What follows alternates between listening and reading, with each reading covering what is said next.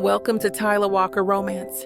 You're about to dive into one of Miss Tyler's free full audiobooks. She always knows how to make you forget your life with handsome alpha male billionaire heroes and sassy strong heroines who grab love with both hands. In order for this content to be free, we have to take out the dirty details. Otherwise, we risk disrupting this platform's rules and guidelines. Buy the unabridged version of any Tyler Walker audiobook from tylerwalker.com, and with code SAVE40, you can get 40% off any digital product at checkout. Take this moment to subscribe to the channel, and remember that liking and commenting is what makes these free full audiobooks possible. Thank you for choosing to treat yourself with Miss Tyler.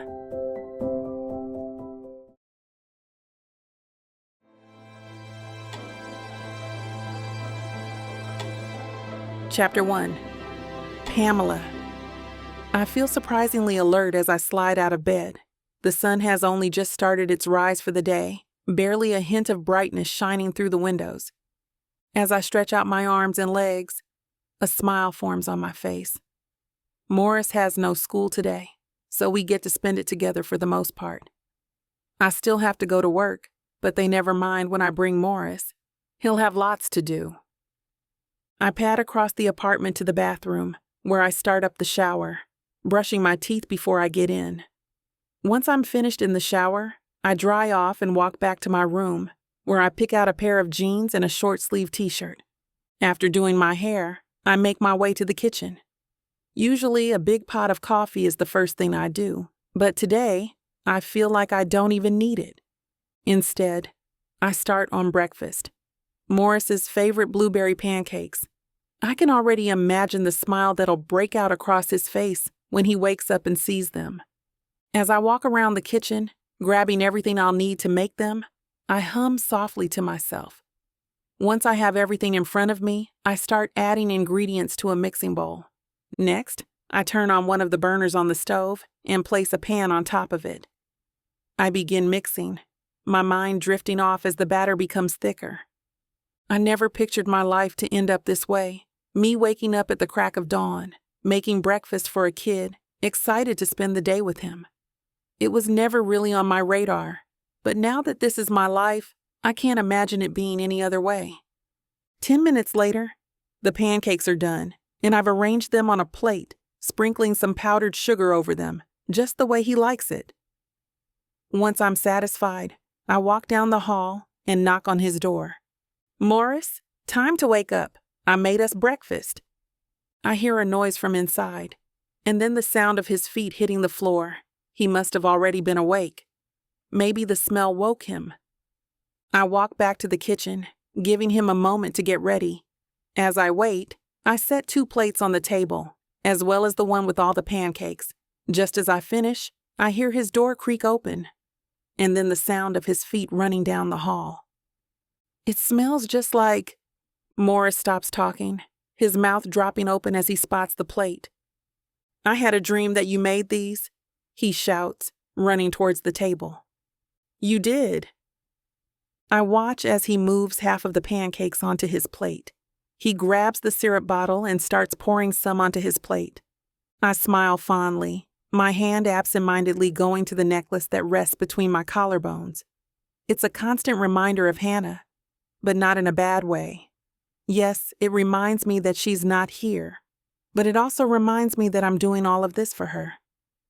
Taking care of Morris, giving him the best possible life I can, it's exactly what she would have wanted. "Aren't you going to have some?" he asks, breaking me out of my thoughts. I sit on the chair next to him and grab a couple of pancakes for myself. "Absolutely I am," I say, picking up my fork. Morris is already halfway done with his, and if you didn't know any better, you'd think he hadn't eaten in a week. "So how would you like to come to the community center with me today?" His face lights up. "Okay. Do you have anything to do there?" He pauses his eating, thinking for a moment. "I have some homework to do." "Perfect. What about when you finish that?" "I can bring my new drawing book." "So you like the new book? What about your new pencils?"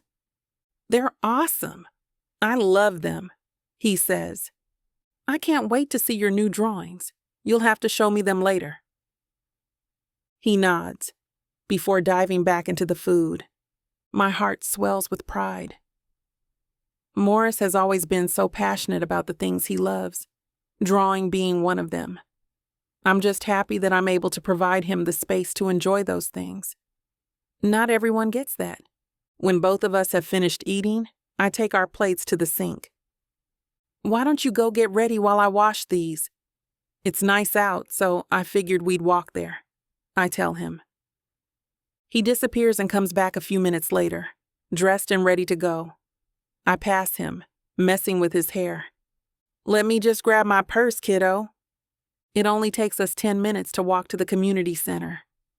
I love walking to and from work on days that I don't have to pick Morris up. There's just something so nice and calming about it. As soon as we arrive, one of my coworkers runs up to us. Oh my goodness, you didn't tell me you were bringing him today. Morris, you've grown so much since I last saw you. Morris smiles at her, but he's obviously a little shy. He doesn't particularly love being the center of attention, the complete opposite of his mother. He's been getting so tall this year, isn't it crazy? I tell Alyssa. I don't know who he got that from. No one in the family is tall. Do you want to hang out in the art room? She asks him. He nods, looking at me as if to ask if it's okay. Go ahead, I tell him. I'll come check on you in a little bit. Let me just get settled in. He leans forward, giving me a surprise hug before walking with Alyssa down the hall. I watch her open the door and point inside, waiting until he goes in before walking back to me. He is just adorable, she gushes. He's a sweetheart. I don't know what I'll do if his teenage years change him. Alyssa laughs, covering her hand with her mouth. I'll be crossing my fingers for you when the time comes. Well, he's 12, so it won't be long now. All right, so what's going on today? Anything I should know about? Why don't you take it easy today? Don't worry about anything. Just have yourself a chill day with Morris. You deserve it. Are you sure? You don't have to do that. Absolutely. Go on, have a little break. You're always working too hard anyways. Thanks, Alyssa. I really appreciate that. I'll come out every so often to check on things and see if you need any help. And there's one thing I wanted to discuss with you later. Sounds good. I smile to myself as I walk towards the art room. This day just keeps getting better and better.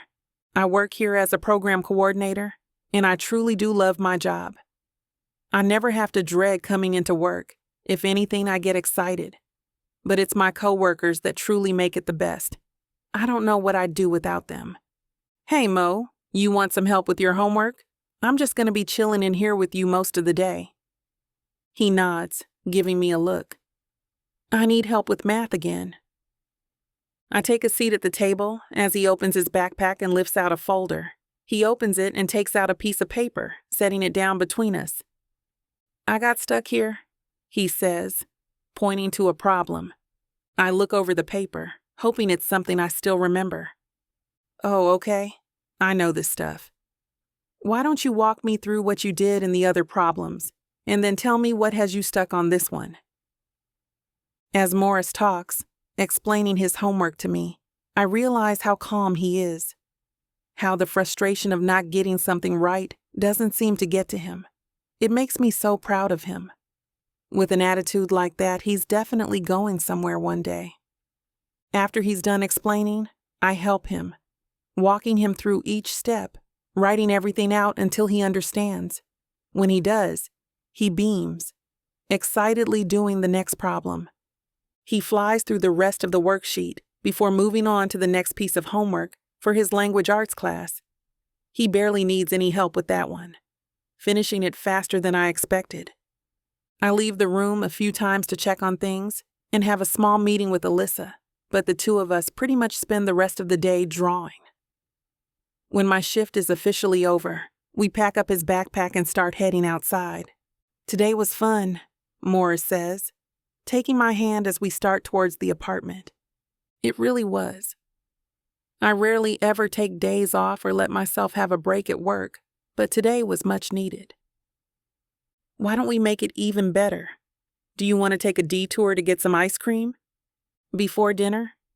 Yep, sometimes it's okay to go out of order. It won't hurt us. Can I get a double scoop?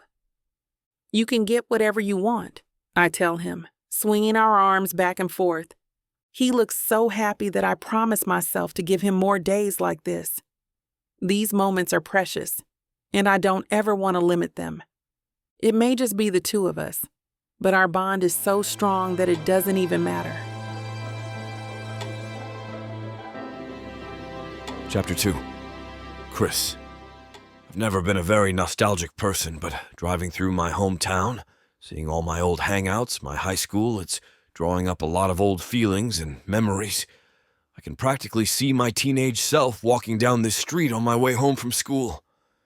It's been a long time since I was back here, partly by choice, partly because life has just been so busy. The only time I ever make the trip is for some family thing or the occasional holiday. I pass the restaurant that my friends and I used to go to every day after hockey practice. It was the only restaurant in town that stayed open late. I probably spent more hours there than I did at home. Hollowtown is small, so it doesn't take long for me to reach my cousin's wedding. I park across the street since the lot is full. I make my way on foot towards the building, noting how the streets are just as lively as they were when I was growing up. Not crowded by any means, but far from vacant. It's never been a town where everyone stays inside, and I've always liked that about this place. As soon as I walk into the building, I spot my cousin Stephen, talking with someone. He sees me almost immediately and waves me over. The man he was talking to turns around, and his voice booms as he calls out to me. "Chris, you finally made it! How the hell did I get here before you?" Jonathan asks. I shake my head. "Traffic was awful. I don't know how you didn't get stuck in it with me." Jonathan shrugs. "I do not abide by the laws of traffic." I laugh. "Of course you don't. Stephen, I see you've met my best friend Jonathan." "Yeah, he was just asking me what we do for fun around here." I give John a look. "Come on, you're bored already? You've been here 3 seconds." "Hey, I'm just trying to figure out what the deal is here. There's got to be something other than the bowling alley I saw driving in." "That bowling alley has been closed for 6 years, I tell him. He gives me a look before pretending to shoot himself in the head. I chuckle. "I don't know why you came with me, man. I warned you." "Yeah, but I wanted to see where the great Chris Blakely grew up." He trails off at the end, his eyes following a woman that walks by. Maybe there's something to do here after all. God damn. I roll my eyes but can't help but smile. John is the typical playboy that never seems to change. I watch him walk away, following after the woman. I turn back to Stephen, who's watching Jonathan too. "So how are you feeling? Ready to get married?" "You know, I'm actually still waiting for the nerves to show up. I thought I'd be really nervous, but I'm not at all. Amelia is amazing, and I'm just really excited to marry her. I'm happy for you. You deserve this. What about you? Tell me you've got something going on," he says. I shake my head. "Nope. Just focusing on my career right now." "Dude, you've been focusing on your career for the past 10 years. Isn't it time?" I shrug. "I don't know, maybe. It's just not something I really think about." "Well, you better start. I don't want to be like 60 attending your first wedding." I burst out laughing. "I promise it'll happen before then." "Well, we better get in there. It's starting soon." "You got this," I say, slapping him on the back. He shoots me a smile as we walk into the room where the ceremony is taking place. I spot Jonathan sitting next to the woman he saw earlier. Stephen and I go our separate ways, him walking to the front of the room, me sitting next to Jonathan. "This is Jessica," Jonathan says, introducing me to the woman. "Hi, I'm Chris." She smiles at me before going back to her conversation with John. Only when the music starts do they stop talking. We all turn to watch as people start entering the room, one at a time. until it's time for the bride. Amelia walks in slowly, beaming at Stephen across the room. From the minute she walks in until the minute they say I do, it's like watching a wedding scene from a movie. It's obvious that they're meant to be together. Once the ceremony is over, we all head into the reception hall. I walk with Jonathan towards a few of my family members. Okay, remember, no hitting on my cousins or anyone related to me, I tell him. It's like the 5th time I've repeated it, but I just really want to make sure he understands. He nods. I promise.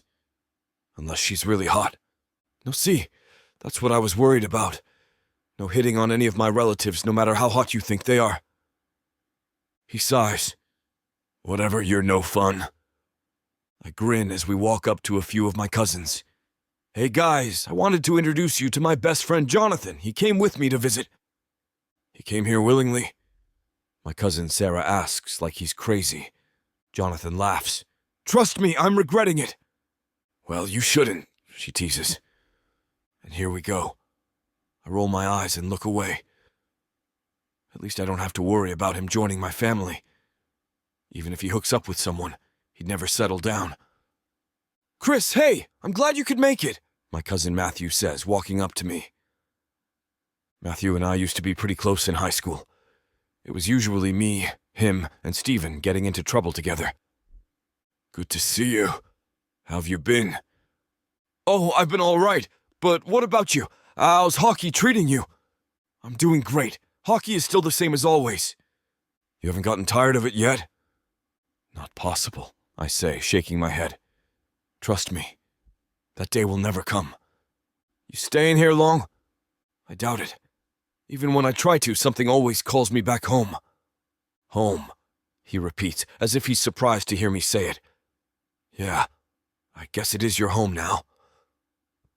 Across the room, someone starts talking on a microphone, cutting our conversation short. It's speech time. I excuse myself and walk towards the platform, waiting for Stephen's best friend to finish so I can give mine. A few minutes later, he hands me the microphone, and I look out at a room full of people that I've mostly lost touch with.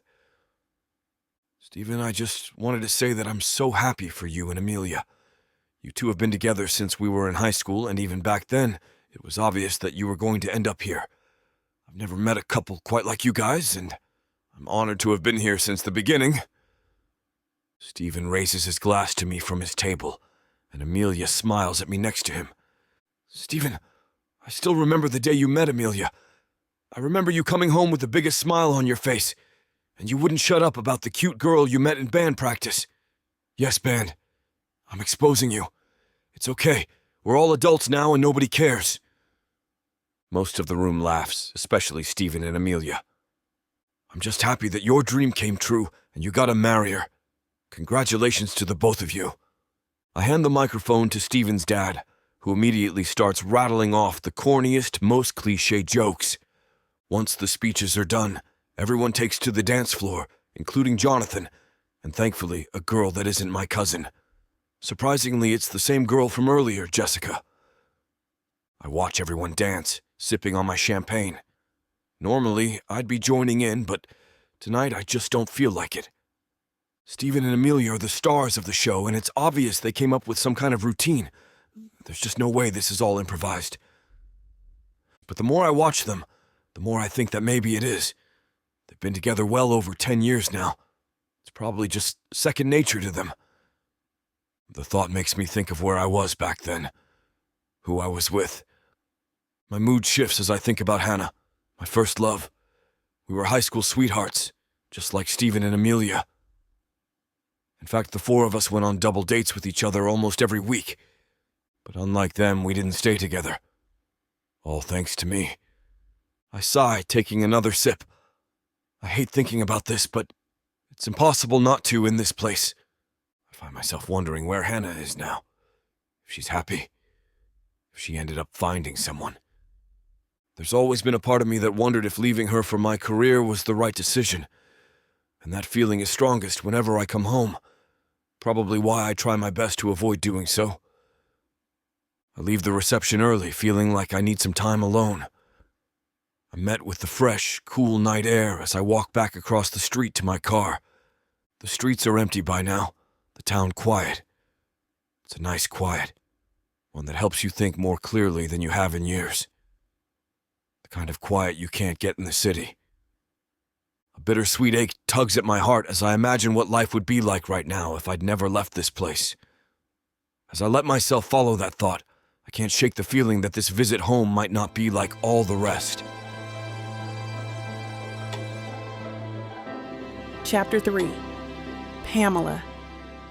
Hey, Mo. Make sure you bring a jacket just in case, I shout as I open the linen closet. I survey the shelves for a specific blanket. There you are, I mumble. I grab the giant red flannel blanket and head back to the living room, where I'm currently packing our basket. There's a meteor shower happening tonight, and we're going to see it. Morris walks into the room, holding his backpack. He sets it on the couch next to him as he sits down. You all ready?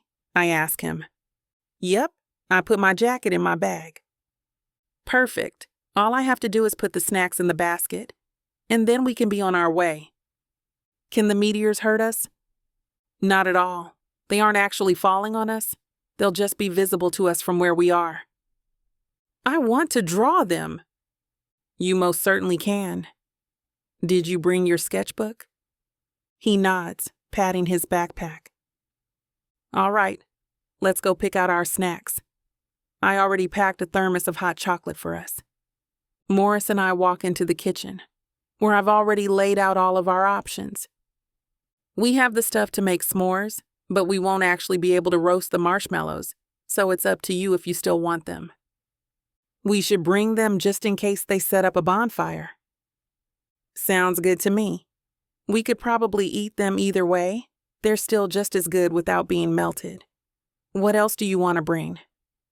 I wish we could bring popcorn, he says, looking longingly at the snacks. You know what? You actually might be in luck. I think I have a bag of the already popped kind somewhere. I walk over to the shelves and search, finding the bag way at the top. Standing on my tiptoes, I'm able to reach it. Pretty soon you'll be able to reach that better than I can, I tell him, tossing him the bag. Morris laughs as we grab everything we chose and bring it into the living room. Once the basket is fully packed, I grab a jacket of my own and slip my shoes on. We walk outside, a cool breeze blowing my hair back, away from my face. The two of us walk to the community center, where a big viewing party is taking place. The girls at work let me take the day off so I could take Morris to enjoy it. There will be food there for us too, so if you want a hot dog or a burger, I think that's what they're serving. Good, because I'm starving. In just a few minutes, we reach the community center.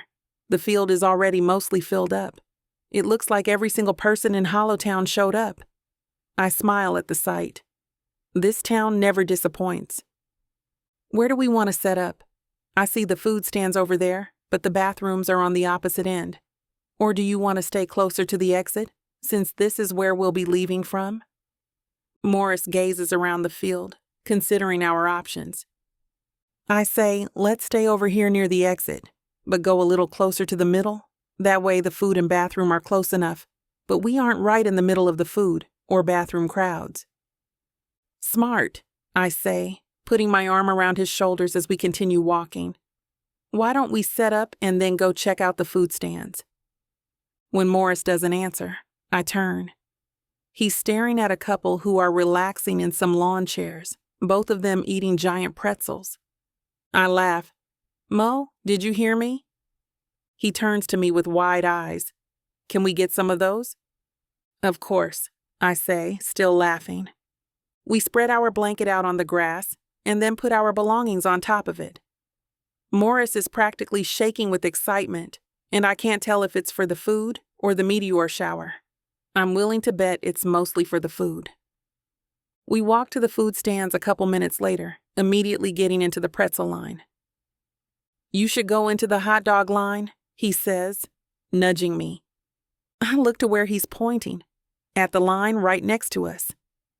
Good idea. I reach into my pocket and hand him the money he'll need. 5 minutes later, we're both carrying one hot dog and one giant pretzel each.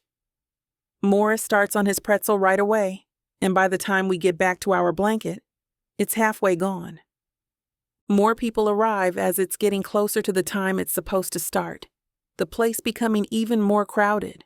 The food and bathroom lines are double as long, making me glad that I'm not working this thing.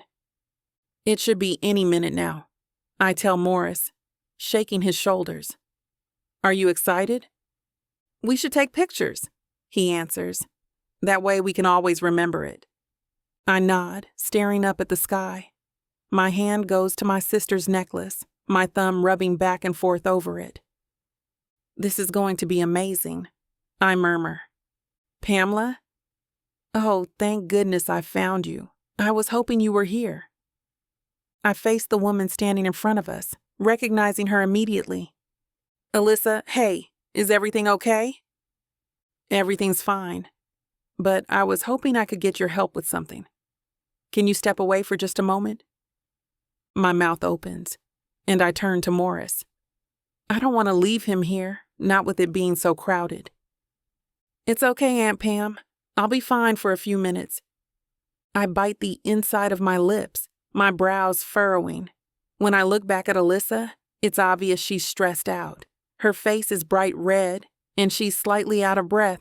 She must have been running around trying to find me. Okay, I can help for a couple minutes, but that's it. I don't want to leave him for long.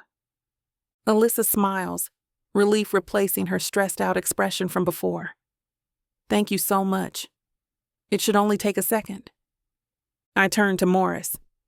You stay right here, okay? Don't move. I'll be right back. He nods before looking up at the sky, his hand diving into the bag of marshmallows. He'll be fine. I stand up and follow Alyssa as she guides me towards the community center. Okay, what's going on? We need the key to get inside the storage room where all the supplies are. We're running out of bathroom supplies, and we need a few of the blankets in there to pass out.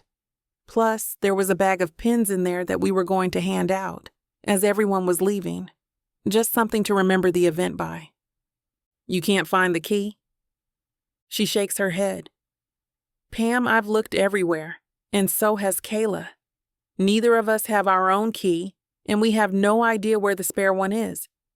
I figured you would probably know, because you can always find stuff. It's probably in the lockbox in the front office. Did you check in there? No, I didn't think we kept keys in there. I thought that was just for spare change. We started putting the spare keys in there a couple months ago, I explain. It's probably in there. Oh my God, I feel so stupid. I'm so sorry. I put a hand on her shoulder, shooting her a smile. It's totally fine. These things happen. My feet speed up as we reach the door and I practically speed walk to the front office. I go right to the lockbox, inserting the key that we keep nearby for it. Sure enough, right inside is the spare key to the storage room. I hand it to Alyssa, and she thanks me profusely. I excuse myself quickly and run back outside. Once outside, I keep running until I get to the spot where we had our blanket set up. It takes me a minute to find it, but once I do, I stop in my tracks. Morris isn't there. My heart thuds in my chest as I look all around the area, hoping he's nearby. He isn't. Or if he is, I can't see him through all the people. Damn, I say under my breath. Morris, are you here? I start walking through the crowd before deciding to check by the bathrooms. Maybe he had to go and he couldn't wait for me. That's the only reason he would ever leave like this. I whip around, attempting to head in that direction, but I slam right into someone. I try to pull away from him and walk around, but my necklace gets caught on his shirt. Quickly ripping the necklace off of his shirt, I look up at the man. Are you okay? He asks. He reaches down to pick something up off the ground, his eyes staying on mine the whole time. I stare at him for a moment, not knowing what to say or do. Tears are burning at my eyes, threatening to spill out, and my heart feels like it could explode. Mo, I gasp out. His gray eyes look concerned, and he lifts a brow. What? I shake my head, trying to clear my thoughts so I can at least speak coherently. My nephew, I lost him, I finally say. There's something familiar about the man, maybe in his eyes or his face. It almost feels like I've met him before, but I'm pretty sure I haven't. I would remember a man this handsome. He places a hand on my shoulder, his calm expression making me feel a little better despite my panic. Let me help you find him, he says. My mind spins, trying to come up with a reason to say no, but ultimately, I decide that it couldn't hurt. All that matters right now is finding Morris, and I could use all the help I can get. I nod, my eyes still glued to his. Okay, I breathe. Then, a little louder, I repeat myself. Okay? Where was he last? I point behind me with my thumb. I left him for just a minute on our blanket. I think he might have gone to the bathroom. What was he wearing? A blue shirt, but he might have put on his jacket, which is gray. The man squeezes my shoulder with the hand that I had forgotten was there. We'll find him. He's the mysterious man I had a fling with last night, and it turns out he's my dad's new boss. I was getting IVF, but the donor came in and wanted his stuff back. It was too late. Now we're stuck together and I'm having his baby. Ready to dive into a world where passion meets intrigue, where love knows no bounds. If I don't find a woman to marry in the next 24 hours, then my entire company is going to be taken from me. There's only one woman I can ask, but she hates me because I ruined her father. Introducing the Escape Your Life with Romance Book Bundle by Amazon best-selling author Tyler Walker, a collection of 100 standalone romances that promise to sweep you off your feet. And the best part? Get 90% off on the whole bundle, baby. For $99.99, you'll get over 800 hours of pure romance with strong alpha males and sassy women who don't back down.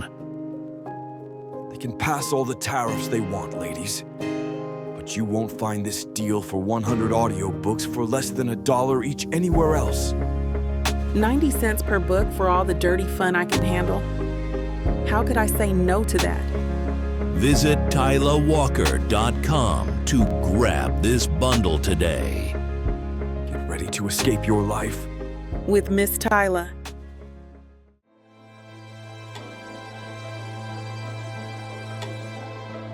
Chapter 4. Chris. I remember as a child, one of my favorite things to do was hide from my mom under the clothing racks when she would take me shopping. Yes, I was a handful. I'm surprised she didn't ship me off to boarding school. I remember I'd peek from behind the clothes and use my Cheeto-covered hands to muffle the sound of my laughter as I thought about the havoc that was about to ensue. One minute she would be filing through dresses.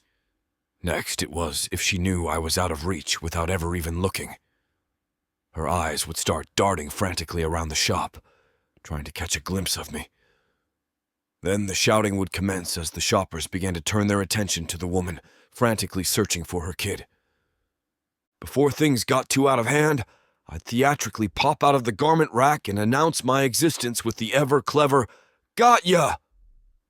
It was almost as if you could see all the fear and tension leave her body as soon as she saw me. She would drop to her knees and pull me into a hug and beg me not to do that ever again. Newsflash. I did it many, many times again. Yes, because I was a little jerk, as previously stated. Moral of the story here being, if I knew then that my mom was feeling an ounce of how this woman is feeling right now, I would have never continued to be a little punk and put her through that. This woman is close to a coronary. I don't think she has taken a spare moment to even acknowledge who she has let assist her with her search for Mo, the name she continues to shout out over the crowded park. I'm hit with an overwhelming sense of familiarity as I help her look. I swear I know this woman from somewhere, but I can't quite place her. As I further study her delicate features, I can't help but also notice how beautiful she is. She's tall and has a figure that all the puck bunnies would pay a plastic surgeon a lot of money for. With her curves and gorgeous eyes, she's honestly a jaw-dropping black woman. "Hey, let's stay calm," I say, even though we're long past that point. "I'll help you find him. 2 sets of eyes are better than 1. Her eyes are brimming with equal parts gratitude and fear as she responds with an unsure, "Okay." We move through the crowded park, calling out for him as we go. With each passing minute, her voice grows more strained, the panic rising. My heart starts to pound as I weave through the clusters of people. Some turn to glance at us curiously before continuing on their way. I'm not sure if it's because we look like a couple on a mission, or if they've noticed I'm Chris Barkley, the forward for the New England Storm. The park buzzes with activity, but all I can focus on is finding this boy. The tension hangs thick in the air, a collective urgency shared between us to locate her nephew. "Mo!" I yell, putting as much authority into my voice as I can muster. "It's time to come out now." She shoots me a desperate, pleading look. I give her a nod, channeling a confidence I don't completely feel. "We'll find him. We have to." We're just about to loop back around to the other side of the park when a smaller figure emerges from behind a tree with nachos. She spots him instantly and rushes forward, nearly knocking over several bystanders in her haste. "There you are!" she cries, dropping to her knees and enveloping the boy in a crushing embrace. I exhale a deep sigh of relief as I watch her hug the boy, tears streaming down her face. I can't help but smile at the tender reunion. While I don't have children myself, witnessing this raw display of love stirs something within me. It reminds me of my mom's caring nature, and how fiercely she protected and supported me through all the broken ankles and busted lips. My gaze shifts to the boy as he mumbles apologies into her shoulder. "I'm sorry I scared you, Aunt Pam. Mr. Andrews and Noah from down the hall saw me and asked if I wanted to join them at the concession stand. I didn't think you'd be back so soon." The boy lifts his head and turns to face me, and my breath catches sharply in my throat. Staring back at me are my own striking gray eyes, mirrored uncannily in his expression. His tousled blonde hair, the curve of his chin, the splash of freckles across his nose. It's as if I'm staring at one of the many childhood photos of me that littered the mantel at Mom and Dad's house. For a moment, I'm frozen, heart hammering. It can't be. As I meet the boy's inquisitive look with stunned bewilderment, a single thought pounds through my mind. Could this be my son? I mean, being a professional hockey player, I've had my fair share of post-game hookups to relieve the stress of a bad game. But I was always careful. I always took every precaution imaginable. My publicist would have my head if anything were to ever happen that would tarnish my all-American boy persona. Not to mention I would never have slept with someone from my hometown. Too many strings attached. Unless they lied, that is. It wouldn't be the first time someone has lied to get the upper hand with me. I take a few unstable steps forward, my legs feeling disconnected from my body. Kneeling down, I come face to face with the boy, taking in every detail of his appearance up close now. The resemblance is uncanny. "What's your name, kid?" I manage to ask, my voice shaking slightly. The boy regards me with a look of innocent confusion, glancing up at his aunt briefly before meeting my intense gaze. "Morris," he says simply. It's like the air has been sucked from my lungs. Hearing him speak his name, the name Hannah and I had imagined for our future child, erases any lingering doubts. I look towards the stricken woman who watches our interaction with a conflicted expression. "Is his mother's name Hannah Jean?"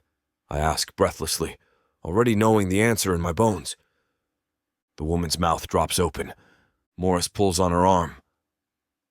"Aunt Pam, did this man know my mom?" The revelation knocks the wind out of me. Hannah is this child's mother.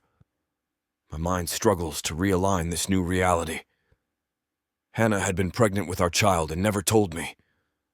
I've had a son out here this whole time without even knowing it. Chapter 5. Pamela. This whole scene got real uncomfortable real fast. Who is this guy, and how in the world would he know Morris is Hannah's child? He's obviously not from around here. Someone who looks like him would be the talk of the town by this point, and I haven't heard any gossip around town about a new Adonis visiting Hollowtown. Hannah's name is nearly unspoken by locals here. No one wants to revisit the thought of their hometown sweetheart being buried at the graveyard down on Maple Street. My motherly instincts kick in, and it's due time Morris and I excuse ourselves from this situation. I grab Morris and move him behind my back. I offer my hand to the handsome stranger. I can't thank you enough for helping me find Mo, but I think we should be going now. It's getting late, and nearly his bedtime, I say, trying to sound as believable as possible. Aunt Pam, it's Friday night. I don't go to... I quickly take the outstretched hand I offer to the stranger and cover Mo's mouth before he exposes our lie and ruins our exit strategy. We're going to have to work on our cues for when and when not to talk. Thanks again. Have a great rest of the evening. I offer him the politest brush off I can. As we start to turn away, I feel a hand grab my arm.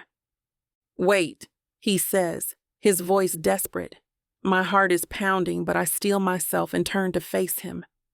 Over my dead body will I allow anything to happen to Morris. Let go of me, I say sharply, staring him down. He releases my arm but blocks our path, his tall frame towering over me. Just give me a minute to explain something, he pleads. I feel Morris shrink behind me, his small hand clutching mine. No thanks, I reply, my voice like iron. We don't know you. We're going. I try to push past him, but he sidesteps to stay in front of us. I know Hannah, he says softly. I freeze. 10 years and her name still stops me in my tracks. Who are you? I demand, my voice rising in anger and panic. My name is Chris. I knew Hannah back in high school. We were close. He runs a hand through his hair nervously. As I turn back around to continue our escape, something nags at me about his name, his face. Chris. I risk a glance back to study his features. A memory stirs in me as I take in his strong jaw, intense gray eyes. Hannah's face flashes in my mind, her melodic voice when she would gush about a boy named Chris, the one who had captured her heart our senior year of high school. My steps falter as the pieces click into place. Could it really be him? Aunt Pam, what's going on? Morris asks, noticing me slow down. I shake my head, trying to clear it. Nothing, sweetie. Just keep moving. But Chris has caught up to us. Pamela, he says gently. I know you're protecting Morris, but I cared about Hannah too. Please, I deserve some information. His voice is so earnest, so familiar. I stare into his face, flashes of my sister filling my mind. I turn to Morris, kneeling down so I'm on his level, and look at him in his anxious gray eyes. Buddy, everything is okay, I promise. But I need to have an adult conversation with Chris right now. Can you wait here for just a second? I'm reluctant to let him out of my sight after the night we've had, but I really have to see what Chris has to say. I owe Hannah that much. Yes, Aunt Pam, I'll be waiting over there, he says as he points to the nearest park bench. As I approach Chris, I try to summon the strength to keep everything in check despite feeling like the rug is being ripped out from under me. You're him, I whisper in shock. You're the one from high school. You're Chris. He nods, his eyes glistening. I never wanted to leave her, but I had the opportunity of a lifetime. An opportunity to make something of myself and set us up for a future we could be proud of. I selfishly hoped she would wait on me, but it wasn't fair of me to ask. My mind reels at this revelation. Hannah's Chris is here after all these years, and he's Morris's father.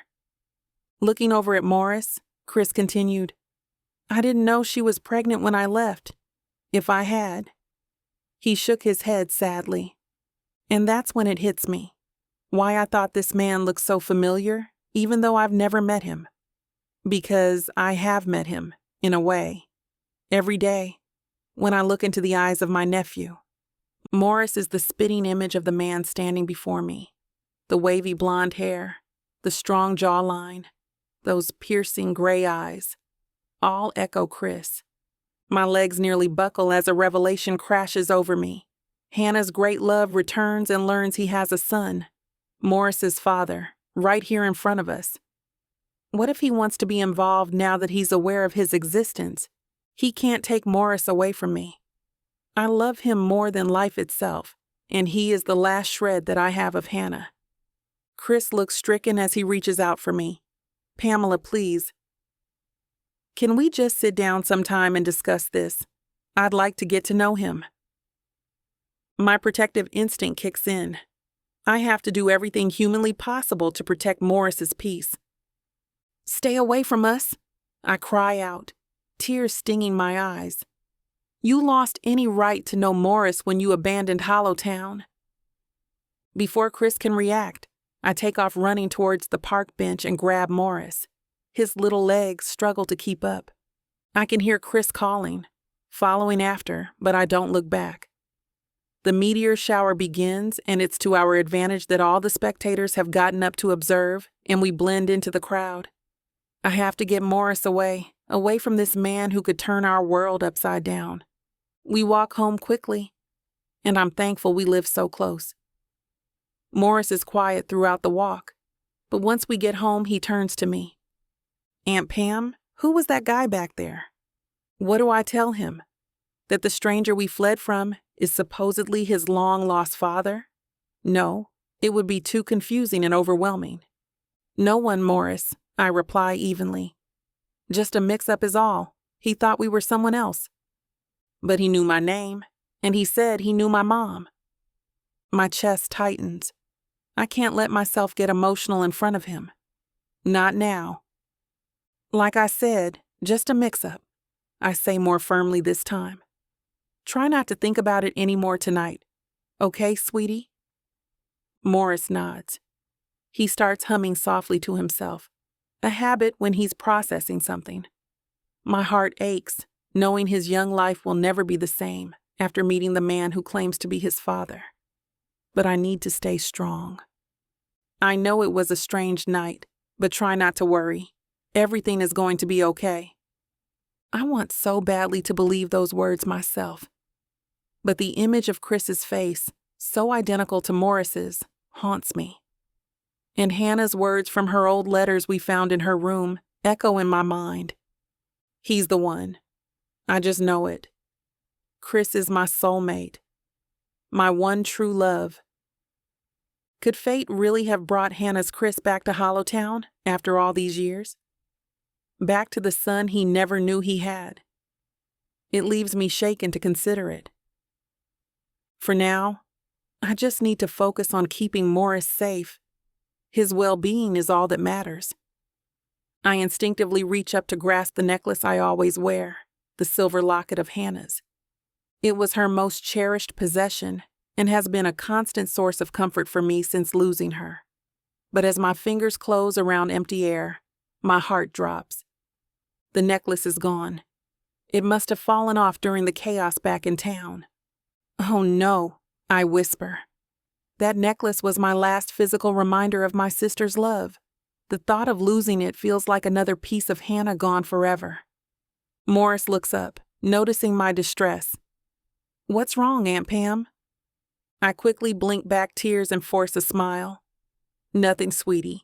Everything's fine. But inside, my mind spins with how I can possibly retrieve the necklace without risking another traumatic run-in with Chris. The necklace means everything, but Morris's well-being has to come first. What should I do? Risk further trauma and retrieve the necklace? Or leave that last piece of Hannah behind to protect myself and Morris? An image of my sister's smiling face flashes in my mind, and hardness settles in my heart. No, I refuse to lose her necklace too. Some things are worth fighting for. Chapter 6. Chris. I've been sitting in my bed for the last hour replaying the events of tonight. When Pamela grabbed Morris and raced out of the park, I didn't follow her. I didn't want to spook her or ruin my chance for any further interaction with them. I can't blame her for her actions. I know she must be terrified. It's not every day the stranger you bump into at the park turns out to be your nephew's long-lost father. Truthfully, I'm fortunate that she cares enough to protect my son. My son. Saying it out loud doesn't make it any more bizarre.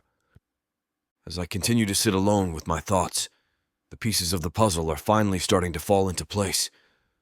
Hannah must have found out she was pregnant after I left town.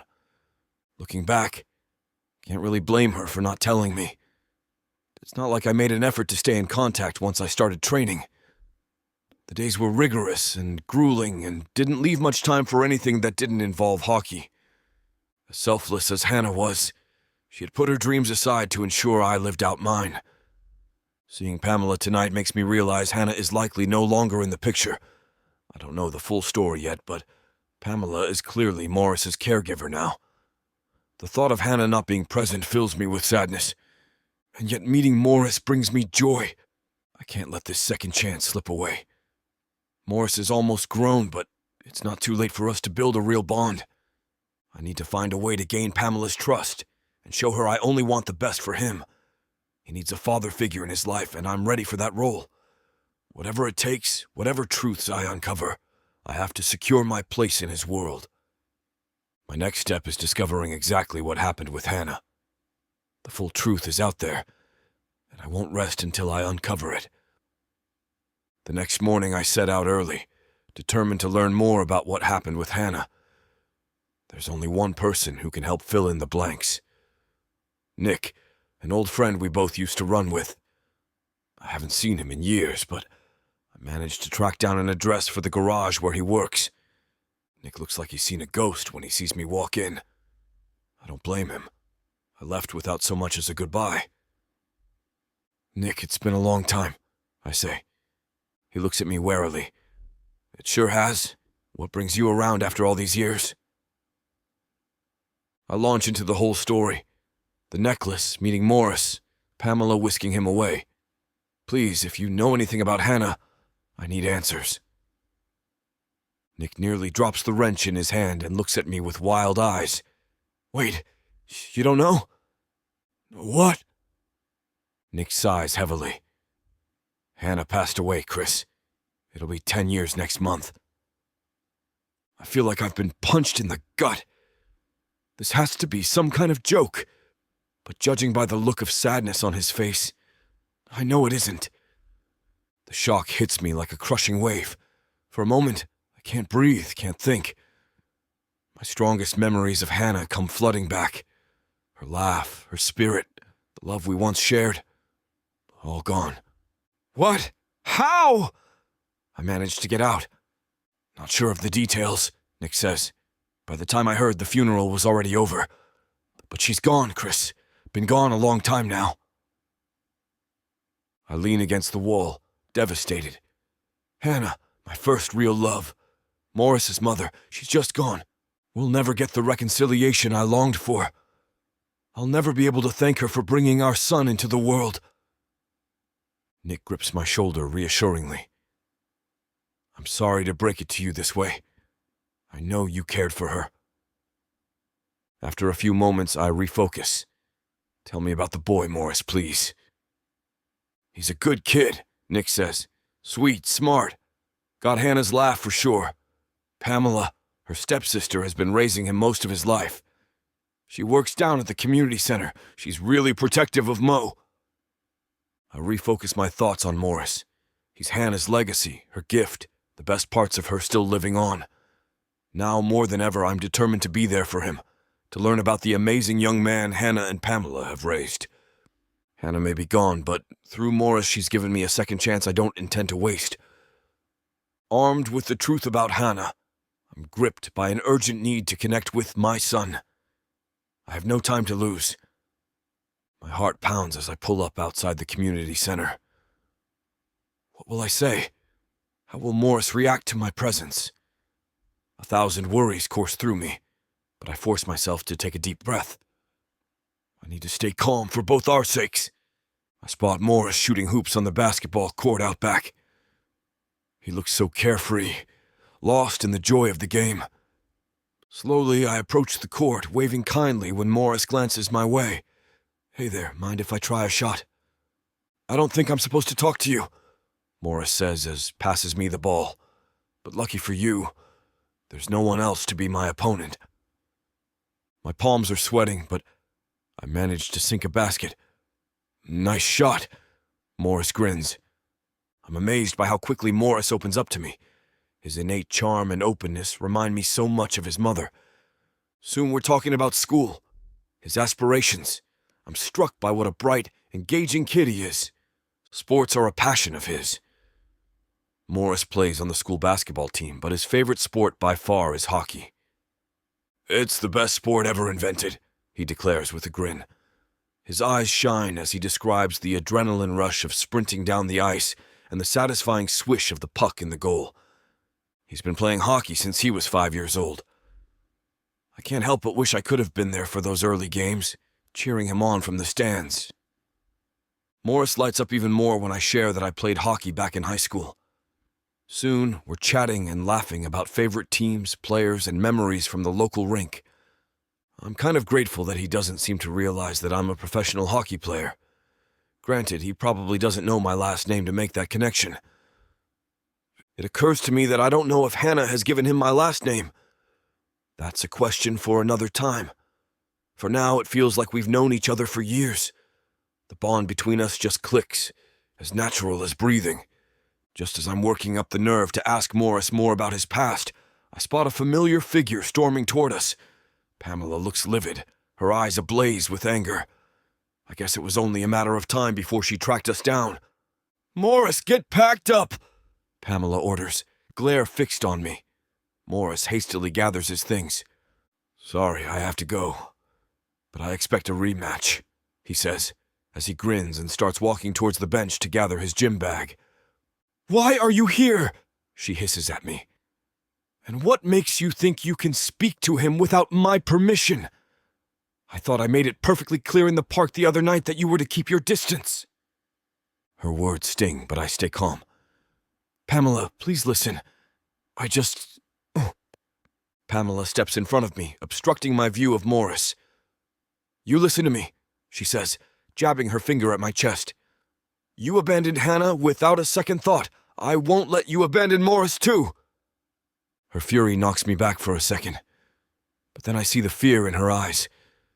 She's terrified of losing the boy she considers a son. "You're right," I say softly. "Leaving the way I did was wrong. All I can do now is try to make it up to Morris."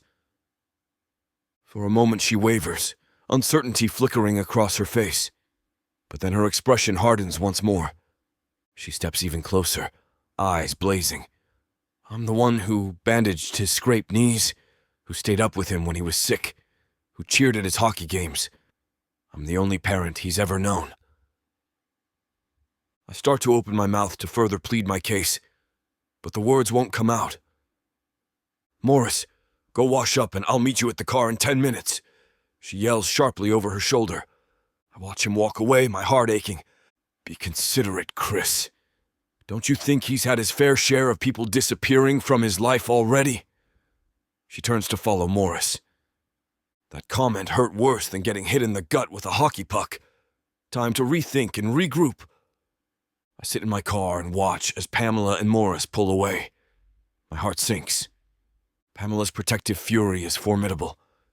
She's not going to simply stand by and let me into Morris's world. If I'm to have any chance of forging a relationship with him, I have a long struggle ahead. As disheartening as this is, my resolve has only grown stronger. Hearing his hopes and dreams, I saw untapped potential to guide and nurture.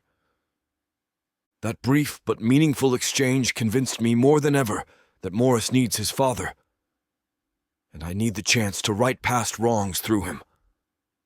If I walk away now, I'll spend the rest of my days haunted by what could have been. The road will be long, but I am ready. Morris is worth every ounce of patience, compassion, and determination this will require. He is my family, bound not just by blood, but by a soul-deep connection I know we've only begun to explore. This time I will not let him down. Chapter 7. Pamela. I don't give Chris the opportunity to intercept Morris at the locker room. I'm standing idly by, waiting for him to come out so we can get into the car and get out without another interaction with Father of the Year. Morris steps out of the locker room, and I waste no time getting his attention. "Let's go now," I say as I grab the strap on his gym bag. He startles. "Geez, Aunt Pam, you scared me. I was on my way to the car."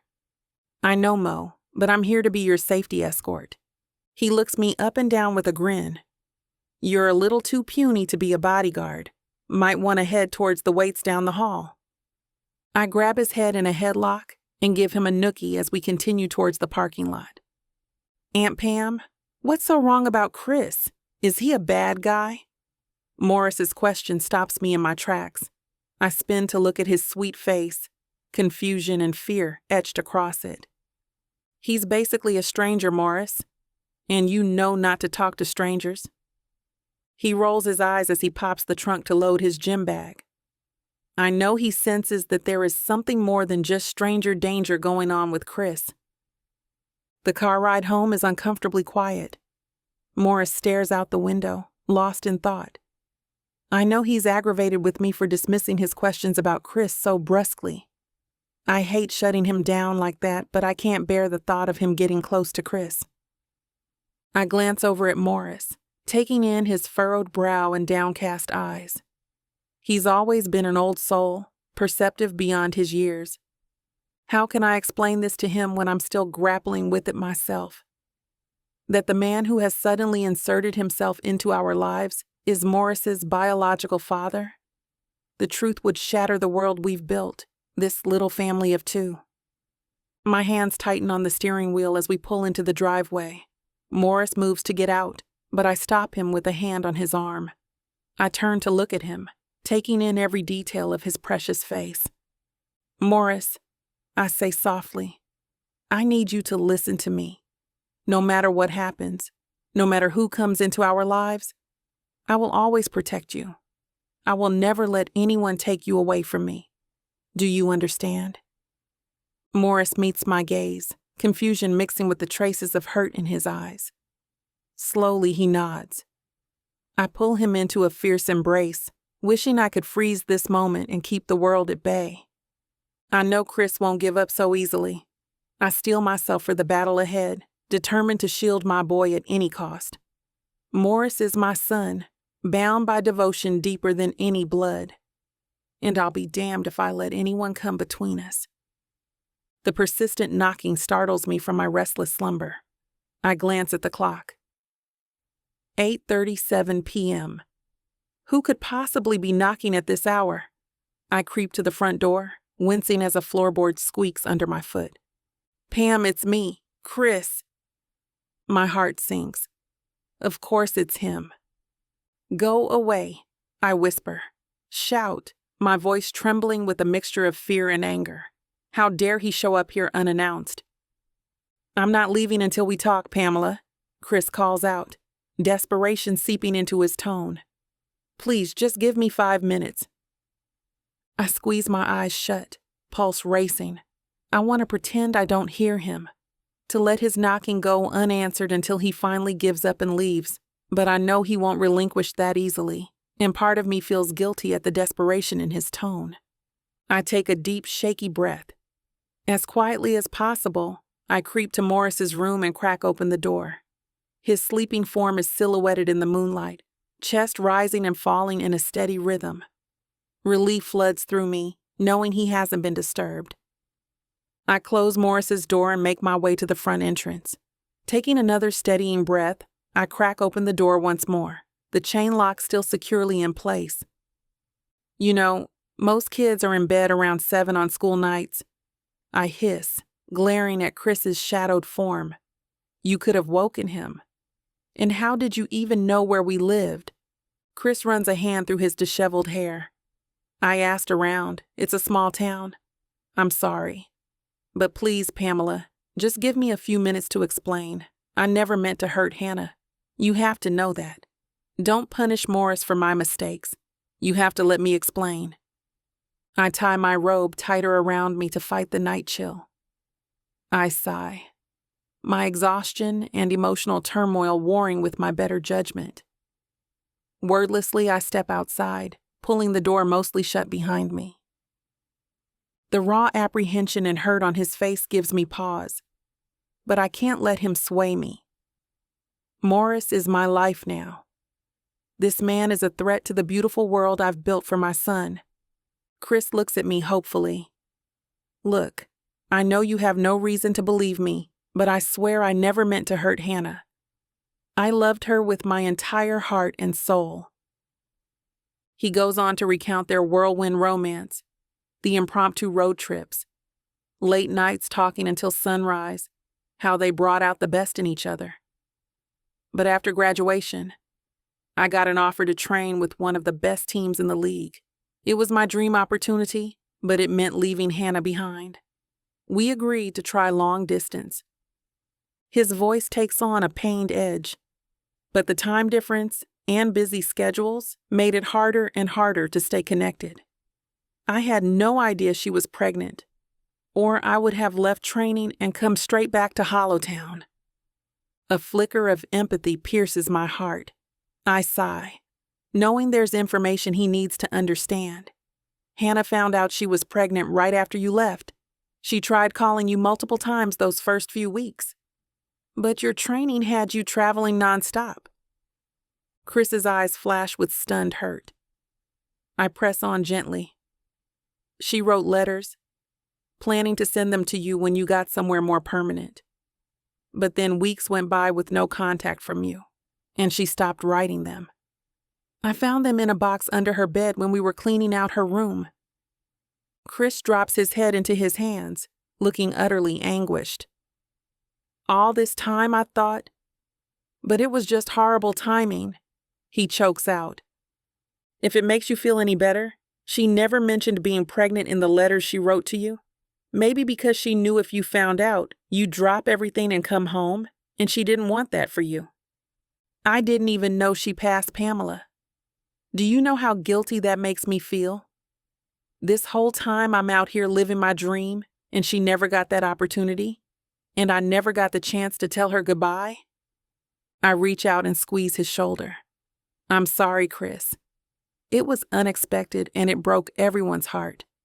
But I don't doubt she loved you. It's there in black and white in her letters. Chris shakes his head, looking stunned. Hannah's mom, Angela, married my dad while I was away at college. We weren't sisters by blood, but she was my sister. Still, she didn't tell me for the longest time she was pregnant, and she usually told me everything, sometimes more than I wanted to know. I missed my only chance to be a father to my son, and now Morris has you, his real parent. Chris manages a small, bittersweet smile. I don't want to take Morris away from you, Pamela. I'm not going to be the bad guy here.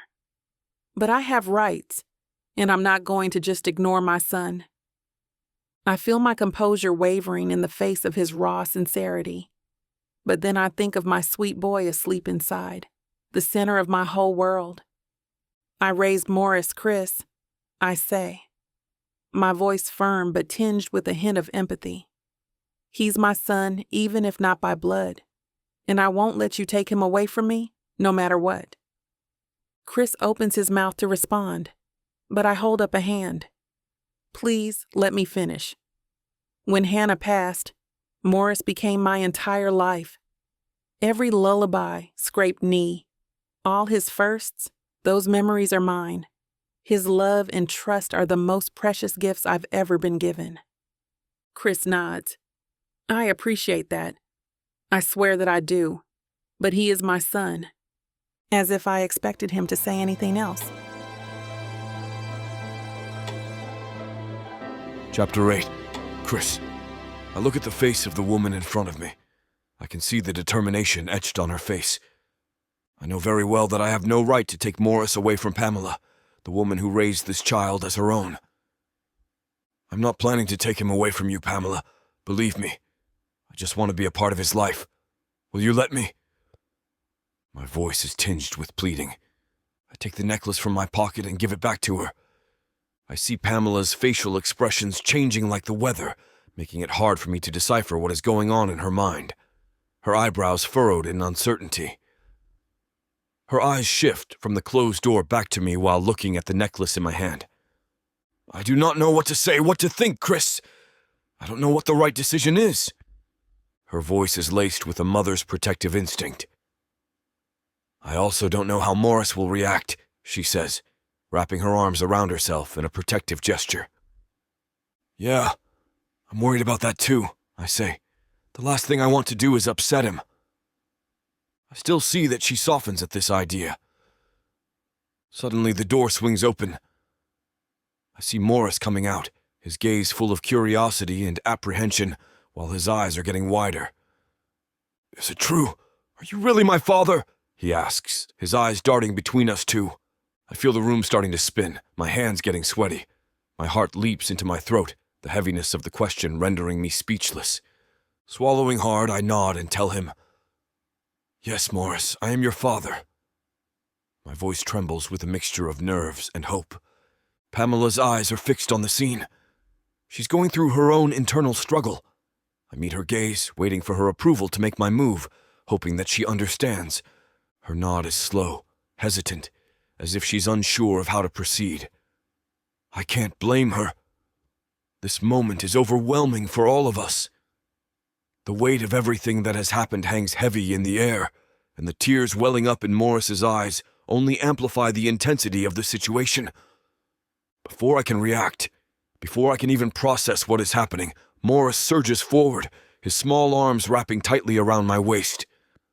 The words that escape his trembling lips hold a mixture of relief, joy, and a hint of lingering pain. You came back, Morris whispers, his voice thick with emotion. What took you so long? I'm so sorry. The question hangs in the air. I can see the turmoil etched on Pamela's face, her eyes glistening with unshed tears. She's been the pillar of strength for Morris, holding him together when everything seemed to fall apart.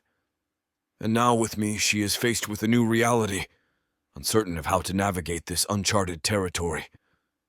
I step forward, closing the distance between us, my hand instinctively reaching out to touch Pamela's trembling shoulder. I can feel her tension, her vulnerability. In this moment, I know that we need to find a way to support each other, to navigate the complexities that lie ahead. As Morris clings tightly to me, I can't help but feel a mixture of emotions. Relief floods through me, knowing that Morris will have a chance to rebuild the bond with me, a bond that was fractured by time and distance.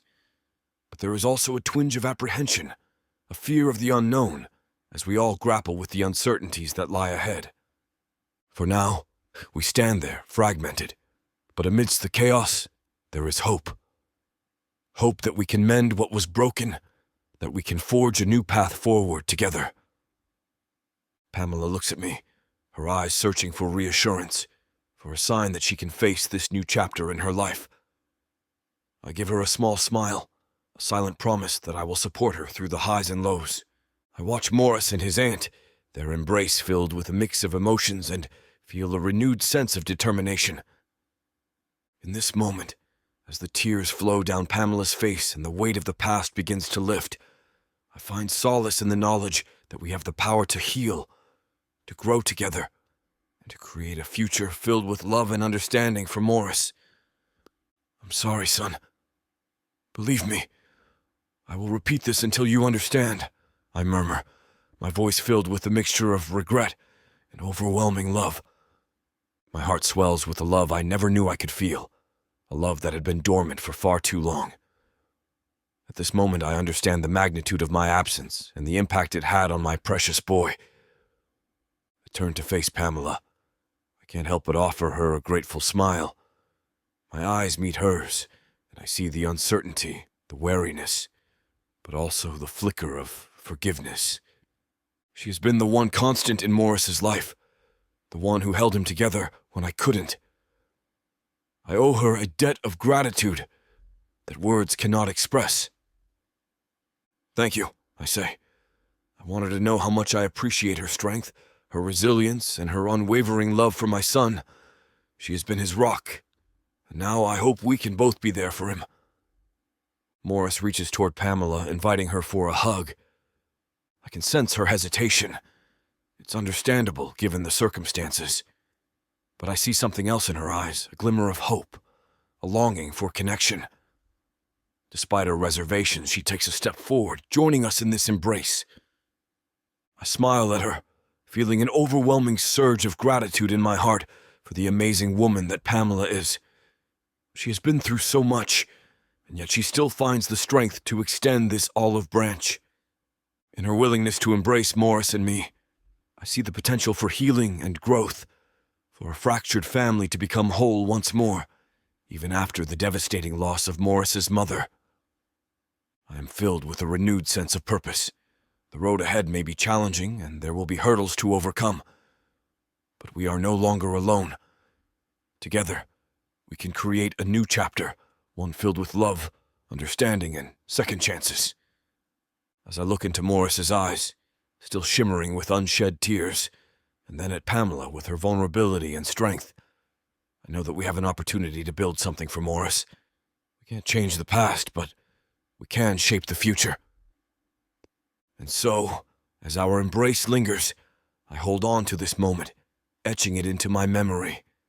It is a moment of forgiveness, of gratitude, and of hope. It is the beginning of a journey towards healing, one where we will support each other, cherish each other, and rebuild the bonds that were once broken. Gratitude fills my heart as I hold them close, knowing that this embrace is just the beginning of a transformative journey for all of us. You know that feeling when a book pulls you in, wraps around you, and refuses to let go? When the tension is so thick, you swear you can feel it? Welcome to 30 sinfully addictive romance audiobooks that will ruin your sleep. Wow, I wasn't ready for this. One chapter in, and I'm already hooked. Oh, you thought this was just another audiobook collection. No, sweetheart. This is the Dirty 30. Forbidden love, dangerous desires, billionaires with secrets, bad boys who bite back. And every last word is dripped in temptation. I thought I could just listen to one chapter before bed. Now it's 2 a.m. and I need answers. Need. So what are you waiting for? Click the link. Start listening. Let the Dirty 30 ruin you in the best way possible. Escape your life with Miss Tyla.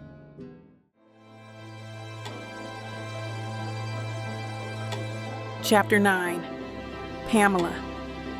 As I move about the familiar confines of the kitchen, the scent of freshly brewed coffee fills the air, mingling with the comforting aroma of sizzling bacon.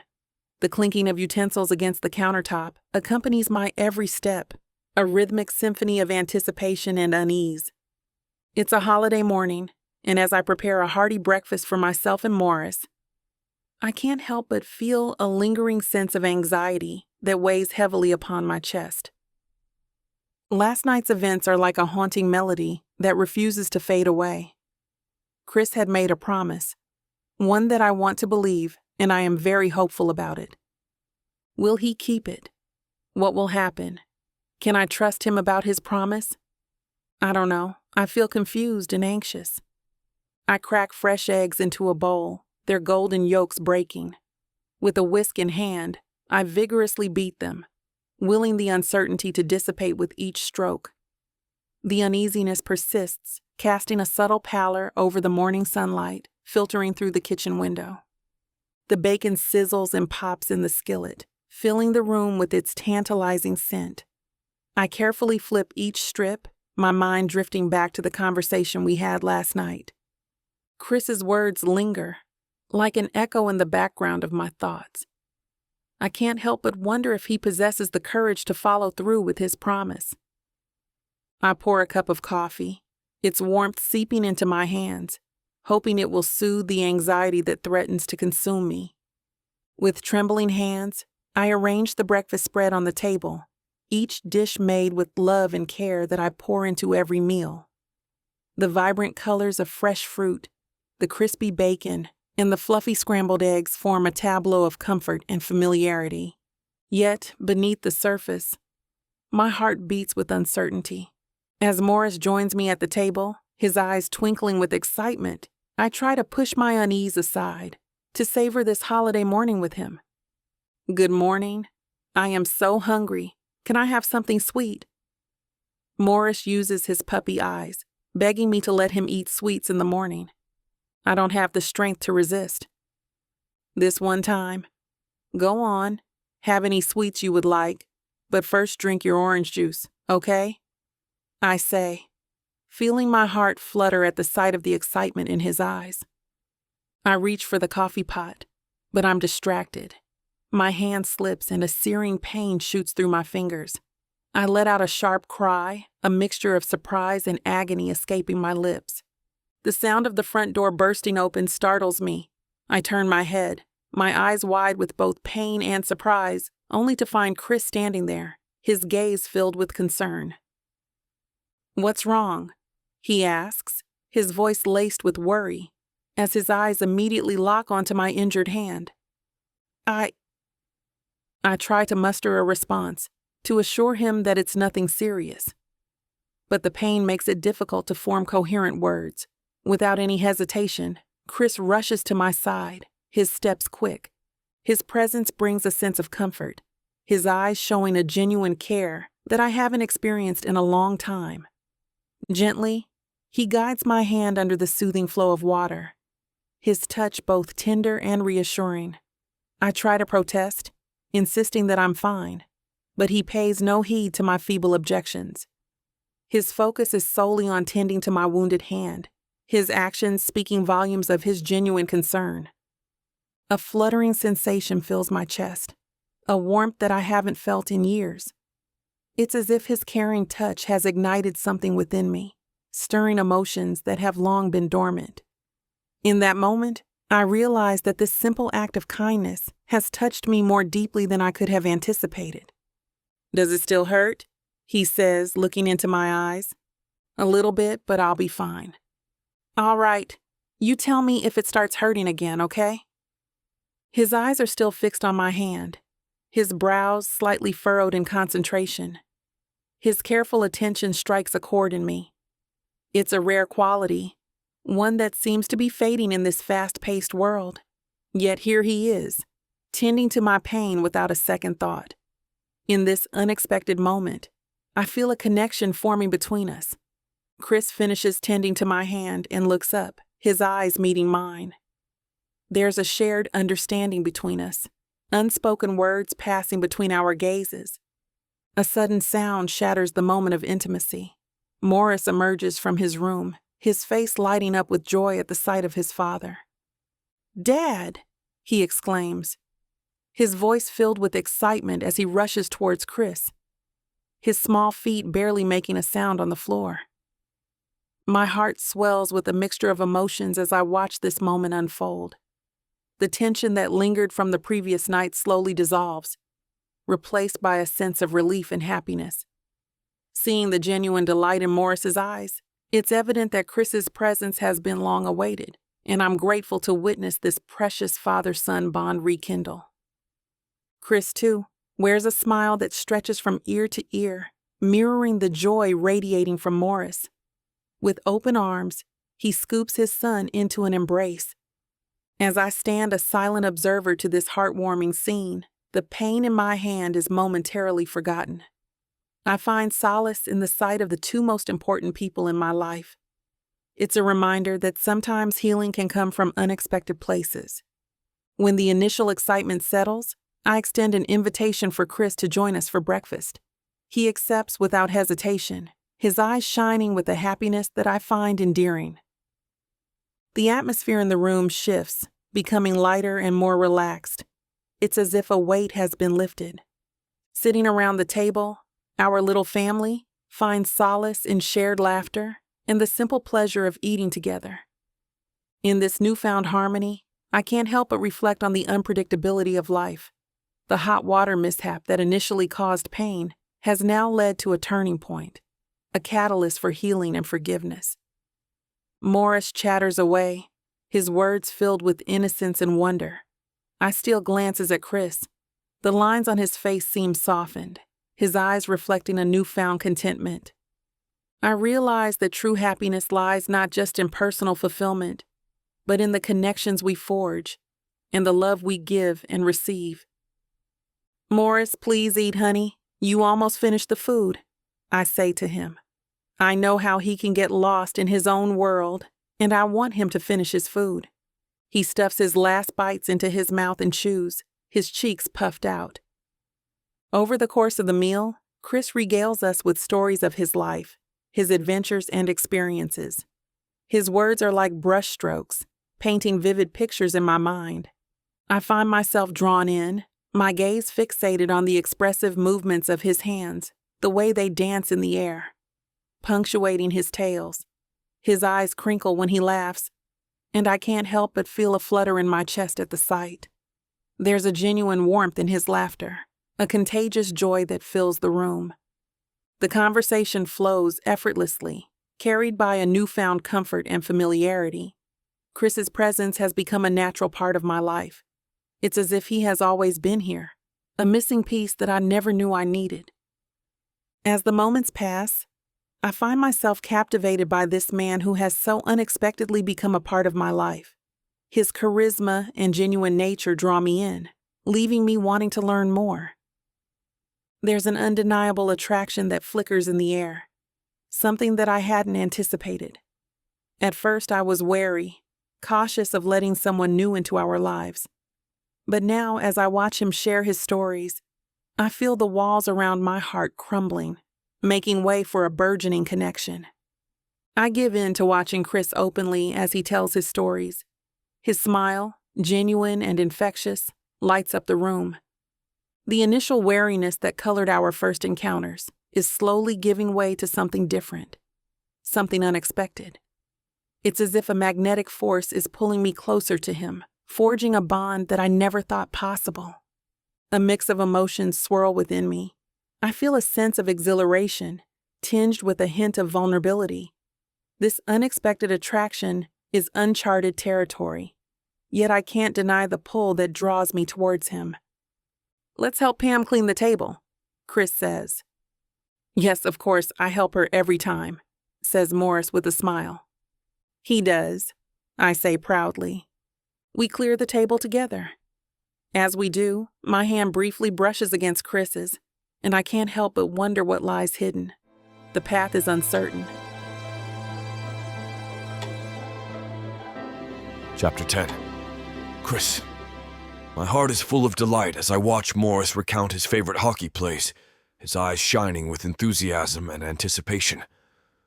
Pamela listens intently, a small smile showing softly on her face, and I can't help myself but feel a surge of contentment at the sight of my newfound family. Seizing the moment, I clear my throat, trying to capture the attention of both Pamela and Morris. "How about we all go to the town's water park today?" I suggest, glancing between them. "We could have some fun together." Pamela and Morris exchange a curious glance, a silent conversation passing between them. I hold my breath, hoping they'll accept my invitation. I really want to take them there, to spend quality time with Morris and Pamela both. I want to be closer to her. Morris breaks into a wide grin, nodding enthusiastically. "Yes, please!" he exclaims, already bouncing with excitement. Pamela hesitates for a moment, her protective instincts warring with the genuine joy she sees in her nephew's expression. But as she meets my hopeful gaze, something inside her softens and she nods in agreement. "All right, let's go," she says, her voice laced with a hint of apprehension and anticipation. "Wait for me," Morris exclaims, darting away from the table into his room. "We'll wait for you. Take your time," I call after him, laughing at his hurry. Pam gives me a smile, holding in her laugh. As we make our way to the bustling water park, the warm summer air wraps around us, carrying with it the joyful symphony of laughter and squeals of children.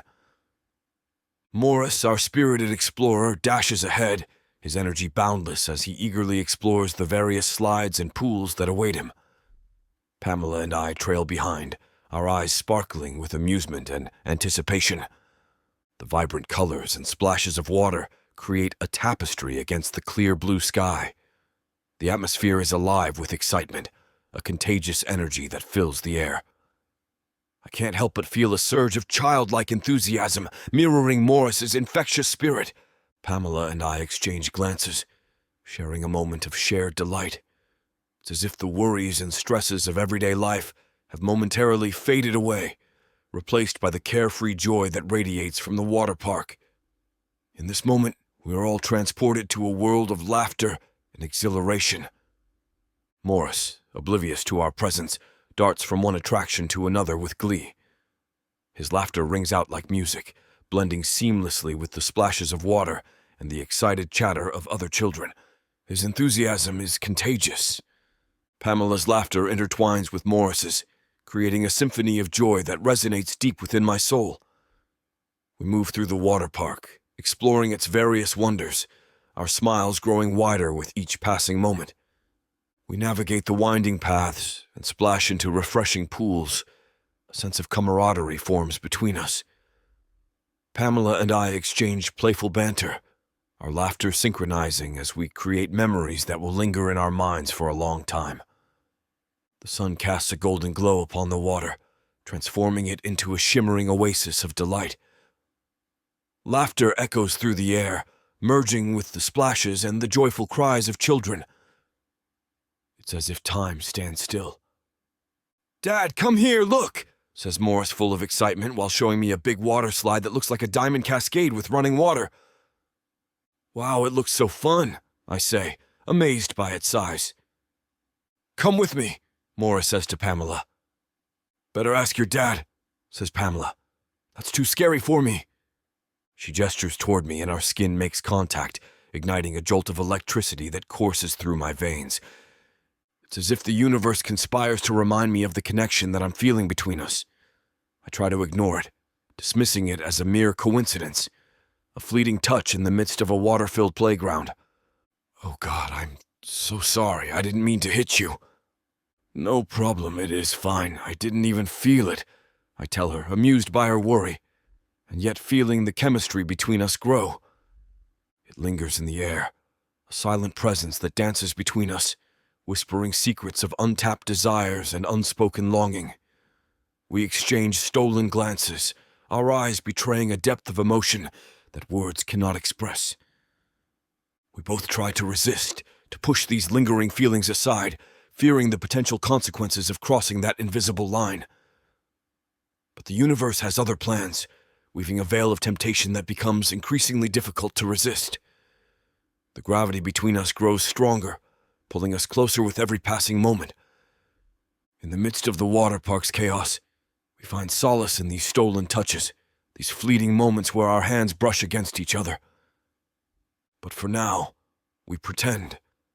We pretend that the electricity we feel is merely a result of water and friction, that the sparks that fly between us are nothing more than an illusion.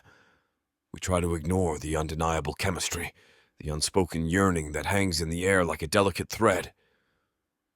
I lift Morris onto my shoulders, his delighted giggles filling the air. I feel a surge of joy and pride as I watch his face light up with pure excitement. Amidst the laughter and happiness, I can sense Pamela's gaze upon us. "I can see the whole water park," says Morris while sitting on my shoulders, his face looking like he won the lottery. "Be careful," says Pam. "Don't worry," I call.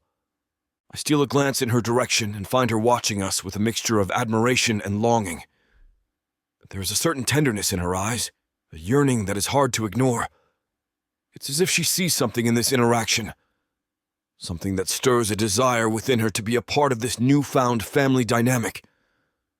I can't help but be captivated by Pamela's longing, her desire to be a part of something greater than herself. It tugs at my heartstrings, igniting a spark within me that I never expected. The connection between us goes beyond Morris. It extends to a shared longing for love and belonging. After I put Morris down and he swims away toward a waterspout, I turn to Pamela. "You're doing an amazing job with Morris," I say. "The way you interact with him, the care and love you show him, it's truly remarkable. Thank you. That means a lot. I just want Morris to have a happy childhood, you know? I want to create beautiful memories for him." Well, let me assure you, you're doing more than just creating memories. You're shaping his world, providing him with a foundation of love. The way he looks at you, the way he smiles when you're around, it's clear that you're making a significant impact on his life. "It's been a joy," Pamela says, her voice choked up like she is overwhelmed by my words. "You have a gift. Your love and care have created a safe and nurturing environment for Morris to grow and thrive. I have no doubt that he had a happy and joyful childhood because of you." "Thank you. That means the world to me. I'm grateful for the opportunity to be a part of Morris's life." She looks me in the eyes. "I think we can create a future filled with safety, presence, and memories for this little family." My stomach lurches. She is accepting me. "We're in this together," I say, trying to keep it together.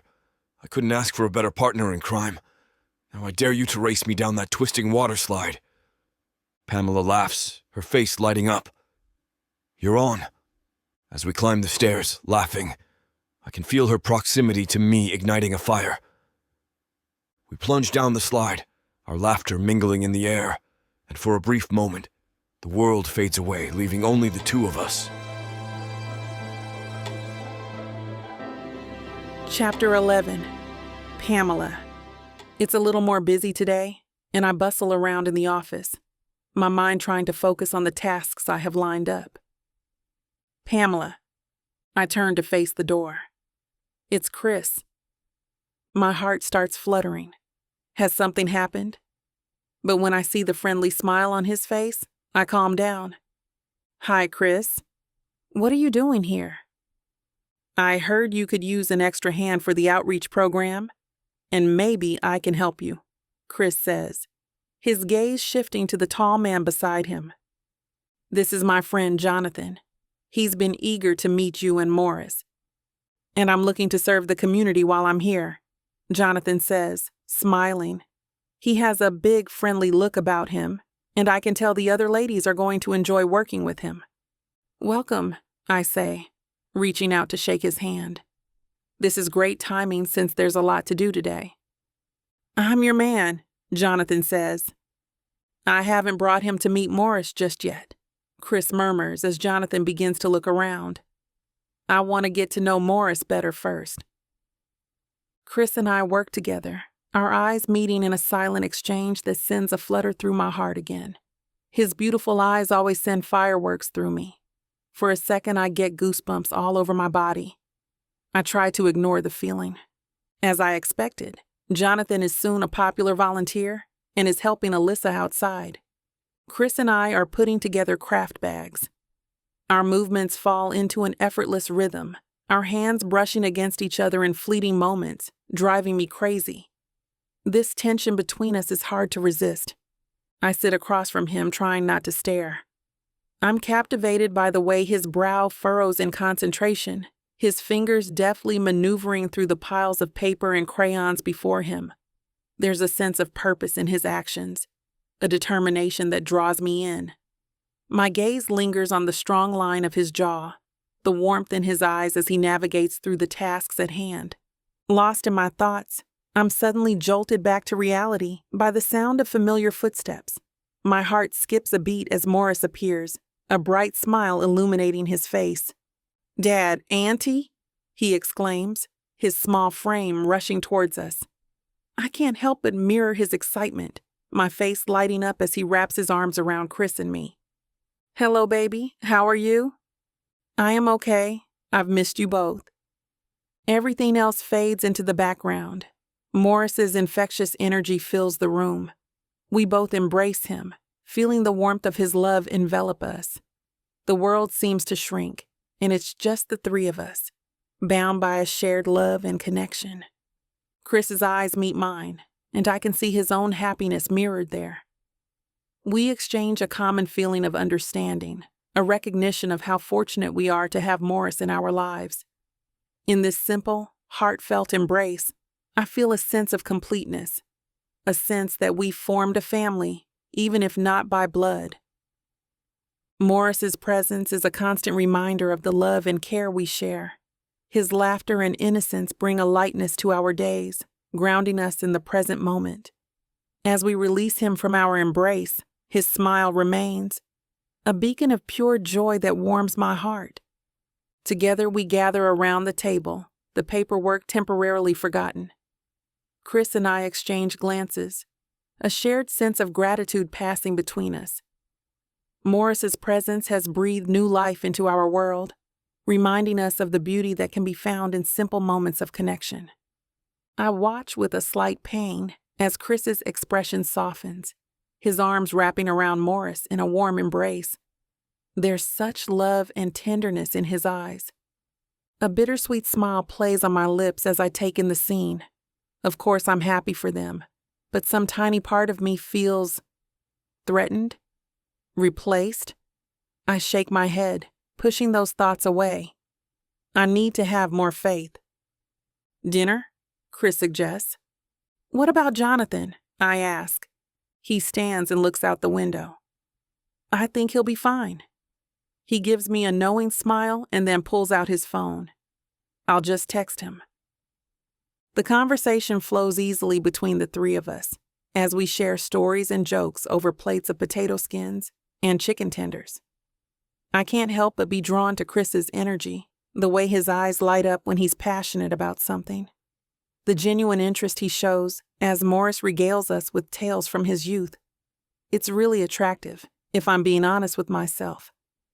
And then he starts telling stories about stupid accidents he had when he was young, and I start laughing along with them. Stop with the funny stories, I say, while trying to chew my food. It's getting in the way of my dinner. Am I funny like you, Dad? Says Morris. What is this question? You are smart, funny, and a handsome little man, Chris says, full of love for his son.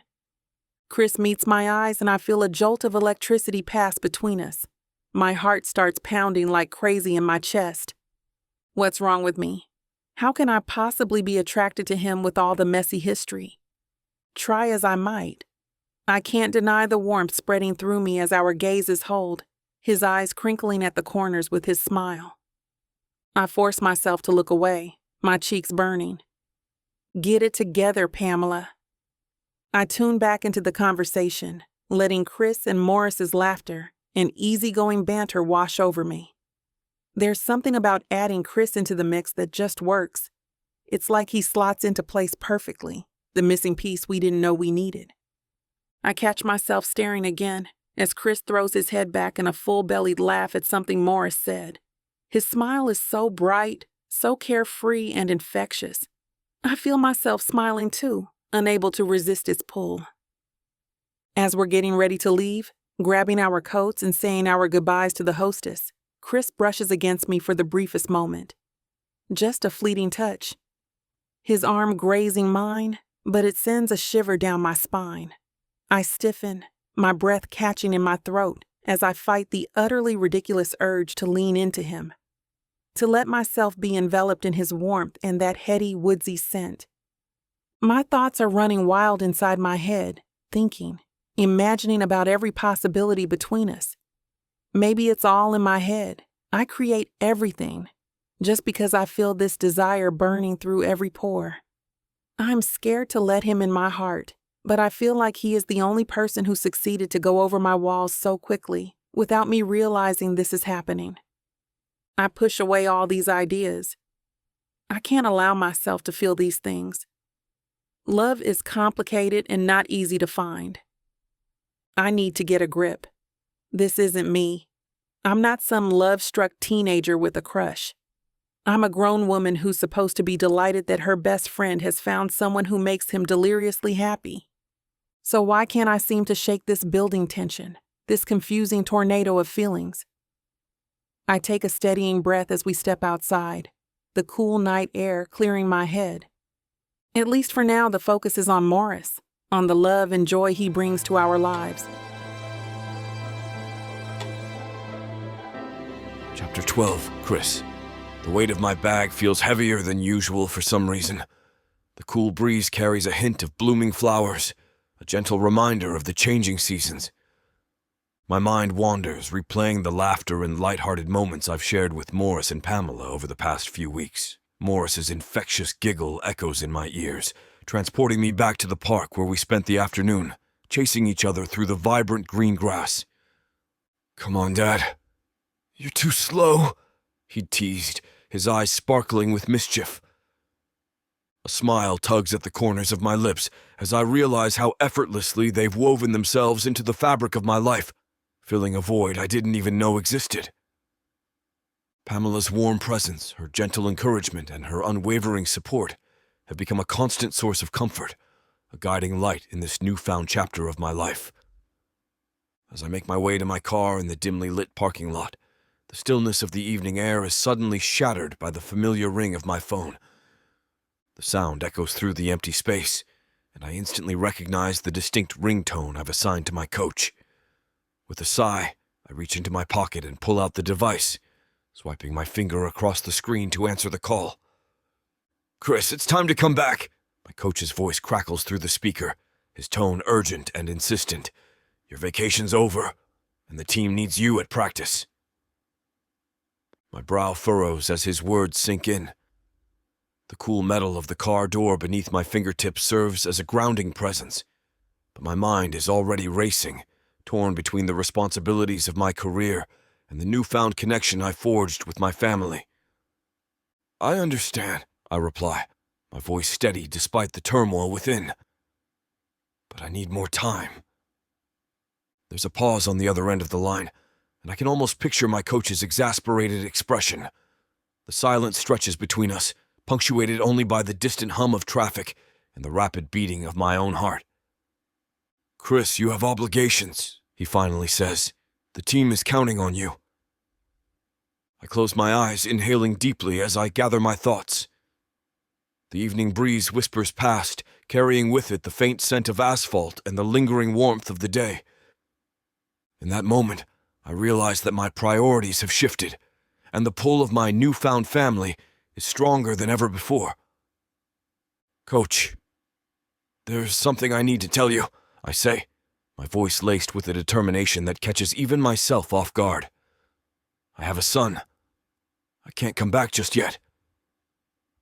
The words hang in the air, heavy with my newfound responsibility.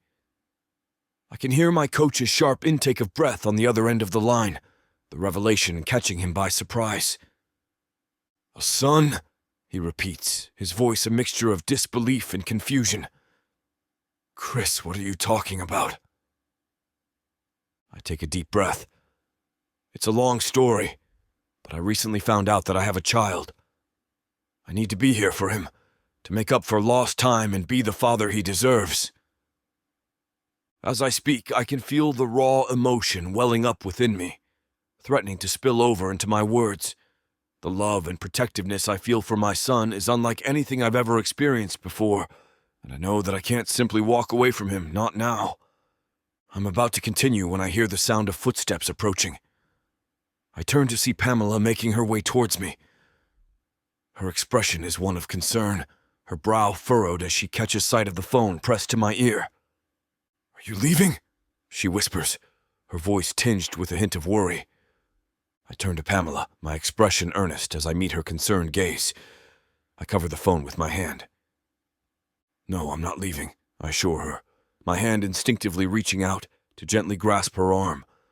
The warmth of her skin beneath my fingertips is a comforting presence, grounding me in the moment. "I can't leave Morris, not now," I continue to my coach, my voice firm with conviction. The mere thought of abandoning my son sends a sharp pang through my heart, and I know that I could never bring myself to do it. "I need to go, but we'll talk more soon, I promise." I hear my coach start to object as I hang up. Pamela's brow furrows, her protective instincts visibly kicking in as she searches my face for any hint of uncertainty. "Morris has been through enough. "He can't lose you again," she murmurs, her voice barely above a whisper. The unspoken fear in her tone is palpable, hanging heavy in the evening air between us. I feel a pang of guilt at the thought of causing my son any more heartache, any more sleepless nights spent wondering why his father isn't there for him. The weight of my past mistakes settles heavily upon my shoulders, a burden that I know I must bear with grace and determination. Before I can respond, the sound of familiar footsteps interrupts our conversation. I turn just in time to see Morris bounding towards us, his face alight with pure, unbridled joy. "Dad!" he exclaims, his voice ringing out through the parking lot like a beacon of happiness. In an instant, the tension that had just moments ago filled the air between Pamela and me dissipates, replaced by the infectious enthusiasm of our son. Morris throws himself into my arms, his small body colliding with mine in a fierce hug that nearly takes my breath away. "Hey, buddy!" I laugh, lifting him up and spinning him around in a circle. His giggles fill the evening air, a sound that I know I will never tire of hearing. For a moment, all of my worries and concerns fade away, overshadowed by the sheer love and adoration I feel for this incredible little boy. As I set Morris back down on his feet, I catch Pamela's eye over the top of his head. She's smiling softly, her gaze filled with a warmth that I'm only just beginning to understand. In that moment, I know that whatever challenges lie ahead, we'll face them together as a family. Later that night, after Morris has been tucked into bed and has drifted off to sleep, Pamela and I find ourselves sitting together in the quiet stillness of the living room. The soft glow of the lamp casts a warm light over our features as we talk, our voices low and intimate in the hush of the evening. We discuss my career, the demands of my schedule, and the sacrifices that I know I'll have to make in order to be the father that Morris deserves. Pamela listens intently, her gaze filled with a cautious understanding as I lay out my plans to balance my professional obligations with my newfound role as a parent. "It won't be easy," I admit, my fingers absently tracing the pattern of the couch cushion beneath me. "But I'm willing to do whatever it takes to make this work. Morris is my priority now, and I won't let him down." Pamela nods slowly, her expression thoughtful as she takes in my words. "I know you won't," she says softly, reaching out to place her hand over mine. "We can make it work, Chris," Pamela says, her voice soft and full with understanding. Her words wrap around me like a comforting embrace, easing the uncertainties that plague my mind. As long as you're a good father to Morris, that's all that matters. Her words strike a chord deep within me. I feel something bloom in my heart, a newfound appreciation for the incredible woman sitting beside me. Pamela has selflessly cared for Morris, pouring her love and devotion into raising our son, and I know that I could never fully repay her for the sacrifices she's made. Even now, she still cares only about Morris's happiness.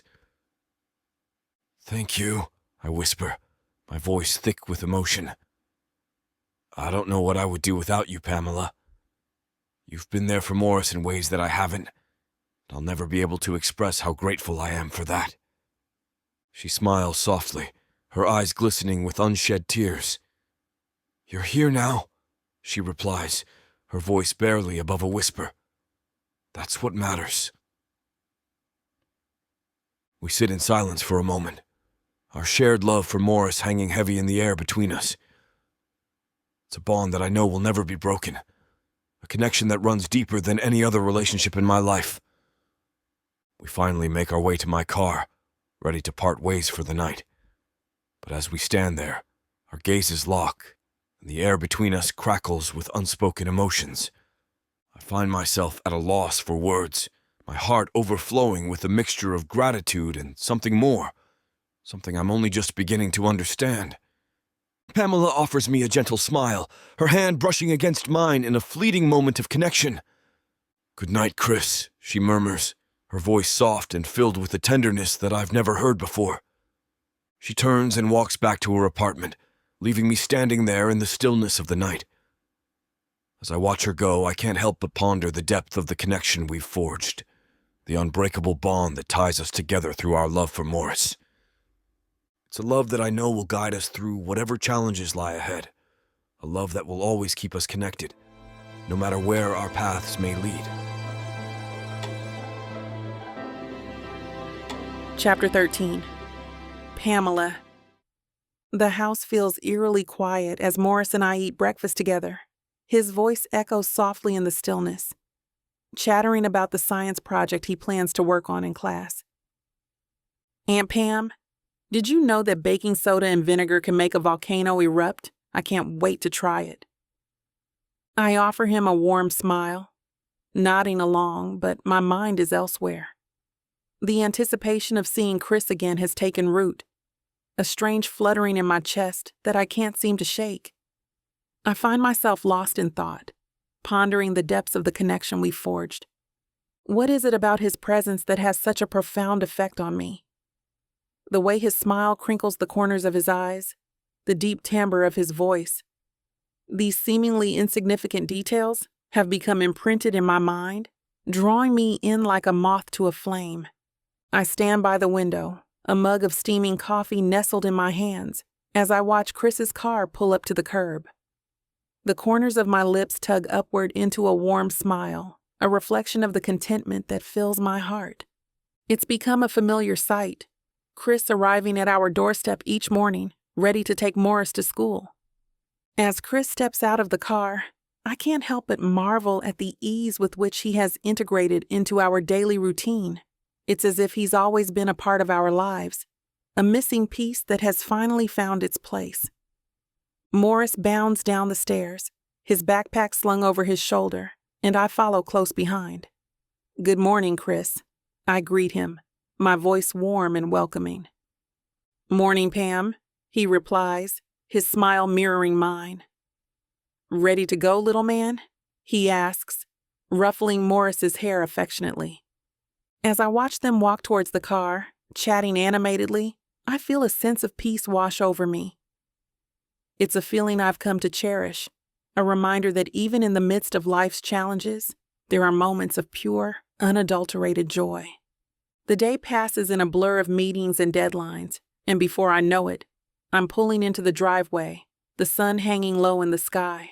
As I step inside, the aroma of garlic and herbs greets me, and I can't help but smile. It's a scent I've come to associate with Chris's presence in our home. I make my way to the kitchen, curious to see what culinary adventure he's embarked upon today. The sight that greets me catches me by surprise. Chris stands at the counter, his brow furrowed in concentration as he follows along with a cooking tutorial on his phone. Morris is by his side, eagerly helping out, his small hands clumsily chopping vegetables. "Hey, you two," I say, leaning against the doorframe. "What's cooking?" Chris looks up, a sheepish grin on his face. "Trying my hand at pasta primavera," he admits. I figured it was time to expand my repertoire beyond mac and cheese. I'm touched by his eagerness to learn and to contribute to our little family in any way he can. It's a side of him I've come to admire, a testament to his dedication and love for Morris. I step into the kitchen, rolling up my sleeves. "Mind if I join in?" I ask, already reaching for an apron. Chris's eyes light up. "Of course not. We could use an expert's touch." Together, we work side by side, our movements complementing each other as we prepare the meal.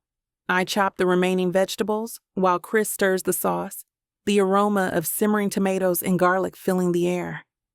Morris darts between us, eager to help in any way he can. As we work, I can't help but feel a sense of domesticity wash over me. It's a feeling I haven't experienced in a long time.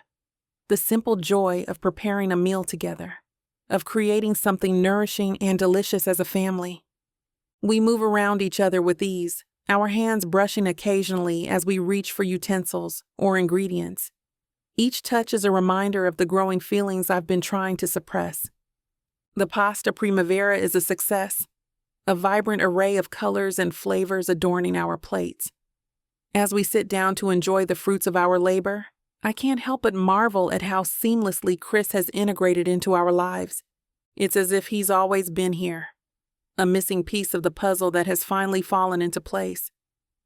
Morris regales us with stories of his day at school, his eyes sparkling with excitement as he recounts his experiment with baking soda and vinegar. Chris listens intently, asking questions and offering encouragement, his love for our son evident in every word. As I watch them interact, I feel a warmth spreading through my chest. The three of us, sitting around the table, sharing stories and laughter over a home-cooked meal.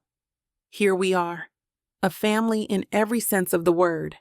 I catch Chris's eye across the table, and he smiles. A smile that speaks of shared understanding, of the love that binds us together. In that moment, I know that no matter what the future holds, we'll face it together, as a family. As the days turn into weeks, our newfound routine becomes a comforting constant in my life. Every morning, Chris arrives at our doorstep, ready to take Morris to school. Every afternoon, he's there to greet us when we return, often with a home-cooked meal waiting on the table. His presence, his unwavering dedication to being a part of Morris's life, makes me feel safer and more at ease than I have in years. It's as if a weight has been lifted from my shoulders, a burden I didn't even realize I was carrying. I watch as Chris helps Morris with his homework, patiently explaining difficult concepts and celebrating every small victory. I see the love that shines in his eyes when he looks at his son, the fierce protectiveness that radiates from his every action. But as I watch Chris and Morris, laughing and playing in the backyard, I know that this is where I'm meant to be. This is the family I've always dreamed of. The love I've been searching for all my life. As the weeks pass, I find myself becoming increasingly aware of the growing feelings I harbor for Chris. It's in the little things, the way his smile makes my heart skip a beat, the way his touch heats my skin. It's all too much to ignore, a love that threatens to consume me whole. I catch myself staring at him when he's not looking, memorizing the lines of his face, the curve of his lips. I find excuses to brush against him as we work side by side in the kitchen, craving the warmth of his skin against mine. But with each passing day, the guilt grows stronger. The voice in the back of my mind whispers that this is wrong, that I'm betraying the memory of my stepsister, of the woman who once held Chris's heart. I think back to the conversations I had with Hannah, the love and admiration she had for Chris, even after their relationship ended. She always spoke of him with such fondness, a wistful smile on her face as she recounted their memories together. And now, here I am, falling in love with the man she once cherished. It feels like a betrayal, a knife twisting in my gut every time I allow myself to indulge in my feelings for him. But then I think of Morris, of the love and stability that Chris brings to his life. I see the joy in my son's eyes when he's with his father, the laughter that fills our home. And I can't help but wonder if maybe, just maybe, this is what Hannah would have wanted. For her son to have a father who loves him unconditionally, and for her best friend to find happiness again. I try to bury my feelings, but they refuse to be silenced, a constant ache in my chest growing stronger with each moment. Guilt lingers, a constant shadow following me. I know I must confront these emotions and reconcile my love for Morris with my growing affection for Chris. But fear of the unknown keeps me rooted in place, torn between my head and heart. Pacing the living room, my mind swirls with thoughts and emotions. I can't go on forever, torn between my love for Morris and my feelings for Chris. I must confront this and find a way to reconcile the two. But the fear of the unknown and uncertainty about the future keeps me in place. What if pursuing a relationship with Chris is a mistake that could cost me everything? Morris deserves a loving father figure, and I know Chris is that person.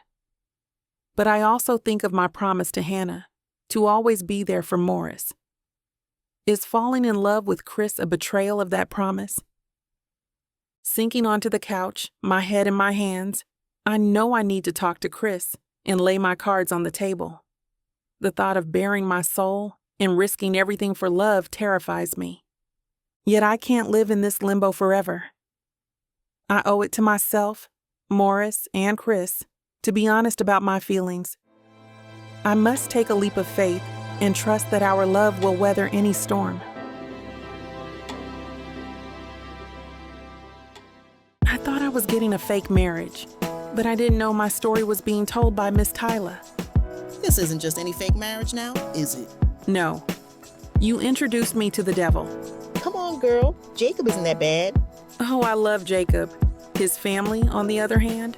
Beggars can't be choosers, Nyla. You should be grateful I even let Jacob Stone look your way.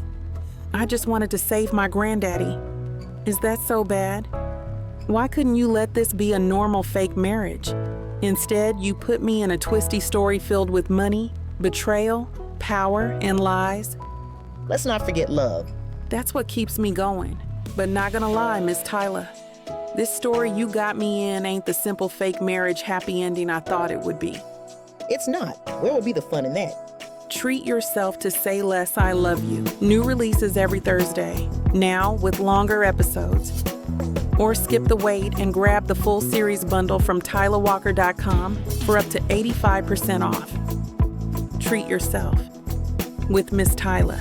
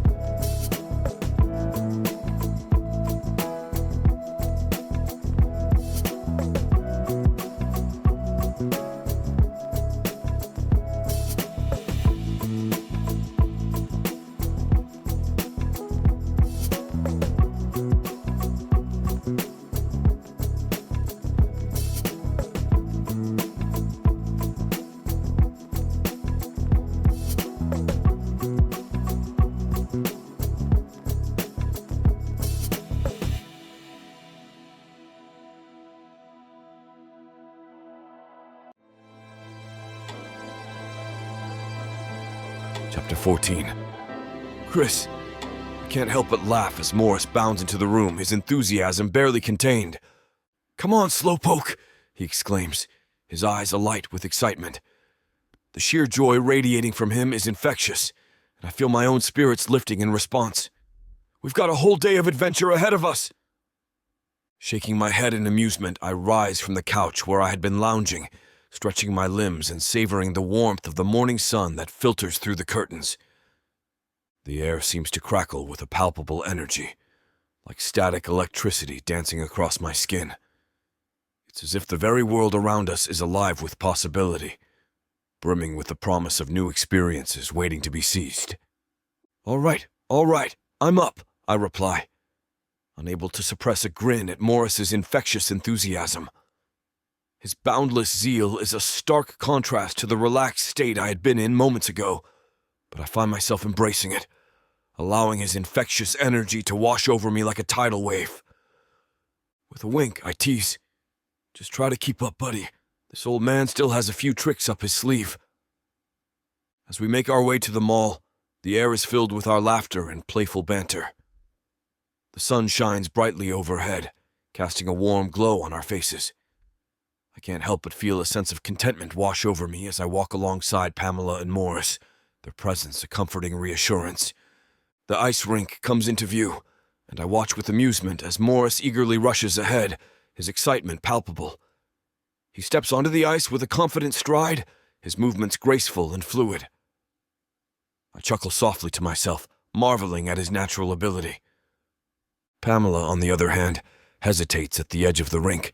I can see the uncertainty etched on her face, her body tense as she stares at the gleaming expanse of ice before her. I move to her side, my hand gently grasping her elbow to steady her. "I've got you," I murmur, my voice low and soothing. I feel her relax slightly under my touch, her eyes meeting mine with a grateful smile. "Thank you," she whispers, her voice barely audible above the hum of the crowd. "I'm not very good at this." I shake my head, a reassuring grin spreading across my face. "Don't worry, we'll take it slow. Just hold on to me, and I promise I won't let you fall." She nods, her fingers tightening around my arm as we step onto the ice together. I keep my movements deliberate and steady, guiding her across the smooth surface. The chill of the rink nips at our cheeks, but the warmth of our bodies pressed close together keeps the cold at bay. As we glide across the ice, I can't help but steal glances at Pamela, admiring the way her eyes sparkle with a mix of excitement and trepidation. Her laughter mingles with mine, and for a moment, the rest of the world fades away, leaving just the two of us in this instant of pure, unadulterated joy. As we glide across the ice, our movements become a harmonious dance, perfectly attuned to each other as if guided by an unseen force. I'm mesmerized by the way Pamela's eyes come alive with a dazzling brilliance, reflecting the sheer joy and exhilaration of the moment. Her cheeks, kissed by the cool air, are adorned with a rosy glow that only enhances her natural radiance. In this instant, she's a vision of pure, unbridled vitality, and I am utterly mesmerized by her essence. With every graceful stride and fluid turn, I feel an inexplicable pull towards her, as if our very souls are intertwined in a cosmic ballet. It's a connection that defies explanation, a magnetic force that draws me ever closer to her, beckoning me to surrender to its gentle yet insistent tug. I find myself holding her hand a little tighter, cherishing the comforting warmth that emanates from her touch, a tangible reminder of the profound bond we share.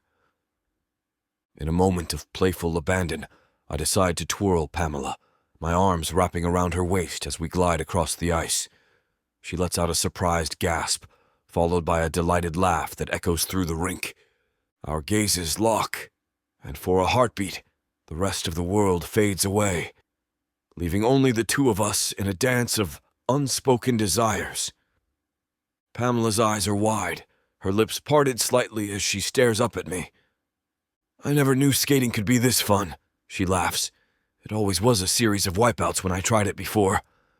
I smile, my thumb gently caressing the small of her back. "It's even better when you have the right partner," I reply, my voice low and filled with unspoken meaning. Her gaze drops to my chest before meeting my eyes once more. "I couldn't agree more," she murmurs. As we continue to skate, lost in our own little world, I realize that I never want this moment to end. Being here with Pamela, holding her close, feels so right, so perfect. I know that I'm falling for her, and the thought both thrills and terrifies me. But for now, I push those thoughts aside, content to simply bask in the joy of our shared experience. The future can wait. In this moment, all that matters is the two of us gliding across the ice, our hearts beating as one. After our time at the ice rink, the three of us head to the grocery store to pick up some necessities. As we navigate the aisles, our laughter and banter echo through the store, drawing amused glances from fellow shoppers. I can't help but feel a sense of belonging, a connection I've never known before. Pamela and Morris make even the most mundane task of grocery shopping feel like an adventure. We joke about the oddly shaped vegetables, debate the merits of different cereal brands, and sneak silly dance moves in between the shelves. It's a level of comfort and ease that I've never experienced with anyone else. As I watch Pamela and Morris playfully argue over which flavor of ice cream to get, I feel a warmth spreading through my chest. It's a feeling of contentment, of being exactly where I'm meant to be. For the first time in my life, I feel like I truly belong. We make our way to a cozy restaurant for dinner. The aroma of delicious food fills the air, and my stomach grumbles in anticipation. We settle into a booth, our conversation flowing effortlessly as we peruse the menu. Just as our laughter reaches a crescendo, I feel a palpable shift in the air. A sudden tension seems to permeate the space, and I look up to see a woman approaching our table. Her expression is a mix of disbelief and disapproval, her eyes fixed on Pamela. Pamela's smile falters, and I can see the unease settling over her features. "Angela," Pamela breathes, her voice tinged with a hint of trepidation. I can see the tension in her shoulders, the way her fingers grip the edge of the table. The woman, whom I now realize is Pamela's stepmother and Hannah's mother, turns her piercing gaze on me, her eyes narrowed with accusation. I feel the weight of her stare as if she's trying to bore holes into my very soul. The air around us seems to crackle with an unspoken hostility, and I find myself instinctively straightening my posture, bracing for the inevitable confrontation. "What is he doing here?" Angela demands, her voice laced with a bitterness that catches me off guard. She jabs a finger in my direction, her lips curling into a sneer. "I thought I made it clear that I don't want any strangers around my daughter's son." Pamela takes a deep breath, her voice steady despite the obvious strain. "Chris is not a stranger, Angela. He's Morris's father, and he has a right to be here." But Angela isn't willing to listen. She cuts Pamela off with a sharp wave of her hand, her eyes never leaving mine. "I don't care what you call him," she spits. "I don't want him anywhere near my family." I can see the hurt and confusion in Pamela's eyes, and the way she struggles to find the right words to diffuse the situation. But Angela's hostility is palpable, a tangible force that seems to suck the air from the room. "Angela, please," Pamela tries again, her voice barely above a whisper. "Can we just talk about this calmly?" But Angela is having none of it. She slams her hand down on the table, the sudden noise making Morris jump in his seat. "There's nothing to talk about," she hisses. "I want him gone, and I want him gone now." I want to defend myself. I'm ready to tell her off, not used to being spoken to or about like this. But then I hesitate, noticing something. I watch as Morris shrinks in his seat, his discomfort evident. The poor boy looks like he wants to disappear, to escape the tension that hangs heavy in the air. I can't help but feel a surge of protectiveness towards him, a desire to shield him from the ugliness of this confrontation. Reaching out, I place a gentle hand on Pamela's arm, my gaze conveying a silent message of support and understanding. I can feel the tremors running through her body, the way she's barely holding herself together. What is Angela doing? I wonder, my mind reeling with confusion and anger.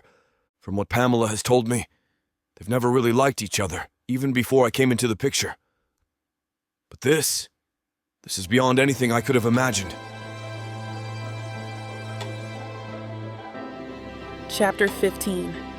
Pamela. My heart pounds against my ribcage as Angela's words slice through me like sharpened knives.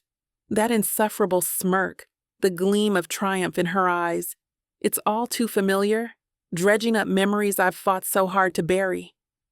How many times have I endured her relentless torment? Her cruel remarks and backhanded compliments, each one chipping away at my resolve until I was left raw and exposed. Even now, with Morris safely by my side, the fear of losing him to her Twisted machinations lapse at the edges of my consciousness like an ominous tide. Shame colors my cheeks as I see that Morris is watching the ugly scene unfold. He deserves so much more than the dysfunction that Angela brings.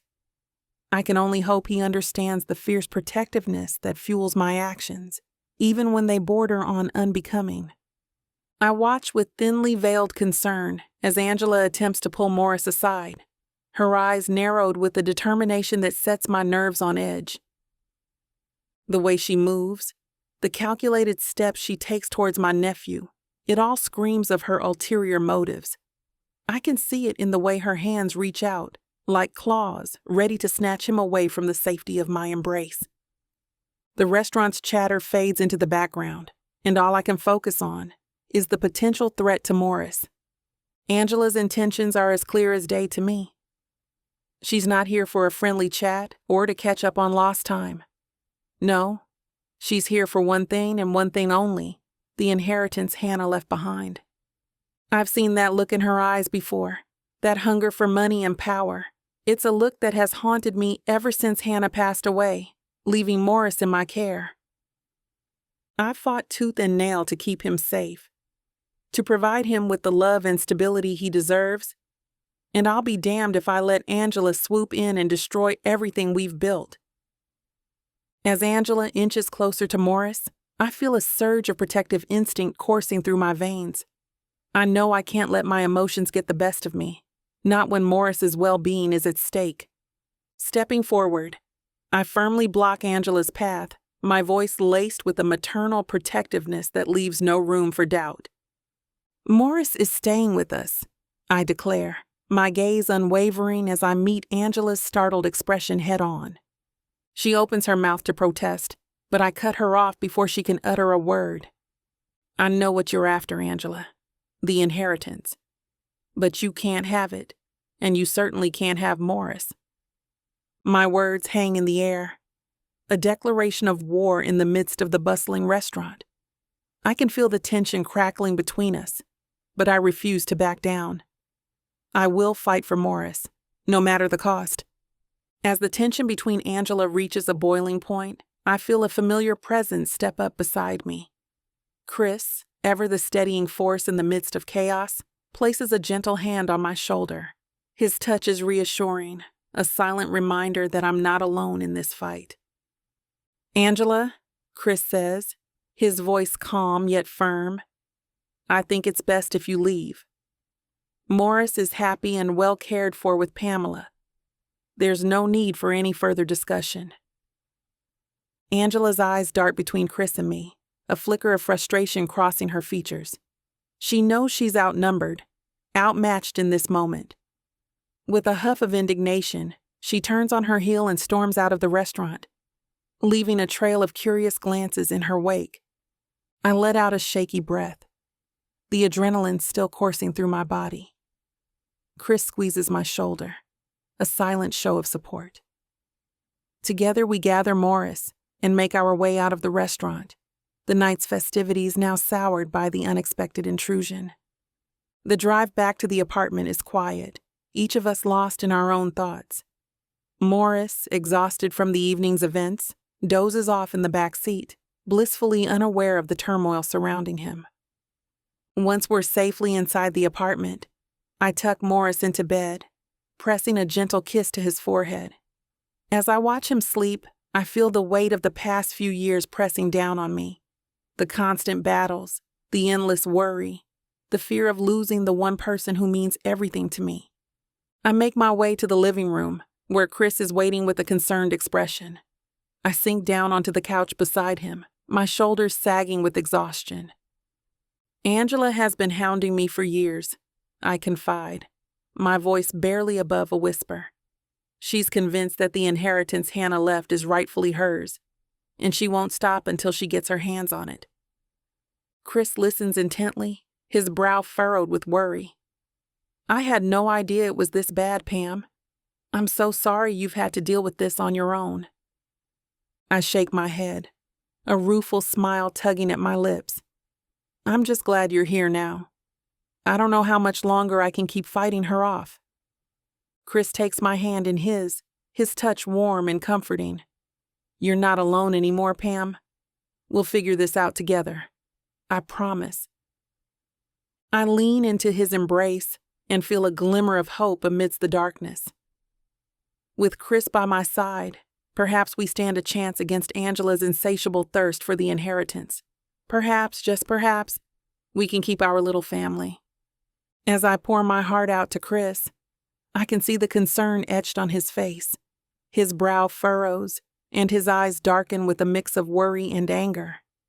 I know he understands the gravity of the situation, the threat that Angela poses not only to me but to the fragile family we've begun to build. Chris pulls me closer, his arms wrapping around me in a protective embrace.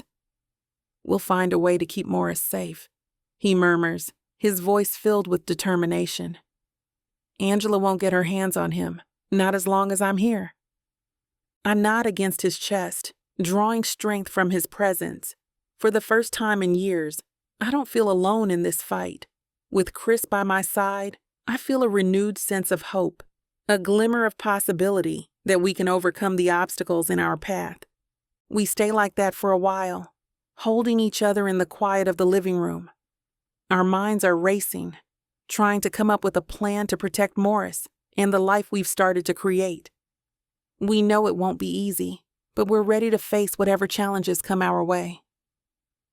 2 days later, I'm jolted out of my momentary peace by a jarring letter from a lawyer. My hands tremble as I read the words, my heart sinking with each passing second. Angela is fighting for custody of Morris, and she's not holding back. I can feel the panic rising in my chest. I know I need to tell Chris, to share this new development with him, but I'm terrified of what it could mean for our future. With a heavy heart, I make my way to the kitchen where Chris is preparing dinner. He takes one look at my face and immediately knows something is wrong. "What is it?" he asks, his voice laced with concern. I hand him the letter, my own voice shaking as I speak. Angela is fighting for custody of Morris. She's hired a lawyer, and they're going to try to take him away from us. Chris's eyes widen as he reads the letter, his jaw clenching with anger. She can't do this. He growls, his grip tightening on the paper. We won't let her. I nod, my own determination mixing with the fear in my heart. We have to fight this, Chris. We can't let her win. He pulls me into his arms, his embrace fierce and protective. We won't, Pam. We'll do whatever it takes to keep Morris with us. I promise you that. As I cling to him, I feel a flicker of hope amidst the fear. We'll face this battle head on, determined to keep our little family together, no matter the cost. The next day, Chris and I find ourselves in the office of a seasoned lawyer, our hearts heavy with the weight of the custody battle looming before us.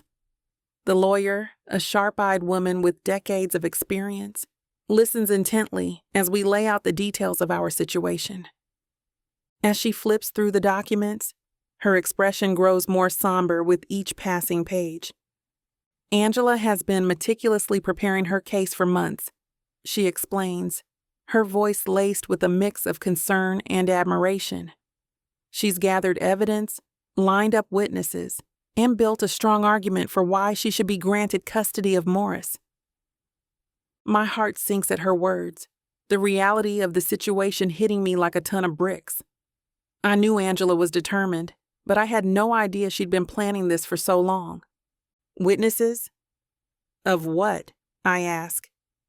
There can't be anything I've done to incite a custody battle like this. The lawyer turns her attention to Chris, her gaze appraising. Your sudden reappearance has thrown a wrench into Angela's carefully laid plans, she notes, a hint of a smile tugging at her lips. She didn't anticipate having to deal with a father in the picture. Chris nods, his hand finding mine beneath the table. I'm here to fight for Morris, no matter what it takes. The lawyer leans back in her chair, her fingers steepled before her. I won't lie to you, this is going to be a tough battle. Angela has a strong case, but the courts tend to favor biological parents in these situations. I feel my heart constrict, the fear of losing Morris threatening to overwhelm me. But before I can sink too deep into despair, the lawyer speaks again, her voice taking on a note of determination. "There is one thing we can do to strengthen your case," she says, her eyes locking with mine. "The best way to counter Angela's argument and ensure she doesn't have a chance, no matter how many times she files, is for you and Chris to get married." I feel my heart skip a beat, my gaze flickering to Chris. The weight of it hangs heavy in the air, the implications of such a decision swirling through my mind. Chapter 16, Chris. I find myself lost in thoughts as I see the sun that's slowly going away under the horizon, leaving behind incredible lights in the hues of orange and pink. It's like the sun is painting a brilliant art piece in the sky every single day for us to enjoy. Memories of Pamela and Morris come to my mind, flooding it, making me think and feel all kinds of things. I can vividly recall the first time I laid eyes on Morris, his bright, curious gaze instantly capturing my heart. And Pamela, her unwavering strength and unwavering devotion to him, a force to be reckoned with, yet tempered by a tenderness that never fails to disarm me. Our journey has been anything but ordinary, but I'm happy for that.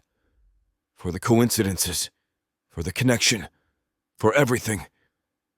I'm grateful for how things are moving along, and I can't help but wonder for a better future for us.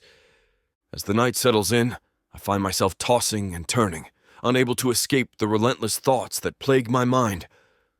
The lawyer's proposal weighs heavily upon me, a burden I can't seem to shake. The idea of marrying Pamela, of solidifying our family unit, tugs at my heart in a way I never expected. I stare at the ceiling, the shadows dancing across the room as my mind races. Pamela's face flashes before my eyes, her gentle smile and caring eyes drawing me in. The thought of making her my wife, of officially becoming a family with Morris, sends a surge of warmth through my chest. But doubt creeps in, whispering its insidious fears. Am I ready for this? Can I be the husband she deserves, the father Morris needs? The questions swirl in my head, an endless loop of uncertainty. I close my eyes, hoping sleep will come, but the promise of a future with Pamela refuses to let me rest. As I lie awake, my thoughts drift to Morris, the boy who has so quickly captured my heart. I know that my primary motivation for considering this marriage is to protect him, to ensure that he doesn't slip through my fingers just as we've reconnected. The thought of losing him again is unbearable. But there's another desire within me, one that I can't ignore. A selfish longing to make Pamela a permanent fixture in my life. Her presence has become a comfort, a source of stability in a world that often feels uncertain. The idea of waking up beside her every morning, of building a life together, fills me with a warmth I haven't felt in years. I sigh, running a hand through my hair. What am I doing? I whisper to the empty room. Is this really the right choice? But deep down, I know the answer. For Morris, and for the chance to keep Pamela by my side, I'm willing to take this leap. As the night wears on, I find myself tossing and turning, my mind a battlefield of conflicting emotions. The decision looms before me, a choice that could change the course of my life. But as the first rays of dawn begin to peek through the curtains, I finally come to a resolution. I'm willing to take the leap, to commit to Pamela in a way I've never done before to anything else. The thought of standing before her, pledging my love and devotion, sends a thrill through my body. It's a commitment I've shied away from in the past, but now, with Morris and Pamela in my life, it feels right. For Morris, I'd do anything. The chance to give him a stable, loving family is worth any sacrifice. And for the growing feelings I can no longer ignore, I'm ready to face my fears and embrace this new chapter. I take a deep breath, my decision made. It's time to make Pamela my wife. The next morning, I find Pamela in the kitchen, her hands wrapped around a steaming mug of coffee. She looks up as I enter, her eyes searching my face. Pamela, I begin, my voice steady despite the nerves fluttering in my stomach. She sets her mug down, giving me her full attention. I sit across from her, my expression earnest and determined. "I've been thinking about the lawyer's proposal," I say, the words flowing with a conviction that surprises even me. "I think we should do it. I think we should get married." Pamela's eyes widen, her brow furrowing with contemplation. She listens intently as I lay out the plan, explaining how this marriage could protect Morris and give us all a chance at a real family. I know it's a lot to ask, I admit, but I'm willing to make this commitment, for Morris and for us.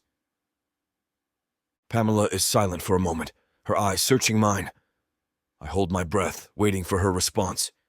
Finally, she speaks, her voice laced with a resolve that matches my own. "If it's the best way to protect Morris, then I'm willing to do it," she declares, her hand reaching out to squeeze mine in a gesture of solidarity. Relief washes over me, a weight lifting from my shoulders. "Thank you," I whisper, my fingers intertwining with hers. "I believe we can make this work."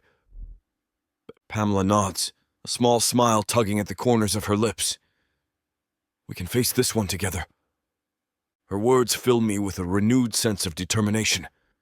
We can create a family for Morris, a home filled with love and security. And maybe, just maybe, we can find happiness along the way. We begin to map out the details of our impending marriage. We discuss the logistics of the wedding, brainstorming ideas to make it appear as authentic as possible.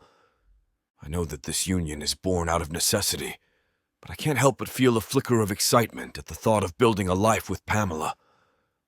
"I want us to work on this marriage," I tell her earnestly. "Not just for Morris, but for us as well. We both deserve a chance at happiness, and I believe we can find it." Pamela's eyes soften, a tender smile gracing her lips. "I'm willing to put in the effort," she agrees. "We both care deeply for Morris. I think we can make this work." "I'll handle the planning," I assure her, my mind already whirring with ideas to make our union convincing. "We'll need to discuss more aspects of our actual relationship later, but for now, let's focus on creating a beautiful wedding." Pamela nods, her trust in me evident. As we continue to plan, I feel a sense of purpose and determination wash over me. We'll create a family for Morris and perhaps find a love we never knew we needed. "Leave it to me," I say, my gaze steady and unwavering. "People have seen us together. We'll just have to work on a convincing proposal." As we finalize the plans for our upcoming wedding, I find myself caught between anticipation and trepidation. This decision, born out of necessity and a shared love for Morris, is a leap into the unknown. It's a path I never thought I'd take, a commitment I never imagined making. But as I look at Pamela, her eyes shining with a mix of hope and uncertainty, I know that I'm willing to take this risk. For Morris, for the chance to give him the family he deserves, I'd move mountains. And for the opportunity to be with Pamela, to explore the depths of my growing feelings for her, I'd brave any storm. My heart races as we put the final touches on our plans, the reality of our impending union sinking in. This decision will undoubtedly change the course of our lives, but I find myself eager to see where this journey will take us. With Pamela by my side and Morris as our guiding light, I'm ready to face whatever challenges lie ahead. This may be a leap of faith, but it's one I'm willing to take for the chance at a future filled with love and happiness. Chapter 17. Pamela. I sit perched on the edge of the sofa, moving my lip in a worrisome manner between my teeth, my leg bouncing with pent-up nervous energy. Chris's reassuring presence beside me is the only thing that keeps me anchored and tethered as we hang on to the last moments before this life-changing decision. "You ready for this?" he murmurs, his warm palm finding the small of my back. I swallow hard, giving him a jerky nod. Ready or not, I have to be prepared because this is going to change my life. "I'm good, and I'm as ready as I'll ever be," I murmur, my voice tremulous. Chris offers me a reassuring smile, his fingers gently squeezing my arm. "We've got this, Pam. Just take a deep breath." I obey, filling my lungs with the comforting scent of his cologne, mingled with the lemon polish wafting from the gleaming coffee table. "Okay," I exhale, mustering my resolve. "Let's do this." My heart pounds in my chest, a swirling storm of exhilaration and trepidation, as Chris and I sit Morris down, ready to share our important news. I meet Chris's calm, steady gaze, drawing strength from his tranquil confidence. As the words leave our mouths, Morris's eyes grow wide, his small frame vibrating with barely contained excitement. "You're getting married?" His voice pitches up an octave, his words tumbling over themselves in an enthusiastic jumble. "I'm so happy." His bright smile lights up the room, sheer delight radiating from his features. I laugh, warmth blossoming in my core as Morris leaps into my arms, embracing me tightly. Overcome with emotion, a single joyful tear runs down my cheek. This blossoming family is everything I've ever dreamed of. Morris pulls back, his small hands clinging to mine, his youthful features alight with anticipation. Our eyes meet, and in his shining gaze, I see a longing that tugs at my heartstrings. "Does this mean—" His voice trembles, tentative and hopeful. "Can I call you Mom?" The simple request sends a swell of emotion through me. Without hesitation, I pull him close once more, cradling the nape of his neck as I whisper into his hair. "Of course you can, sweetheart. Nothing would make me happier." In this moment, with Morris's head tucked under my chin, his arms clinging to me, I feel a love deeper than I've ever known blossom within me. It swells through my core, overwhelming in its intensity. I blink back tears, tightening my hold on my future son. Through blurred vision, I meet Chris's gaze. His eyes shine with joyful tears of his own as he wraps his arms around us both. We stay clasped together, our fledgling family, and in the silence I know this is where I'm meant to be. With Chris's steady love and Morris's guileless affection, I've found the missing piece I've always longed for. A family to call my own. Joy and purpose flood my heart, and I whisper a silent promise. I will protect and nurture this beautiful blossoming family with everything that I am. The days after our engagement pass in a whirlwind of wedding preparations. Chris pours himself into every detail, his meticulous nature evident in the binders of plans, schedules, and sketches he shows me each night. I provide unwavering support, trusting in his vision as we work in seamless tandem. Though pragmatic necessity drives this union, Chris is determined to craft an occasion with all the genuine touches of a true wedding celebration. Each meaningful flourish, the donated gown, the homemade favors, the venue with sentimental ties, is carefully curated. From the outside, no one would guess this marriage is one of convenience. It appears as heartfelt as any lifelong romance. And when I catch Chris's eye as we review seating charts, the smile he gives me is so warm and real, just for an instant. I can almost believe it too. In his gentle care for my feelings, in his genuine effort to make this ceremony meaningful, he shows me that perhaps pragmatism and sentiment can coexist after all. One afternoon, while we volunteer at a homeless outreach program, Chris takes my hand. "Come with me," he says, an unfamiliar resolve glinting in his eyes. He leads me to a quiet park nearby, the gravel path lined with blossoming trees. We stop beneath the dappled sunlight filtering through the canopy above. Chris turns to face me, taking both my hands in his, enveloping them in comforting warmth. I watch as he begins caressing my knuckles with gentle strokes of his thumbs. His touch is soothing, sending a flutter through my core. I search his gaze, surprised by the fiery determination I find there. His jaw is set, his eyes ablaze with purpose. Through this simple gesture, I sense something momentous is about to happen. Chris takes a deep breath, his chest rising and falling under his button-down shirt. He seems nervous, which is unusual for his normally unflappable persona. His hands tremble almost imperceptibly as they cradle mine. I give his fingers a reassuring squeeze, longing to know what has prompted this tender, intimate moment between us. "Pamela," Chris begins, his voice low and thick with emotion. He pauses, as if gathering courage for his next words. "From the moment I laid eyes on you, I knew there was something special about you." His hands tighten around mine, emerald eyes shining with affection. "You welcomed me into your life without hesitation.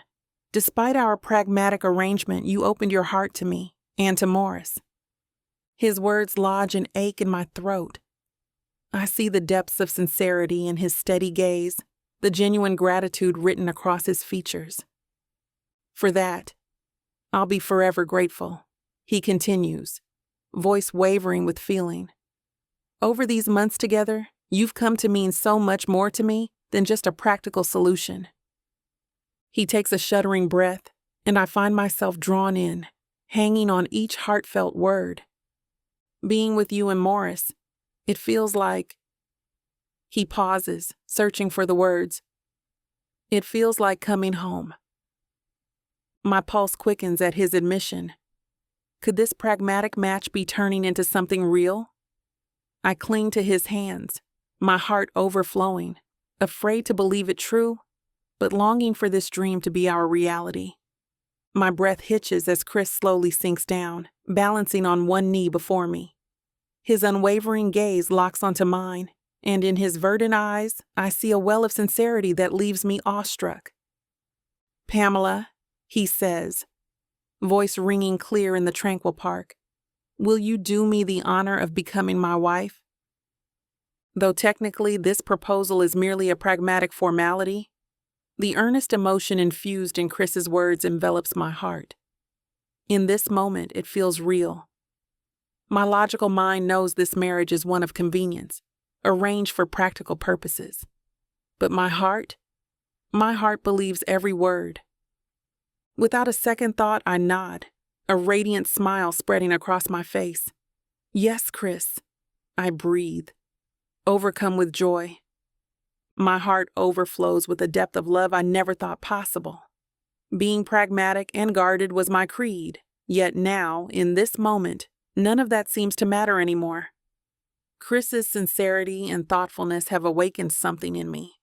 I look into his eyes, shining with hope and affection, and I realize I want to be here. I want to be his wife, to join my life with his and sweet Morris.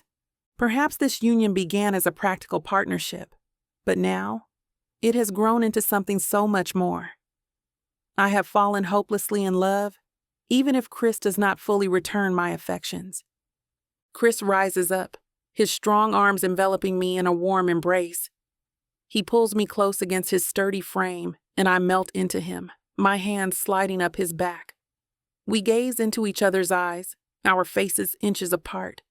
The outside world seems to fade away until all I can see is Chris before me. He leans in slowly and I let my eyes flutter closed. Our lips meet in the lightest, most tender kiss. Waves of warmth wash through me as we sink into the moment. My knees go weak, my senses overwhelmed by the passion of his lips caressing mine. Nothing else exists. No pragmatic arrangement. No audience of onlookers.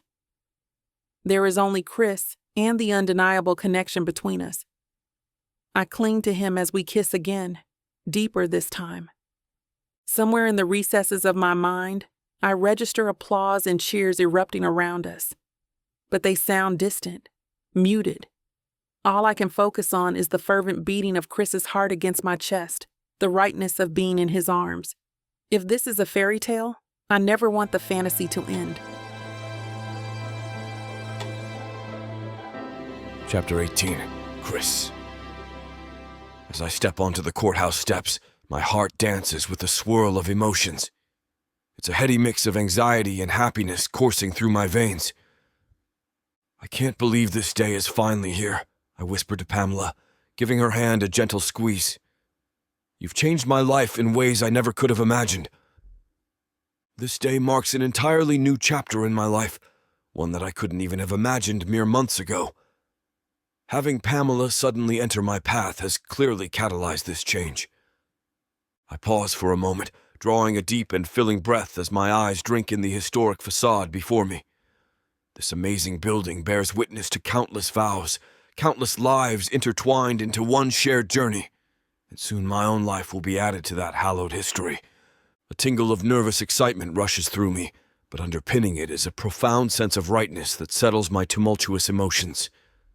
This path feels destined, a guiding force ushering me towards a future I can't yet fully envision, but know deep in my soul is my true destination. I continue forward, mounting the weathered stone steps with a renewed sense of purpose. The heavy wooden doors loom before me, their intricate carvings a testament to the weight of the solemn commitments made within these hallowed walls. With a steadying inhale, I grasp the ornate handle, the cool metal grounding me as I pull the door open and step inside. As I stand inside the small chapel, Pamela by my side with Morris standing close by, I can't help but feel that this is exactly where I'm meant to be. The civil ceremony is intimate, with only our inner circle of friends and family in attendance. Pamela looks radiant in a simple white dress that brings out the sparkle in her eyes. As we exchange vows, our voices thick with emotion, her hand trembles slightly as I slip the ring onto her finger. A wave of rightness washes over me at this moment. Though it's only been a week since I bent my knee and asked for her hand, I know in my soul that this is no mistake. Pamela is my destiny. With her by my side, I feel whole. We turn to face our cheering loved ones, and Morris, ready to embark on our new life. Joy surges within me. This is the beginning of our forever. As the ceremony wraps up, we make our way to the reception hall for the celebration. I'm immediately surrounded by my rowdy hockey teammates, their expressions alight with surprise and excitement. The team crowds around me, slapping my back and demanding details about the whirlwind wedding. I'm bombarded with questions about how this happened so fast. After a few minutes of celebration, Jonathan pulls me aside, his brow furrowed. "Married, huh? That was fast," he says, a hint of disbelief in his voice. I simply smile and nod, my gaze drifting across the room to where Pamela stands radiant in her white dress, chatting with her friends.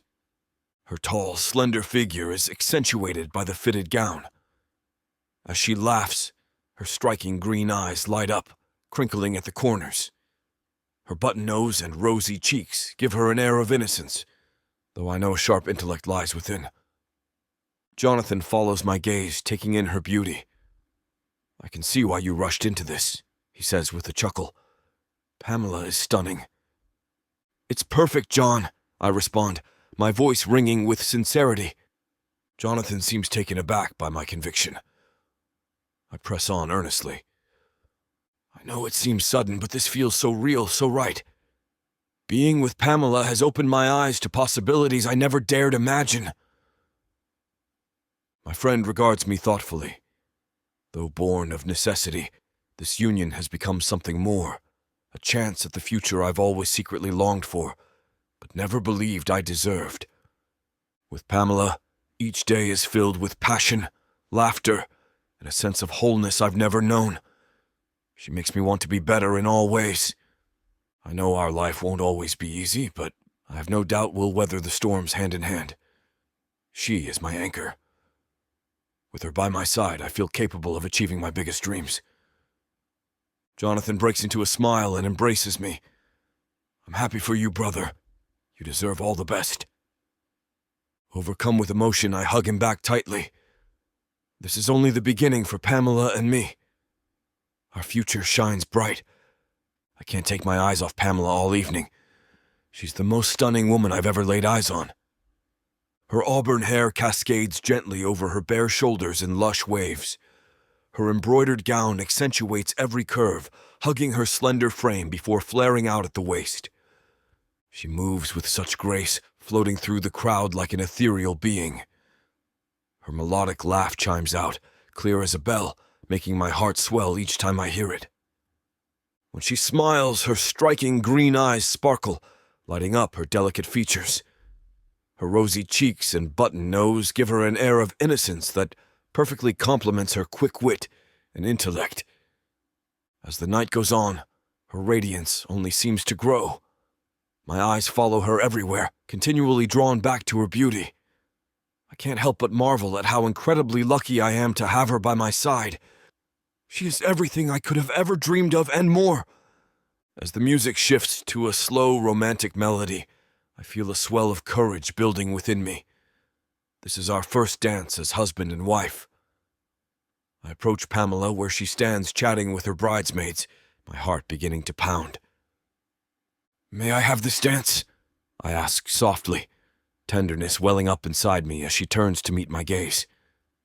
Pamela looks momentarily surprised, her eyes widening, before a delicate smile graces her lips. "I'd love to," she replies.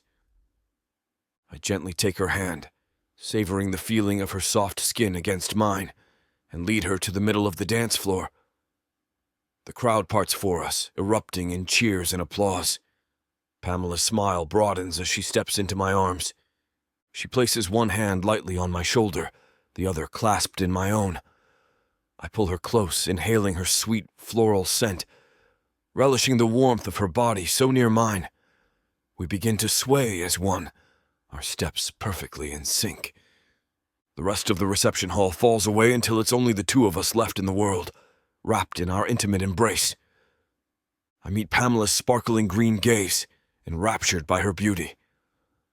Unable to resist, I tenderly tuck a stray strand of silky auburn hair behind her ear, my fingers trailing down to caress her cheek. She sighs contentedly and melts deeper into my arms. As we sway together on the dance floor, Pamela's slender body fits seamlessly against mine. Her head comes to rest gently on my shoulder as we move in sync. My hand on her lower back presses her closer, our hearts beating in time with the melody. Her auburn hair tickles my neck softly. I catch a whiff of her floral perfume mingling with the scent of fresh flowers adorning the hall. Pamela looks up at me, her green eyes inquisitive. I give her a small nod of assurance as we continue gliding smoothly across the floorboards. The chatter and laughter around us fades into the background. It's just the two of us now, absorbed in this intimate moment. I concentrate on the feeling of Pamela's hand clasped in mine, her skin smooth and delicate. Her other hand loops casually around my neck, fingers playing idly with my hair. We fit together seamlessly, our steps and sways perfectly in tune without a word passing between us. I focus on the rhythmic swaying, letting the music guide us. As the final notes of the song fade out, I find myself incredibly reluctant to let Pamela go. My arms remain wrapped firmly around her slender waist, holding her close. She makes no move to pull away either, seemingly content to linger in our embrace. I know that for her this marriage was likely one of convenience, a practical arrangement. But for me, it has become so much more in just this short time. Being with Pamela feels right in a way I've never experienced before.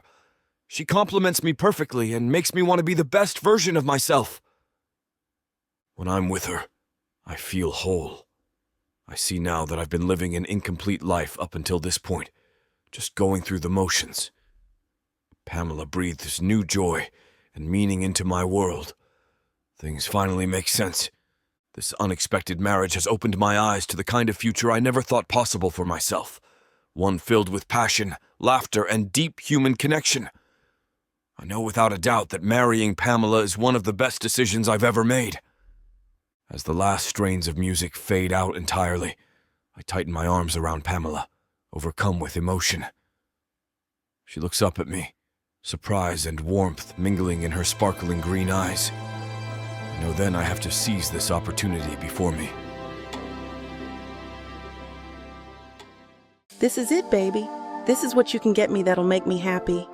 You know I'll get you whatever you want. All you need to do is ask me and I'll give it to you. This ain't just it. This is everything I could ever want. Now I'm curious. What does a strong, sassy woman like yourself want so badly? Baby, you know what I want? I can't wait to hear. The Big Baddie bundle from Tyler Walker. It has everything I need. 20 ebooks with over 1 million words of sassy romance and spice that'll keep you on your toes. 10 audiobooks containing over 60 hours of that seductive voice telling me naughty things all night long. You don't need an audiobook for that, baby. Right here. You may be fine and all, but no one tells it like the way Miss Tyla does. And I need her in my life. Big Baddie Bundle is everything you need. You can get it for 80% off. Go to TylaWalker.com to browse the bundles that earn you the best deals. It's time you treat yourself. Because you deserve it. Escape your life with Miss Tyla.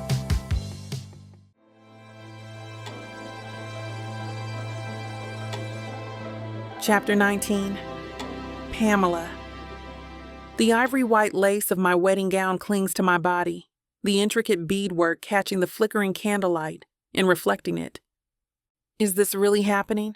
I whisper to myself, scarcely believing that today I became his wife. With trembling fingers, I carefully undo the intricate buttons along the back of my wedding gown. The heavy ivory white fabric slips from my shoulders, pooling at my feet in a soft cascade. I step out of it, my bare feet sinking into the plush carpet, as I turn to drape the pristine dress over the chaise lounge. Goosebumps prickle my skin as the cool evening air caresses my bare flesh. I shiver, wrapping my arms around myself as the weight of the day's events presses down on me. As I stand alone in the bedroom, my mind races with a whirlwind of emotions.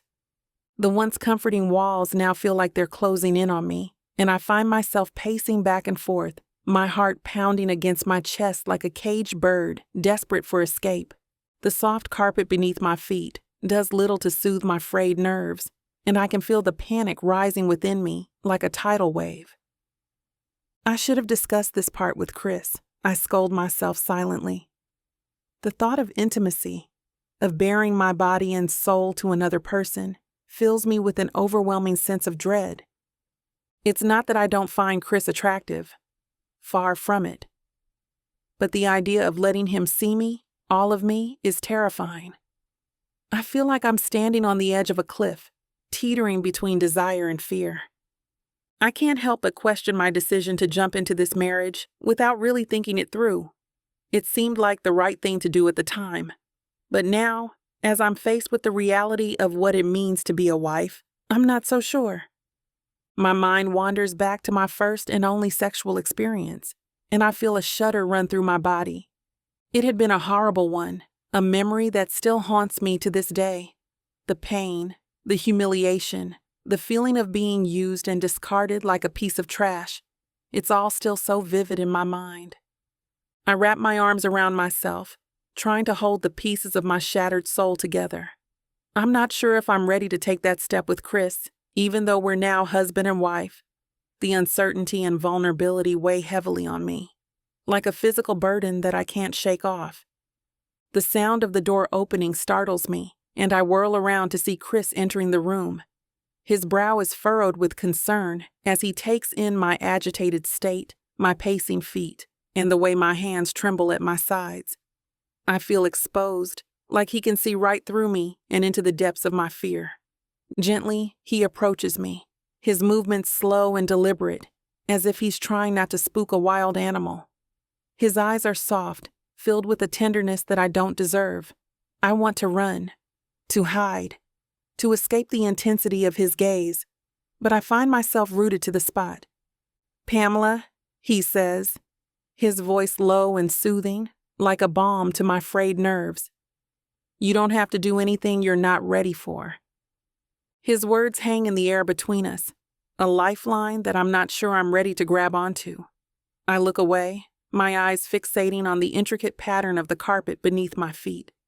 I can feel the heat of his gaze on my skin, and it's both comforting and unnerving. He pauses, his gaze unwavering, and I can sense the sincerity in his words. I know this marriage is one of convenience, but I plan to make it work. I won't do anything to jeopardize our family or our relationship. His words are like a weight lifted off my shoulders, and I feel a flicker of hope ignite within me. Maybe, just maybe, this could work. Maybe I could learn to trust him, to let him in, to give myself to him fully. But then he continues, his voice taking on a more serious tone. I also plan to do my duty as your husband if you want, and that includes intimacy, but only if you're ready. I feel a lump form in my throat and I swallow hard. I know he's right, that intimacy is a part of marriage, but the thought of it still fills me with a sense of dread. I'm not ready, not yet, and I'm not sure if I ever will be. I feel my eyes widen as I process Chris's words, my heart racing with a mix of relief and apprehension. He understands, or at least he's trying to, and that means more to me than I can express. But still, the thought of admitting my reservations, of confessing my past trauma and my lack of enthusiasm for intimacy, fills me with a sense of shame. I take a deep breath, trying to steady myself, but my voice still trembles as I speak. Chris, I'm not sure if I'm ready for this. For intimacy, I mean. I pause, my gaze dropping to the floor as I feel the heat of shame creep up my neck. I've had a bad experience in the past, and it's left me scarred.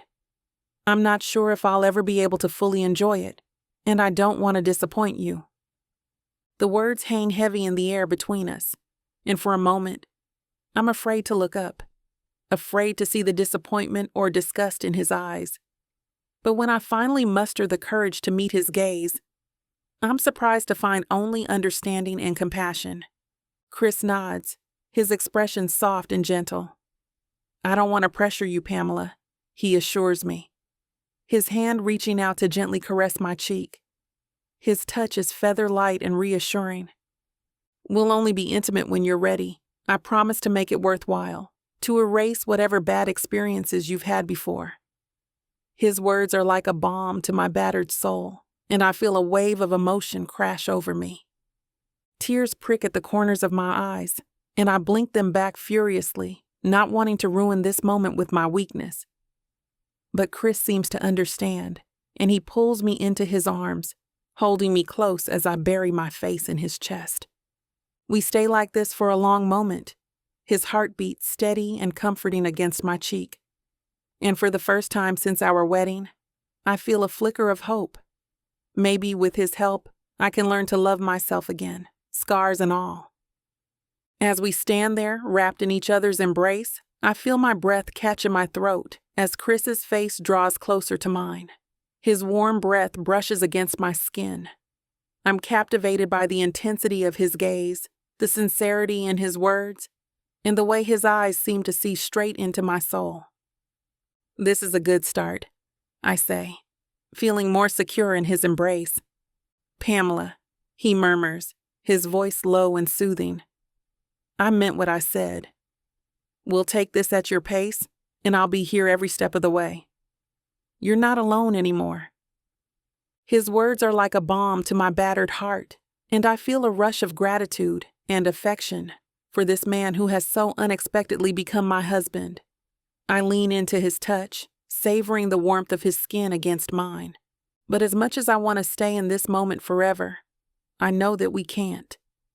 The world is still turning outside these four walls, and we have a lifetime of challenges and triumphs ahead of us. With a final tender gesture, Chris steps away, his hand trailing down my arm before he turns and heads for the door. I'll be in the guest room if you need me, he murmurs, his voice laced with a hint of regret. I know that he wants to stay with me, to hold me through the night and chase away the demons that haunt my dreams. But he also knows that I need time, that I need to come to him on my own terms. I watch, transfixed, as Chris's retreating figure disappears from view. Even after the door closes behind him, I can still feel the residual heat of his touch lingering on my skin. It's a sensation that both comforts and unnerves me, a reminder of the intimacy that we've yet to share. I'm torn between the fear of the unknown and the allure of his promise. A part of me wants to run after him, to throw myself into his arms and let him chase away the shadows of my past. But another part of me, the part that still bears the scars of my trauma, holds me back. I know that I can't stay in this limbo forever. Sooner or later, I'll have to face my fears head on. But for now, I allow myself to bask in the warmth of Chris's promise, the knowledge that I'm not alone anymore. As I settle into bed, my mind still racing with the events of the day, I find myself drifting off to sleep with a newfound sense of hope in my heart. Chapter 20. Chris. I have to get myself a drink, I say out loud to the room. This is intense. Even with millions of guesses, I would never know she had such a terrible experience. I never thought that a woman like Pamela had to face such a nightmare. Now I'm holding a glass of wine in the room and I'm restless. I don't know what to do or how to react. Sometimes I stand. Sometimes I walk. Sometimes I am absorbed in the sea of thoughts. I suddenly realize I finished an entire bottle of wine by myself. The room feels stuffy, suffocating. I need some air. I set my glass down on the nightstand and make my way to the window, pulling it open with a loud creak. The night air hits me like an ice-cool wave, instantly sobering me up. I lean out the window, looking up at the stars. They feel so distant and unattainable, just like the thought of Pamela ever being at ease around me. I sigh, running a hand through my hair. I need a plan. A way to show Pamela that I'm not just her husband in name only, that I truly care about her and want to make this work. I nod to myself, feeling a sense of determination wash over me. I'll be patient. I'll be understanding. I'll be whatever she needs me to be. But for now, I should leave her alone. Or should I? I close the window and make my way back to the bed. There is always tomorrow. And tomorrow I'll start showing Pamela that she can trust me, that I'm here for her, no matter what. Despite my best efforts, sleep eludes me. The thought of Pamela's vulnerability and the desire to be there for her consume my mind, and I'm unable to rest. Frustrated, I get out of bed and head to the bathroom. I turn on the cold shower and step into it, hoping the sensation of the water will help calm my racing thoughts. But no matter how hard I try to focus, my mind keeps drifting back to Pamela and the deep longing I have to be close to her. As the water starts to soothe my cramped body, I feel a little more relaxed. The cold shower has done its magic. I tell myself that it's okay to have desires, but it's also okay to wait, to take things slow, to prioritize Pamela's needs above my own. I wake up the next morning with a groggy head. I stretch my arms and legs, feeling the soreness in my muscles. I guess I'll have to hit the gym later to work out the kinks. Even with a groggy head and a painful sleep, I feel that this morning is not any usual morning. I'm awakened with a new personality. I wake up this morning with a family. I wake up as a married man. Beginning this journey, I want to show Pamela that I'm committed to making this marriage work. I'm willing to put in the effort to make her happy. As I move around the kitchen, I feel a sense of satisfaction. I'm a husband now, and I'm going to do everything in my power to make my family happy and secure. I start by cleaning a small mess on the kitchen counter, then gather whatever I find in the fridge to make treats for my new family. I'm just about to call my new wife's name for breakfast when I see her standing frozen in the doorway. Her eyes widen at the sight of me, clad in nothing but a pair of boxers. I try to play it off, casually plating up the food. "What are you doing?" she exclaims, her voice laced with a mix of shock and indignation. I can't help but smile at her reaction. "This is what husbands do after their wedding night," I say, my voice low and seductive. I relish the opportunity to push the boundaries, to see how she'll respond to my bold advances. "All right, but why shirtless?" I grin, "Because I want to show you that I'm comfortable around you, that you can be comfortable around me too." She crosses her arms, trying to hide a smile. "Well, it's certainly different." I step closer, holding her gaze. Different can be good. It can mean new beginnings, fresh starts just like our marriage. Pamela looks away, biting her lip. "I just didn't expect all this." "I know," I say softly. "But I want to be here for you, however you need me, even if it's just making breakfast in my boxers and exposing my bare, ripped chest." I wink, trying to lighten the mood. She laughs despite herself. You're impossible, you know that? She hesitates, but then takes the plate and sits at the table. Thank you, Chris. For everything. Anything for you, I say sincerely, sitting down across from her. So, what do you want to do today? Pamela shrugs. I don't know. Maybe just spend some time together.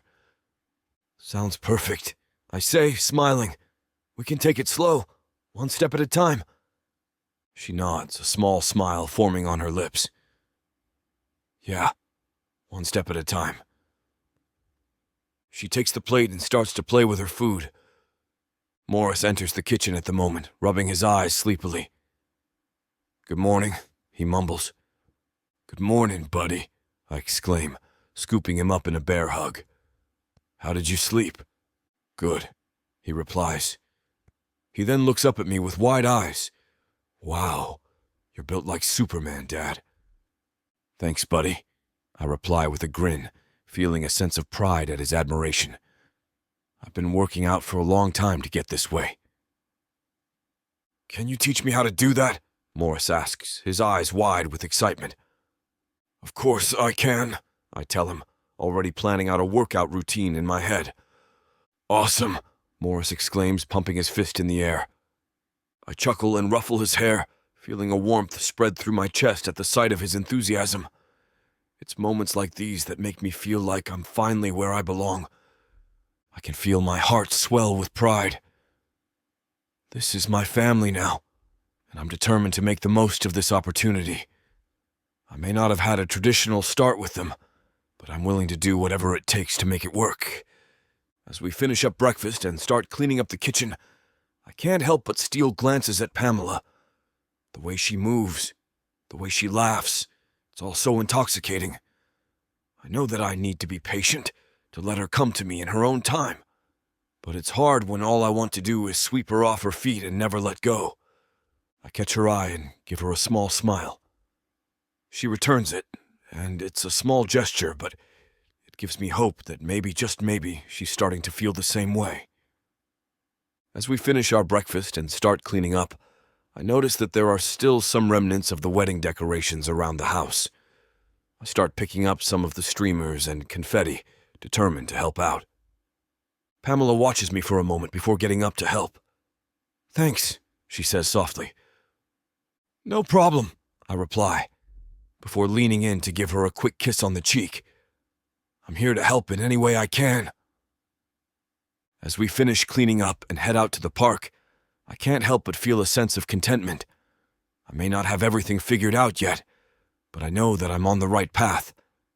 And with Pamela and Morris by my side, I know that I can face any challenge that comes my way. Chapter 21. Pamela. I finish placing my clothes and shoes into my suitcase. I zip it up while thinking about this weekend. I catch sight of the brand new diamond and sapphire ring on my left ring finger. This is supposed to be our honeymoon. Chris and I agreed that since our marriage is unconventional, then our honeymoon shouldn't be any different. Morris will be joining us this weekend at the beach. It fits. Chris and I aren't just a couple, we are parents. Our vows made a family Morris is a part of and should be included in this vacation. I have wondered if I would take this plunge. Here I am. I have an amazing son and a wonderful man who is willing to create this family with me and Morris. The happiness in my heart even astounds me. I shake the thoughts from my mind. I grab my suitcase and our bags and head downstairs and out to the SUV. I load my luggage into the back. I set the bag into the back seat next to Morris's seat, on top of the cooler. Chris put the umbrella in the back with the luggage. Morris, I say to the bouncing kid in the back. Seatbelt. Oh, yeah. I slip into the passenger seat as Chris gets into the driver's seat. I look at my new husband and smile. He smiles back as he starts the car. He backs out of the driveway. Morris's excitement is tangible. He is practically dumping out of his seat. If he wasn't buckled, he would have his nose pressed to the window. His mouth is running a mile a minute. He is talking about the birds that live around the water. He is telling us all about the crabs that live in the sand. He asks if we will see fish today. Then he asks if we will see a shark. Chris says he hopes not. Chris and I just listen to Morris's excited talk of everything he wants to do at the beach until we pull into the parking lot. Morris is trying to get out of his seat before we can even park. He jumps out and practically vibrates looking out at the sandy beach. "Gotta help with the setup, kiddo," I remind him. He nods and sighs with a smile. "Yep, need those muscles in training," Chris says, opening the trunk. "But I'll tell you what. Why don't you find the perfect spot and then come back and grab a load?" Morris runs off down the beach, then comes tearing back. "I have the spot."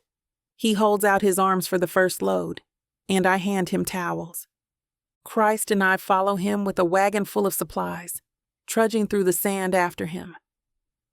Once we catch up, I have mercy on Morris and tell him I'll finish setting up camp. He and Chris should go in. Morris hugs me and then runs toward the water. Chris kisses me on the cheek and takes off after Morris. I smile and start setting up our beach camp. When I'm satisfied with the towel layout, I pick up the umbrella and bury the base in the sand so it shades part of the towels. I use the cooler, the bag, and flip-flops to hold the towels down. I look back towards my husband and son. Chris is chasing Morris up and down the shore and into the shallow water. I chuckle as Chris grabs Morris up, who screams and laughs. It warms my heart to see their joy. I sit on my towel and watch them for a while. I am captivated by the little game they are playing in the little waves on the shore. Once they are waist deep in the ocean, Chris and Morris start splashing each other. I take off my cover to reveal my lilac crop tankini. I lay on my back, close my eyes, and let the warmth of the sun bathe my body. I can still hear my husband and son enjoying their time in the water. I start to let my mind wander.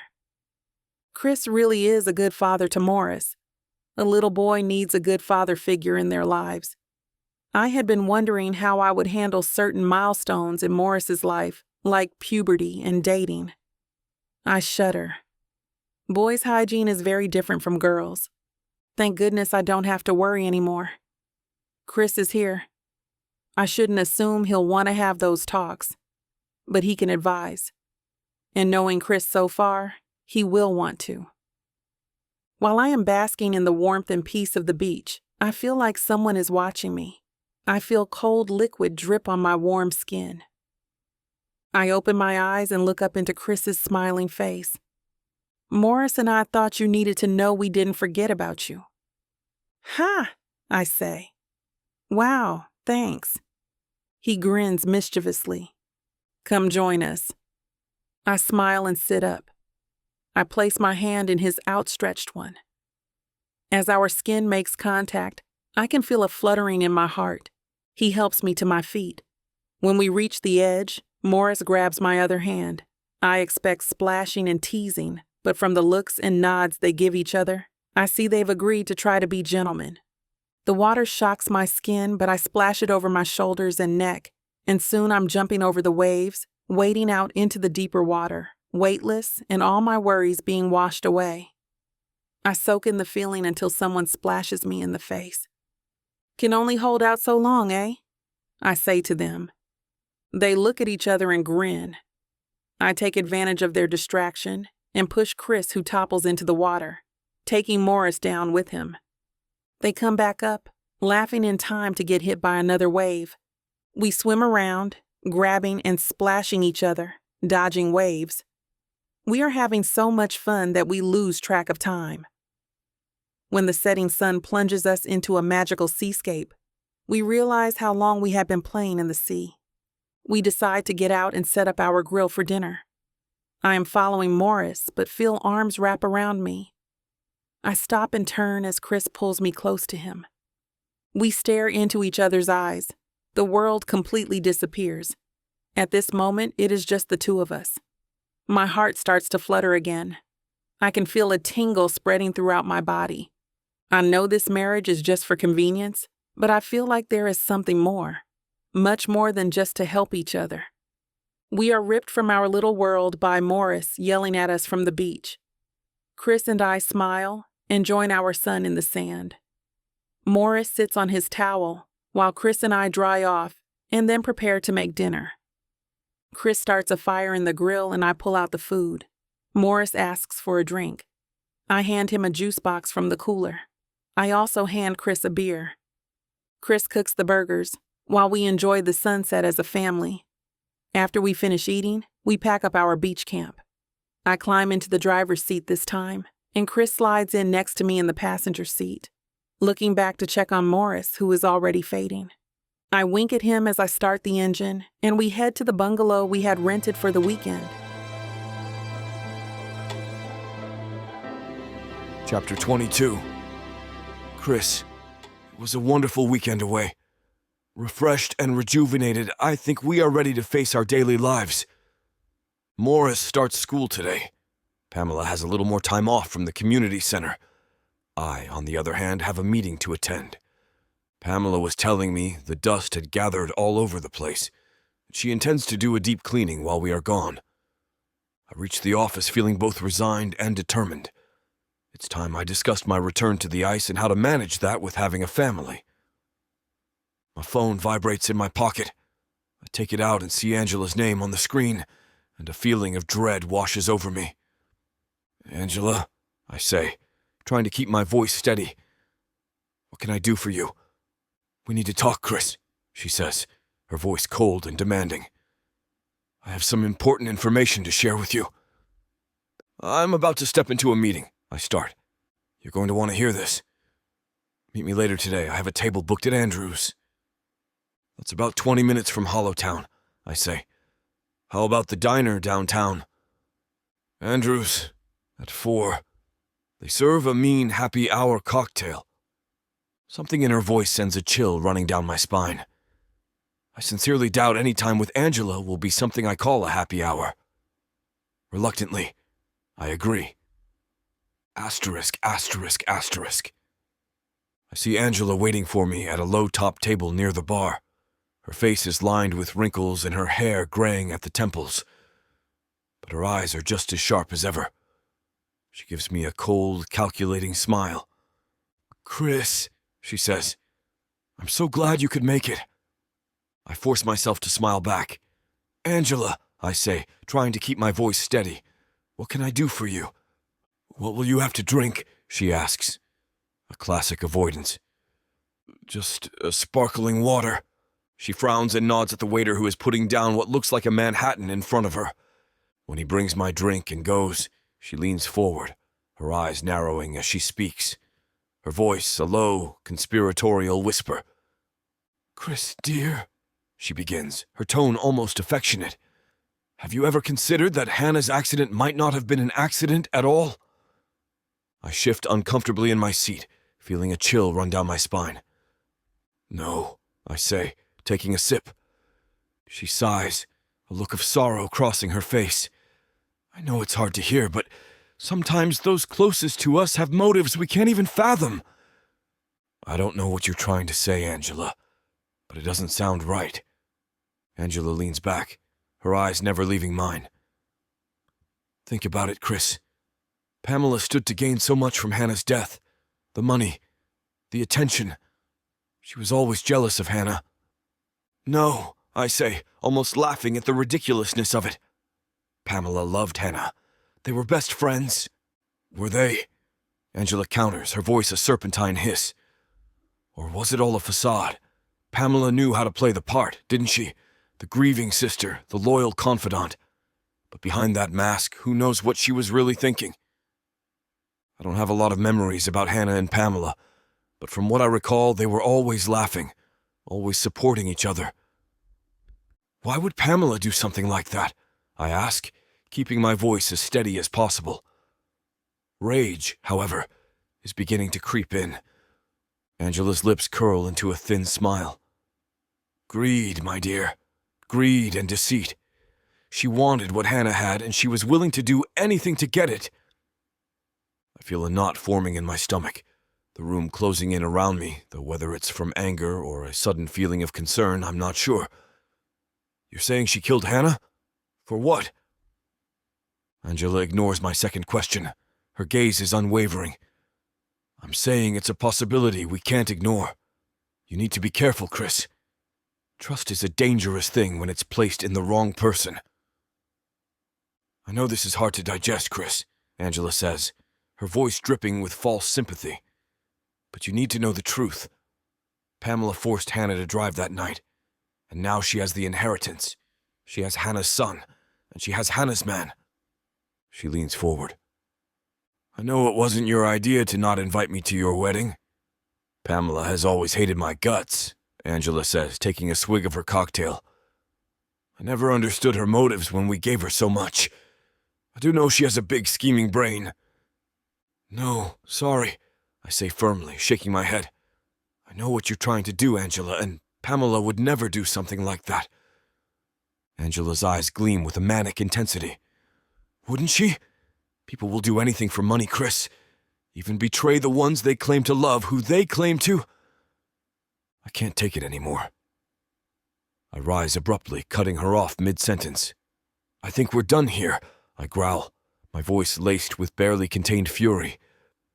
Angela smiles, a cold, calculating smile. Okay, Chris, but remember my words when the truth comes out. Remember who warned you. Pamela is not who she claims to be. I can't take it anymore. Pamela is my wife, and I'm not going to let anyone say things like that about her. Enough, I say, my voice raised. Angela looks taken aback. Her eyes are wide. Then her lips press into a thin line. Fine, she spits out. I can see that you're not interested in the truth. But mark my words, Chris. You'll regret this. I watch as she storms out of the bar. I sink back into my seat, feeling a mix of emotions wash over me. Anger, frustration, confusion. I realize Angela has left me with the bill. Typical, I say, reaching into my pocket for my wallet. But another troubling realization is creeping in. No one has ever told me the true circumstances surrounding Hannah's death. Why had this vital information been kept from me? Chapter 23. Pamela. Deep cleaning isn't fun, and it only seems to take a week before my house starts to act up and be covered in dust. Having a child, a husband, and a recent wedding doesn't help, and I attack the baseboards with something close to anger. The sound of the car pulling into the driveway sends a jolt through me. I take a deep breath, trying to steady myself, happy to see my husband. But as the front door opens and Chris steps inside, I see a different Chris. This Chiz's eyes have a storm brewing. Hey, I greet him, my voice betraying my uncertainty.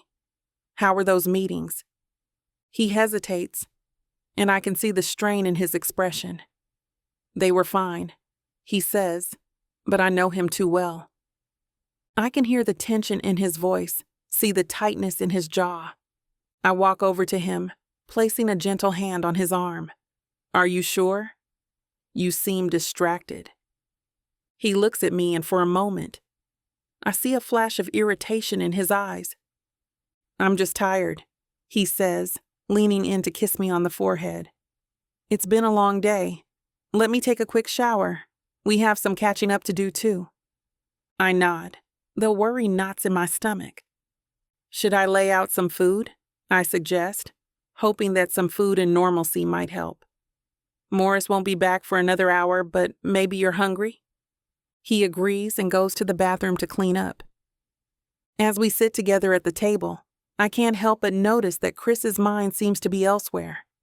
His gaze is distant. His hand-to-mouth coordination is distracted, and most of the salsa and chips I put out is ending up on the table. The silence between us is heavy, filled with unspoken tension. Chris, I begin softly, breaking the silence. What's going on? Is it hockey? He tenses, confirming my fears. Pamela, he says, his voice strained. I met with Angela today. I tense immediately. What? Why didn't you mention this? It wasn't planned, She mentioned some things about your stepsister's death. I close my eyes for a moment. I'm trying to gather my thoughts. Chris, Angela is always trying to stir up trouble, to turn people against each other. I can see that, he says, his voice wavering. I loved Hannah so much, I say. Sometimes I think more than her own mother loved her. I want to believe you, he says quietly. But the things she said, you believe them? I can't help losing my patience at this point. I am hurt that Chris would even listen to Angela.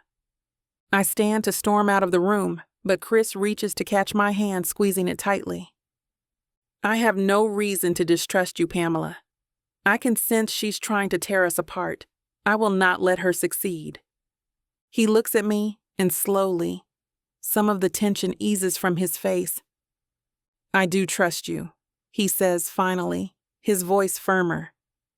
I just needed to hear it from you. What happened that night? The night she died? I take a deep breath to steady my nerves.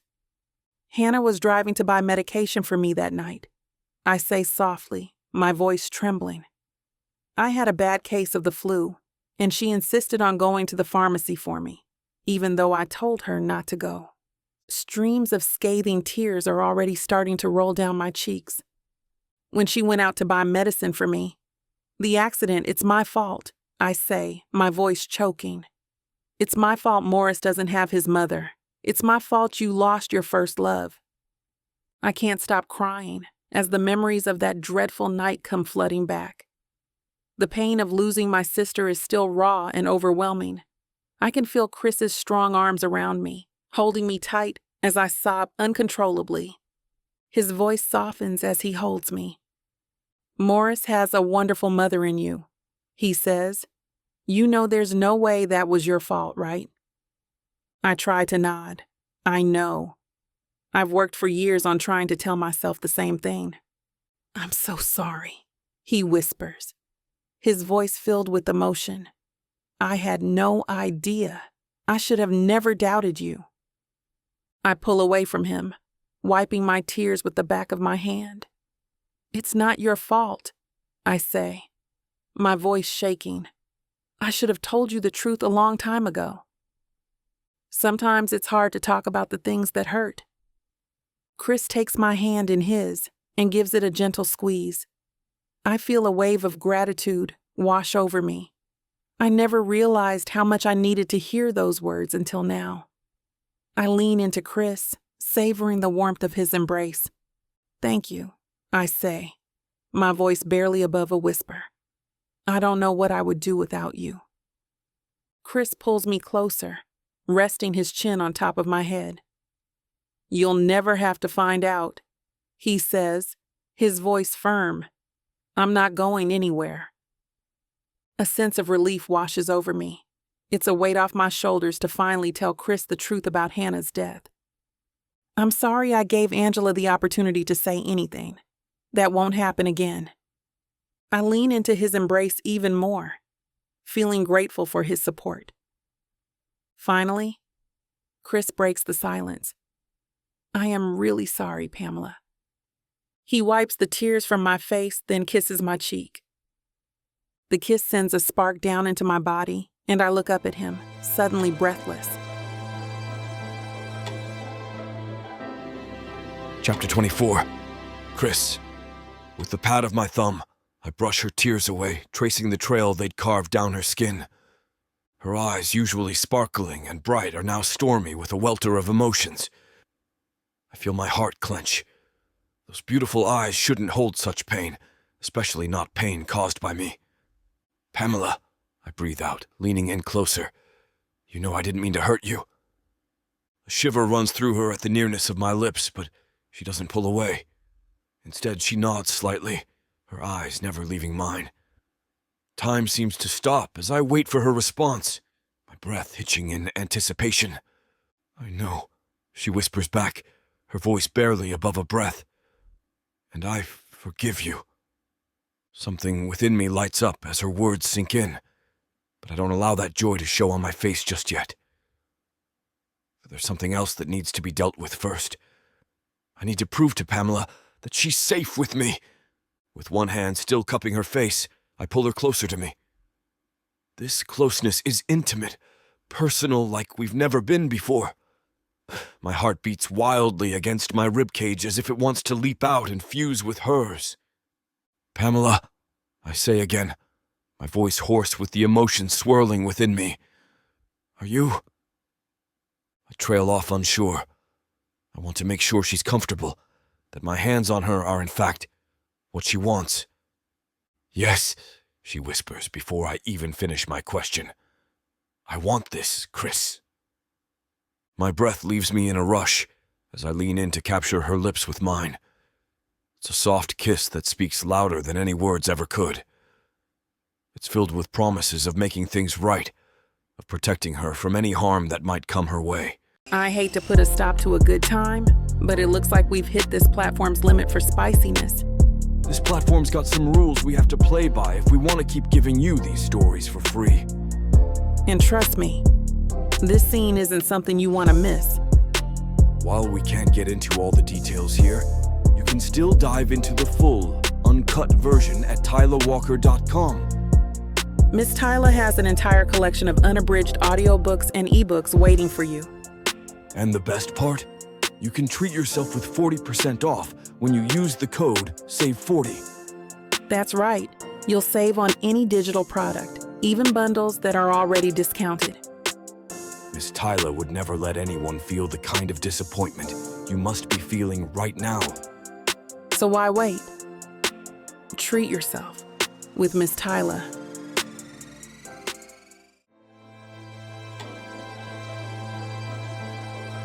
Chapter 25. Pamela. I wake up in the middle of the night. Chris's arms are wrapped around me, and there's a pleasant soreness between my legs. Thoughts of our time together crash into my consciousness, and I shiver despite myself. I bite my lip, smiling. Rolling over, I boldly arch my hips into his, and his eyes snap open.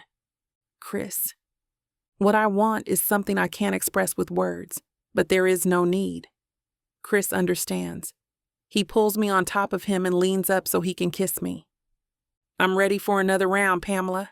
He grins. I hate to put a stop to a good time, but it looks like we've hit this platform's limit for spiciness. This platform's got some rules we have to play by if we want to keep giving you these stories for free. And trust me, this scene isn't something you want to miss. While we can't get into all the details here, you can still dive into the full, uncut version at TylaWalker.com. Miss Tyla has an entire collection of unabridged audiobooks and ebooks waiting for you. And the best part? You can treat yourself with 40% off when you use the code SAVE40. That's right. You'll save on any digital product, even bundles that are already discounted. Miss Tyla would never let anyone feel the kind of disappointment you must be feeling right now. So why wait? Treat yourself with Miss Tyla. Chapter 26. Chris. Today, Pamela and I are in the house, alone. With Morris at school, the house feels unusually quiet. On days like this, she's usually at work. I watch her move about the room, the corridor, the patio, the hallways. What a lovely sight to behold. The romper she is wearing is loose and exposes part of her upper thighs in a way that sends heat through me. I reach out and brush my fingers against them as she walks by. Hey, she smiles. Let me do the dishes. If you wait, maybe someone else will do the dishes, I say. I don't want to waste this moment without enjoying our privacy. Volunteering? She asks. Your wish is my command. I wish for more of this, she says, putting her arms around me. I couldn't help but feel overwhelmed by the depth of my emotions for her. She's in my arms. I can't help but get lost in Pamela's eyes. They're the most captivating shade of green I've ever seen, like a lush forest after a summer rain. Her gaze is sharp and focused, yet there's a warmth in her eyes that makes me feel seen and understood. When she looks at me still in my arms, I feel a connection that goes beyond words. It's as if her eyes are telling me a story of who she is. I'm drawn to her even more. I can't imagine my life without her and those mesmerizing eyes. I pull her closer. With our gaze interlocked, we exchange unspoken feelings without resorting to noise. The shrill ring of my phone interrupts our reverie. Reluctantly, I pull away from Pamela and answer it, trying not to let my frustration show. I was expecting it to be a work call. "Hello," I say, my voice tight. "Chris, it's your lawyer. I've got some great news for you." My heart races as I listen, barely able to contain my excitement. The judge has ruled in our favor. The custody battle is nearly over. We just have to wait for the official verdict at the next hearing. I let out a sigh of relief and turn to Pamela, who's watching me with a worried expression. "We did it," I say after hanging up. "We won the custody battle." Pamela's eyes widen in shock and then fill with tears. She throws her arms around me and we hug each other tightly. I twirl her around the room in a burst of celebratory elation. Our laughter fills the air, our hearts soaring. "I can't believe it," she whispers. "We get to keep Morris." We pull away from each other, and I wipe away a tear from her cheek. We've been through so much. I want to say more, but my words get mixed up with my emotions. Pamela nods, understanding, her eyes shining with happiness. I hold her tight, feeling grateful for this incredible woman by my side. Pamela smiles up at me, her eyes filled with love and affection. "You're the best thing that ever happened to me, to us, Chris. I love you so much." I gaze back at her, my own smile widening. "And you, Pamela, are my everything." "Let's tell Morris," she says. "What now? Aren't there rules for interrupting during class?" "I don't know," Pamela laughs. "Let's find out." We hurry to the school, buzzing with happiness. As we enter the school building, I can feel Pamela's excitement radiating off of her. She's practically bouncing on her toes, eager to share the good news with Morris. We check in at the front desk where the office manager, who knows Pamela, gives us ID badges. But as we make our way to his classroom, I can't shake the feeling that something is off. When we get there, the room is empty. The teacher's desk is neatly organized, and there's neither sign of any students nor any teacher. "Where is everyone?" Pamela asks, her voice tinged with worry. I approach the teacher's desk and notice a note from the school on top of her papers.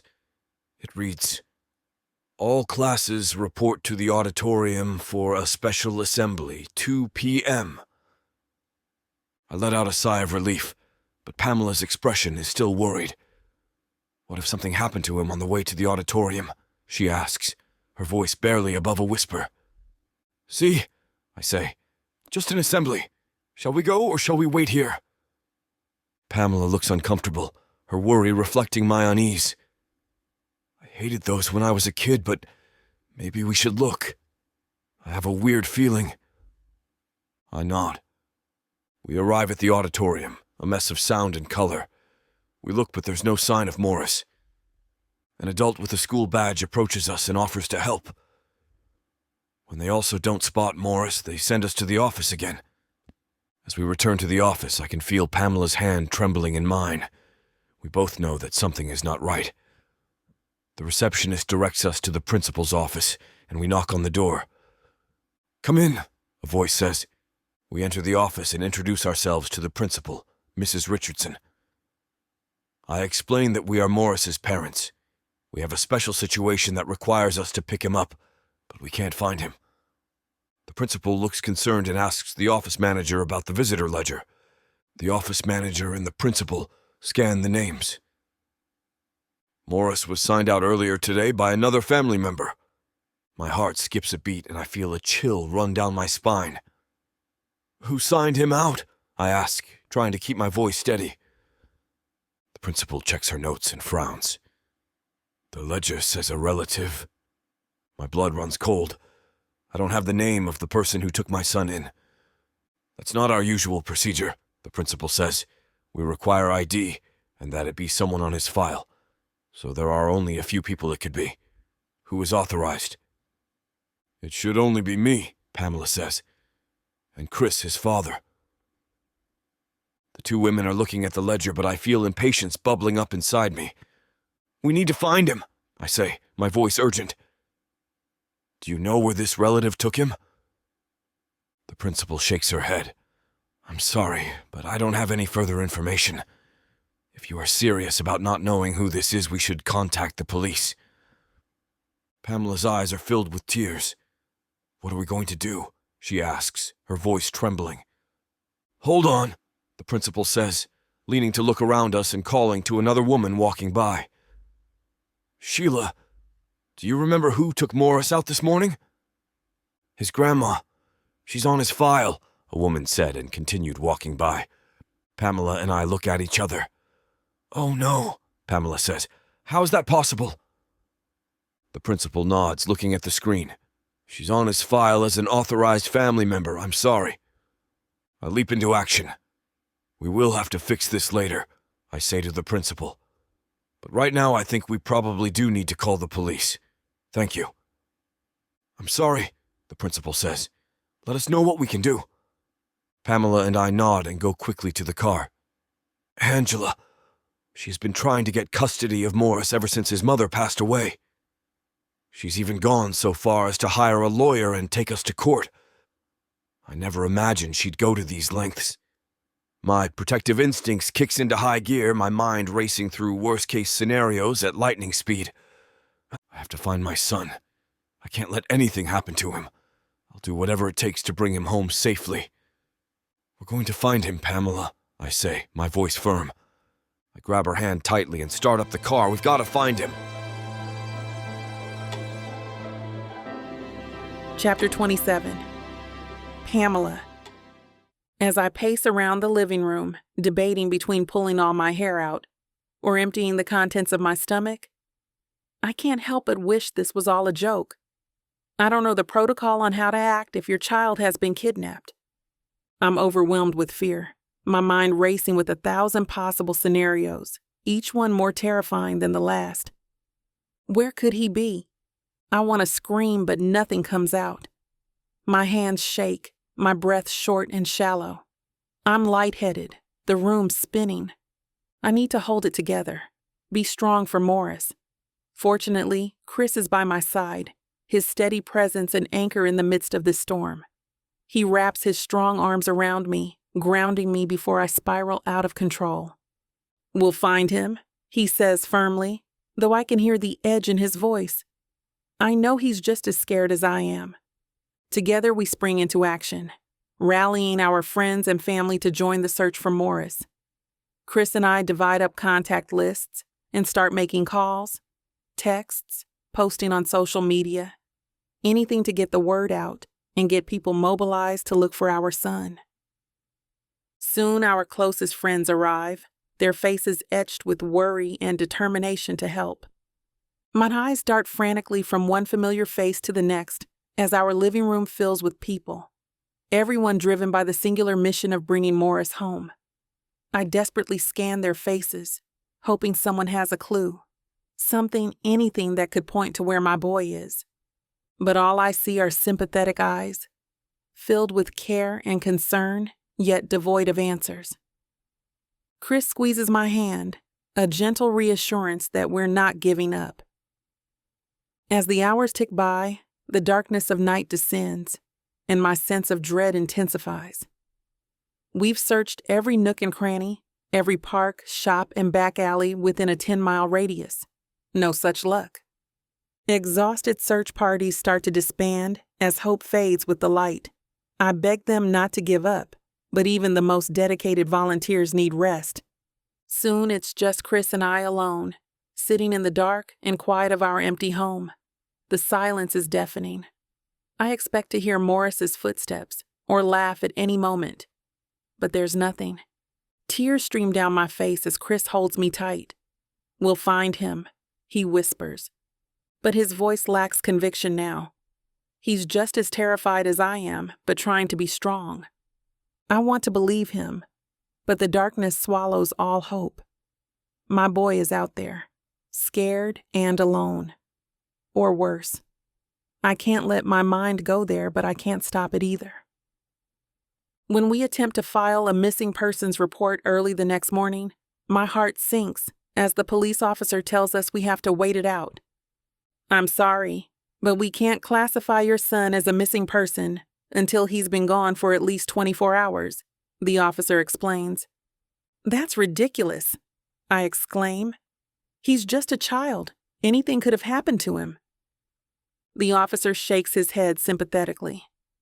I understand this is difficult, but we have procedures in place. Most of the time, missing kids show up within a day. He probably just ran off somewhere and will turn up soon. I feel rage boiling up inside me. Most of the time? I yell. So you're willing to gamble my son's life on what happens most of the time?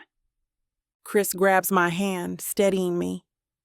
Please, officer, can't we just file the report now? He asks, always the calm to balance my storm. Someone signed him out of school. Surely that's a problem. But the officer just repeats the same infuriating policies. We leave the station fuming, the injustice of the situation only serving to heighten my anguish. Chris does his best to reassure me. We'll go back in a few hours, he says. But I'm inconsolable. I find myself questioning every decision I've made, wondering if I'm somehow to blame. What if something awful has happened, and it's all because I failed as a mother? I was supposed to protect him. Hannah's face flashes in my mind and my gut twists. I promised her when I left her bedside in the hospital that I would take care of him. Tears stream down my face as I bury myself in Chris's embrace. He strokes my hair, whispering reassurances. But not even his strong, comforting presence can penetrate the shroud of guilt wrapped tight around my heart. My phone suddenly springs to life, the shrill ring cutting through the silence. My heart leaps into my throat as I recognize the caller. Angela. I quickly picked it up and put it on speaker. Oh, Pamela, so nice to hear your voice, she says, her tone dripping with a twisted sense of triumph. I clench my jaw, willing my voice to remain steady. Angela, where is my son? She laughs, the sound sending chills down my spine. Your son. Ha, he's safe with me now. I grip the phone tightly. If you hurt one hair on his head, I swear I'll... You'll what? She interrupts. Face it, Pamela. You'll do damn near anything to keep that boy safe, even if that means unwillingly handing him over to me. You don't even care about him. All you care about is the paycheck you'll get off of him. You couldn't even look at him after Hannah died. You... Enough, she screams over the phone. I can hear the instability in her voice, her inconsolable grief over losing Hannah, having slowly driven her mad over the years. She's blinded by pain and rage, unable to think rationally. Tell you what, she says. Come to me alone without Chris, and I'll let you see your son one last time before he's with me for good. You can sign some papers and this will all be over with. Refuse and... She leaves the threat unfinished, the implication clear. Oh, she continues. And don't even think about involving the police. If I even glimpse a cruiser, it's all over. I close my eyes, suppressing a sob. How do I know I can trust you? You don't. The line goes dead, and I stand there shaking. A moment later, she texts me the address to her location. Absolutely not. There's no way I'm letting you walk into that psycho's trap alone, he says, protective instincts raging. I knew he'd resist, but I steel myself, insistent. I have to, Chris. Chris grabs my shoulders firmly. Listen to me. She is unstable and dangerous. I won't risk losing you both. His eyes are wild, voice cracking with emotion. My heart breaks, hating to defy his pleas. But nothing can override my maternal drive to save my child. I can't leave him with that madwoman, I say softly but firmly. I have to try to reason with her. Chris cups my face in his hands. You know you can't reason with someone in her state. At least let me come with you. Wait nearby in case. His jaw tightens at the unspoken possibilities. I reluctantly agree to Chris's compromise, knowing he'll be waiting in the car while I confront Angela alone. As much as I want him by my side for support, I can't risk provoking Angela's instability further. We drive in tense silence to her home, a brick house just short of a mansion on the outskirts of town that she bought with Dad's divorce settlement money. I grip Chris's hand tightly, gathering strength from his solid presence. Chris caresses my face. "I'll be right here. Ready," he says fiercely. Before I step out of the car, I gaze at Chris, taking in every detail of his face, from the furrow in his brow to the warmth in his eyes, just in case. No, I can't think like that. I force a small smile. I know. I love you. He kisses me urgently. I love you too. Now go get our boy. I have something important to tell you after I come back, I say, my heart fluttering nervously. Chris's eyes search mine. I have something to tell you too, he says breathlessly. Something I should have done long ago. My mind races, wondering what he could mean. I avert my eyes, scared of false hope. Well, looks like we'll both have a lot to say when this is all over. Chris lifts my chin so our eyes lock again, his gaze full of love and fear. We sure will. You can count on it. He kisses me again, urgently, like a man aware it could be the last time. Finally, I force myself to pull away, knowing I'm only delaying the inevitable. I take a deep, steadying breath, then open the car door with trembling hands. As I step out, Chris grabs my hand one last time. Stay safe. Come back to me with our son. His voice cracks with emotion. My eyes brim with tears, but I blink them back. I'll see you soon. I squeeze his hand, then release it. I step out of the car on shaky legs. My mind swirls with possibilities as I approach the door. I need to play this carefully, appease Angela's deranged mind until I can get Morris safely away. I straighten my spine, lift my chin, and knock firmly. Angela may delight in tormenting me, but she'll soon learn hell hath no fury like a mother scorned. Let's see who falters first. You think you can catch me? You think you can tame me? Oh, I know I can. And you know it too, baby. I gotta tell you, you're not the first to try. But don't worry, baby. I'll be the last. With sass like that, maybe I'll be the one that needs to tame you. Let's cut to the chase, big boy. What you selling me? Your appetite is big AF. I have just the thing that'll satisfy you. Oh, really? And what's that? Over 120 hours of romance audiobooks. Brought to you by Tyler Walker Romances in the Big AF Audio Bundle. 120 hours? That sounds amazing. Your knees won't work afterwards if I do my job right. Don't make promises you can't keep. Well, I can keep this promise. Because these audiobooks are unabridged with all the spicy scenes that will make you put your earbuds on. You know, Tyler can get freaky because she marked the bundle down by 69% for a limited time. I can't wait to take this bundle for a ride. Visit tylerwalker.com and get this audio bundle. Just don't start listening if you're going to be cooking dinner. Because you might just forget to feed your family. tylerwalker.com. Escape your life with Tyler. Chapter 28. Chris, Angela's house looms ahead, its dark windows hiding the secrets within. I can feel my protective instincts kicking into overdrive, my mind racing with possible scenarios. I need to be ready for anything, especially since Angela has already proven herself to be unpredictable. Seconds feel like hours as I wait with bated breath, my eyes constantly scanning the building for any sign of movement.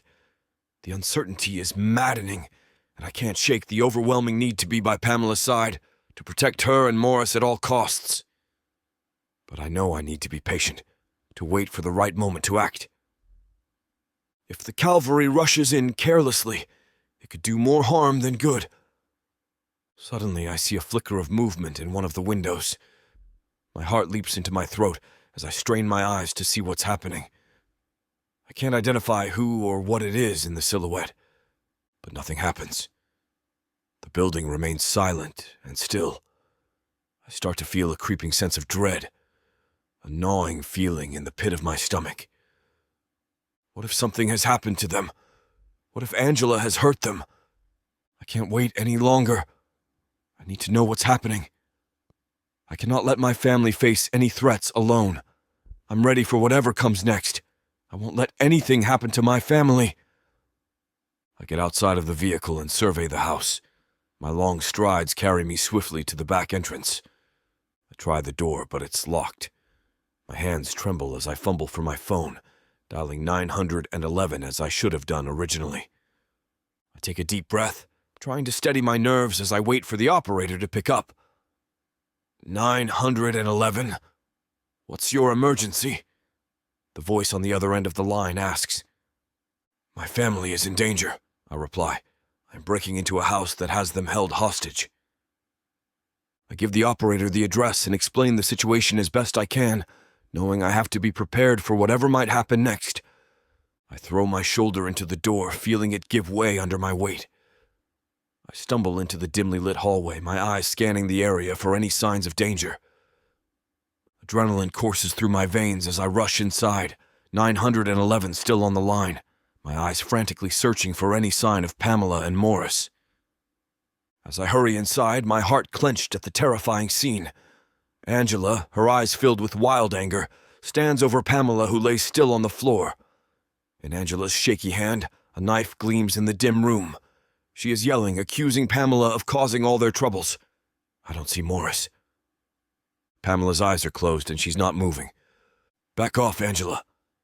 I don't even realize I'm speaking until I hear my own voice, low and deadly, coming from somewhere deep within me. Angela's head snaps up, her eyes locking onto mine. You don't understand, she says, her voice hoarse. It's all her fault. She took him away from me. She took my Hannah away. Then she took Morris. What's next? I take a step towards her, my hands raised in a placating gesture. I know you're upset, Angela, but this isn't the way to handle it. Let's talk about it. She laughs, a high-pitched sound that sends chills down my spine. Talk? There's nothing to talk about. She's the one who ruined everything. She deserves hell. I can hear the operator speaking through my phone, urging me to stay calm, not to do anything rash.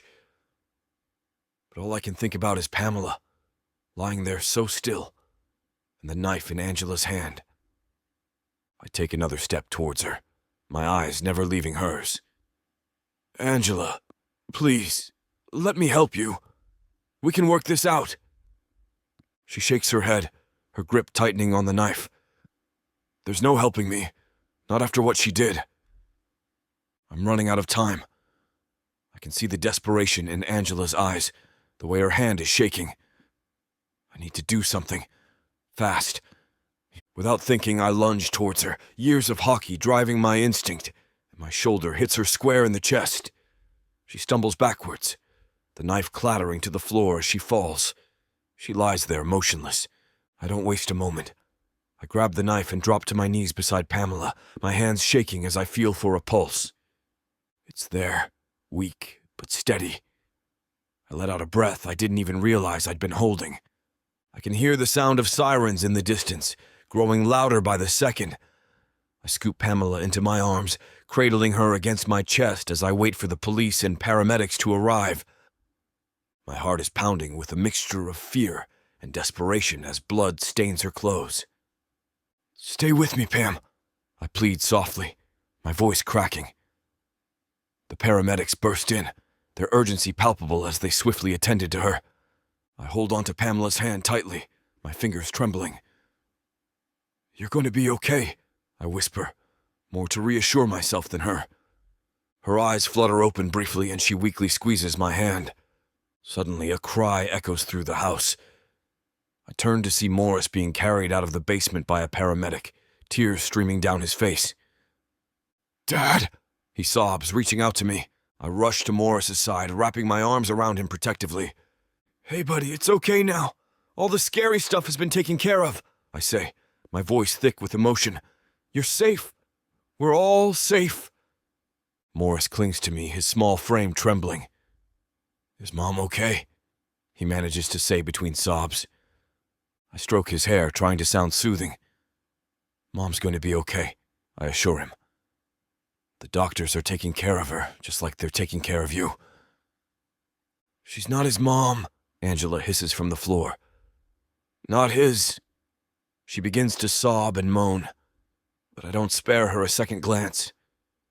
All that matters is Pamela and Morris.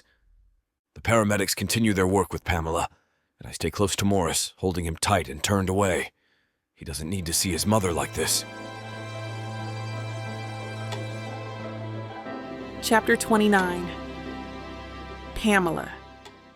The only memory I have before my stepmom stabbed me is our heated argument. It's nightmarish to relive. Even in my dream, I see myself being stabbed. And then I try to scream, but no sound comes out of my mouth.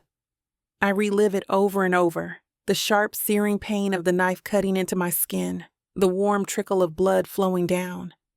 Every detail is vivid and intense, from the metallic scent of blood to the desperate thumping of my heart. I'm caught in this terrifying nightmare, unable to escape its grip. When I was stabbed, I locked eyes with Angela before I fell down to the floor. I saw an unfathomable depth of insanity in her wild gaze. Her crazed expression is burned into my mind, a haunting image that I can't seem to escape from. The pain and fear are still there, echoing through my body and mind. A voice calls out to me, which effectively breaks me out from the haze of my nightmare. I slowly open my eyes to see Chris and Morris by my side. Tears of relief and gratitude fall down my cheeks. Chris, I whisper, my voice shaky. Morris, you're both here. Chris gently squeezes my hand. We're here, Pamela. You're safe now. Morris leans in, his eyes wide with concern. Mom, are you okay? I was so scared. I manage a weak smile. I'm okay, sweetheart. Just a little shaken. Chris brushes a strand of hair from my face. We were so worried about you. I know, I say, my voice breaking. I was scared too, but seeing you both here means everything. We embrace together as a family. It feels like a soothing balm to my battered soul. I love you both so much, I murmur. We love you too, Chris says softly, his voice filled with emotion. And we're not going anywhere. Chris gently squeezes my palm and says softly, Pamela, you've been unconscious for 2 days. You lost a significant amount of blood. 2 days? I whisper, the realization sinking in. I can't believe it. He nods, his expression serious but tender. It was touch and go for a while, but you are past the danger zone. Doctors and nurses are amazed by your fighting spirit. Morris looks at me with wide eyes. Mom, I thought you wouldn't wake up. I pull him closer, hugging him tightly. I'm here now, Morris, and I'm not going anywhere. I'm so sorry for making you feel that way. Chris's eyes soften. The important thing is, you're safe and we're together. What happened to Angela? Chris sits in the visitor's chair beside my bed with solemn expression. Angela's been admitted to a mental institution. She had a breakdown. She had a long list of creditors with mountains of debt. Debts and her obsession about this situation with Morris finally shattered her completely. The words sink in slowly in me. I see, I manage to say. Chris reaches out, taking my hand. It's over, Pamela. I nod, feeling a sense of closure settling over me. Thank you, I whisper, grateful that this chapter of fear and uncertainty has come to an end. Chris smiles softly. We can focus on healing now as a family. I look at him and then at Morris. Yes, I say, squeezing Chris's hand. We'll heal together. His words offer a comforting anchor amidst the storm of emotions.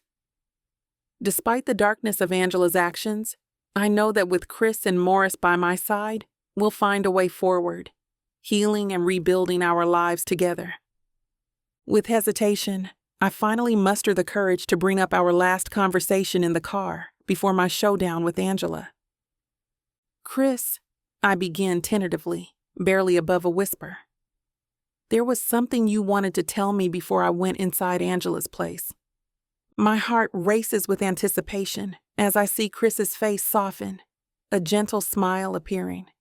He nods, his eyes showing a mix of emotions, relief, warmth, and a hint of nervousness. "Yeah, I do." He pauses, searching for the right words, his hand gently finding mine for support. "I wanted to tell you that I love you," he finally confesses, his voice steady and sincere. My breath catches, overwhelmed with emotion. "Chris," I reply softly, tears of joy welling up. "I love you too. I love you so much." His smile widens, a sense of relief washing over him. "I've been wanting to say it for so long," he admits, his eyes filled with love and honesty. "I'm so glad you did," I say, squeezing his hand, feeling the warmth of our connection.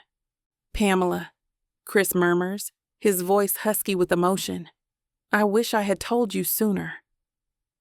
I place a hand on his cheek, meeting his gaze with understanding and affection.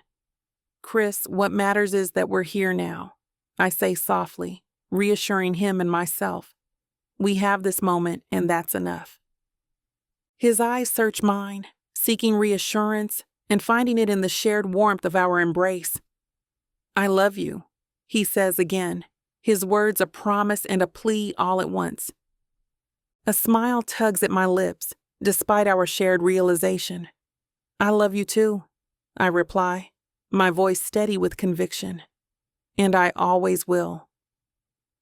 In this moment of vulnerability and strength, we both understand the fragility of life and the importance of seizing every opportunity to cherish each other.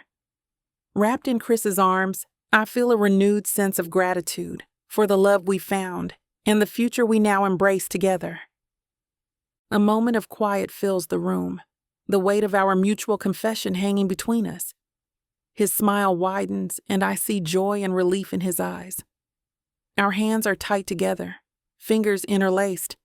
The atmosphere feels charged with the intensity of our shared feelings, a connection that transcends words. As we sit there, gazing into each other's eyes, I feel a profound sense of peace and belonging.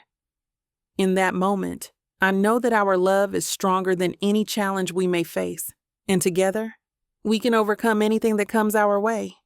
He leans toward me and our lips meet in a kiss that is both passionate and tender, a culmination of the bond we've forged through all the trials and tribulations we've faced together. As our embrace deepens, I feel my heart soar, the world around us fading into insignificance. The touch of Chris's hands on my face is gentle yet firm, anchoring me in this moment of profound connection amidst the chaos we've endured. "I love you," Chris whispers against my lips, his voice a soft murmur, filled with warmth and sincerity. My fingers brush through his hair, feeling the closeness and the love that envelops us. "I love you too," I reply softly, my voice tinged with the depth of emotion that this moment brings. Our kiss lingers, a blend of longing and relief, speaking volumes of unspoken vows and renewed hope. The certainty settles within me that everything is, at last, as it should be. Chapter 30. Chris. As I stare across the table at Pamela as she's bathed in candlelight, I can't help but think what a lucky man I am. Had you told me I'd be eating dinner for my birthday with my wife while our son serves us lasagna dressed in a tuxedo and has a fake mustache on, I would have told you that you were crazy. Life looks nothing like it did my last birthday, and for that I am grateful. It's been a long, emotional, yet joyful, crazy ride. I wouldn't change a single thing that got me to this destination. It brought me the two most important people in my life. As Pamela and I finish up our meals, I can't take my eyes off of her. Her eyes sparkle as she laughs at Morris's antics, and her smile makes my heart skip a beat. I'm amazed that after all this time, after everything we've been through, she still takes my breath away. As Morris gathers up our plates and heads to the kitchen, I stand up and extend my hand to Pamela. "Dance with me," I ask softly. She smiles and takes my hand, allowing me to lead her into an open space in our living room. I pull her close as we begin to sway gently to the music playing in the background. Holding Pamela in my arms, I'm filled with complete contentment. Everything else fades away and it's just the two of us, connected in this intimate moment. I breathe in the sweet floral scent of her perfume, gently running my fingers through her hair. "Have I told you how beautiful you look tonight?" I murmur. She gazes up at me adoringly. "You look very handsome yourself," she says, straightening my tie. "I love you, Chris." Those 3 words still give me a thrill. No matter how many times she says them, I never tire of hearing them. "I love you too," I reply. "More than you know." As we continue swaying to the music, I make a silent vow to myself. I promise to always cherish moments like these, to be fully present with this amazing woman who has captured my heart. As Pamela and I dance cheek to cheek, I'm hyper-aware of the small velvet box pressing against my leg from inside my pocket. My pulse quickens thinking about what's inside, a diamond ring I had specially designed for Pamela. I've been carrying it with me for weeks, trying to find the perfect moment for this milestone. Tonight just feels right. The timing couldn't be better. But I'd be lying if I said I wasn't nervous. What if it's too soon? A part of me worries she'll decline or need more time to think it over. But I know in my heart we're meant to be together. I want to make it official and build a real future with this woman who means everything to me and be a father to my son. As the song ends, I guide Pamela over to the sofa. Morris has gone upstairs to get ready for bed, so it's just the two of us now. My hands are shaking slightly as I sit and take both of her hands in mine. She looks at me curiously, picking up on my obvious anxiety. My heart pounds in my chest as I gaze into Pamela's eyes. This is the moment I've been waiting for. "Pamela," I begin, my voice thick with emotion. "From the moment I met you, my life has never been the same." Taking a deep, shaky breath, I steady my nerves and begin. "We've weathered storms together and built something real, you, me, and Morris. You both have made me a better person, a better man, and a better father. You both have shown me what it means to truly love someone." Pamela's eyes glisten with tears as she listens intently. I push forward, my voice thick with emotion. "Pamela, I want to do this properly because you deserve nothing less. I want to declare my love for you in front of our family and friends. I want to seal our bond before God, making you my wife in the truest sense." Sliding off the couch, I get down on one knee, pulling out the ring box I've kept close for weeks. Pamela gasps as I open it to reveal the glittering diamond engagement ring inside.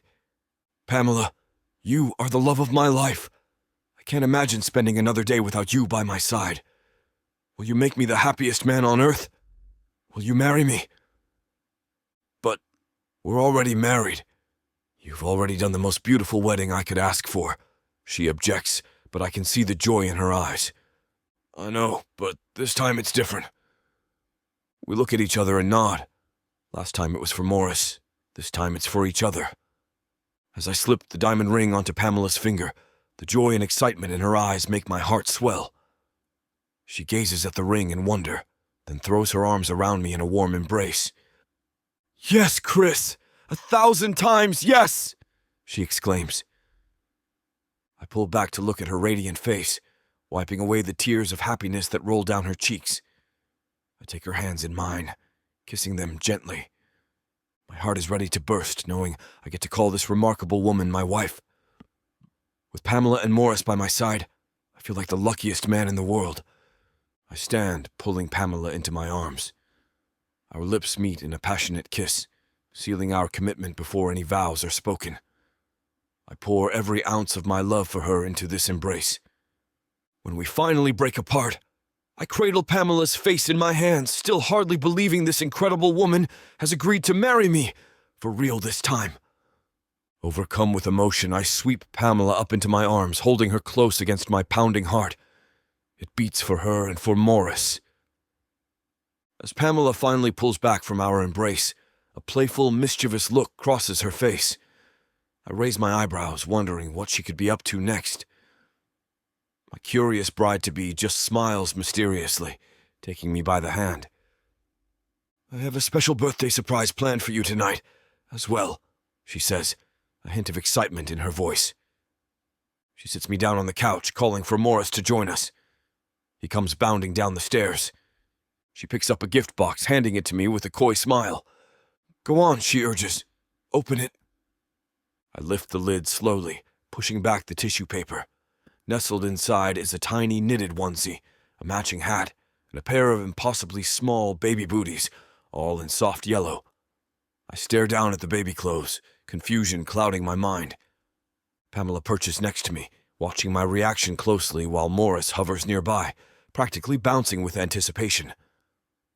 As understanding suddenly dawns on me, my eyes fly up to meet Pamela's joyful gaze. Are we... I stammer, hardly daring to say the words out loud. Pamela laughs and takes my hand, guiding it to rest gently on her still flat belly. "I'm pregnant," she confirms, her voice hushed and happy. "You're going to be a daddy again." I'm flooded with a mix of emotions, shock, excitement, joy, and a surge of protectiveness for this new little life. I pull Pamela into my arms, holding her close as I let it all sink in. We're starting a family, bringing a new baby into our world. "I'm going to be a big brother," Morris interjects excitedly.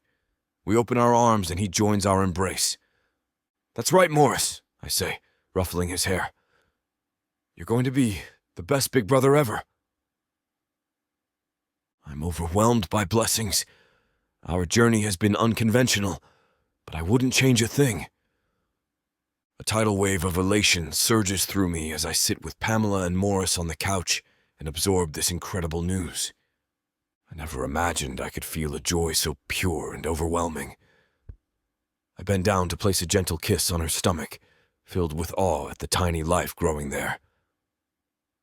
"I can't believe there's a baby in there," I murmur. "I promise I'll be the best father possible to our child." Pamela cups my face, her eyes shining. "You already are," she says softly. I draw Morris into our embrace again. He grins up at me, practically vibrating with excitement about becoming a big brother. My heart swells with a love so complete that it leaves me breathless. These two, soon to be three, are my entire world. I vow in this moment to protect and provide for my growing family, to be patient and present, compassionate and kind. I've been blessed with this unexpected chance to build something beautiful. Our unconventional path led us right where we were meant to be. As I hold my fiancé and son, the future stretches out brighter than I've ever known. With Pamela and Morris beside me, I can weather any storm. Our lives are intertwined forever now, our family bonded by the miracle of new life. This birthday is one I will cherish forever. With Pamela's hand clasped in mine and Morris's little arms around us, I know everything will be okay. Our lives are just beginning. Chapter 31. Pamela. The quaint old church in Hollowtown stands adorned with white roses and candles. I am getting remarried. It is set in a holy place. Garlands of flowers and rows of candles are beautifully crafted and displayed throughout the venue.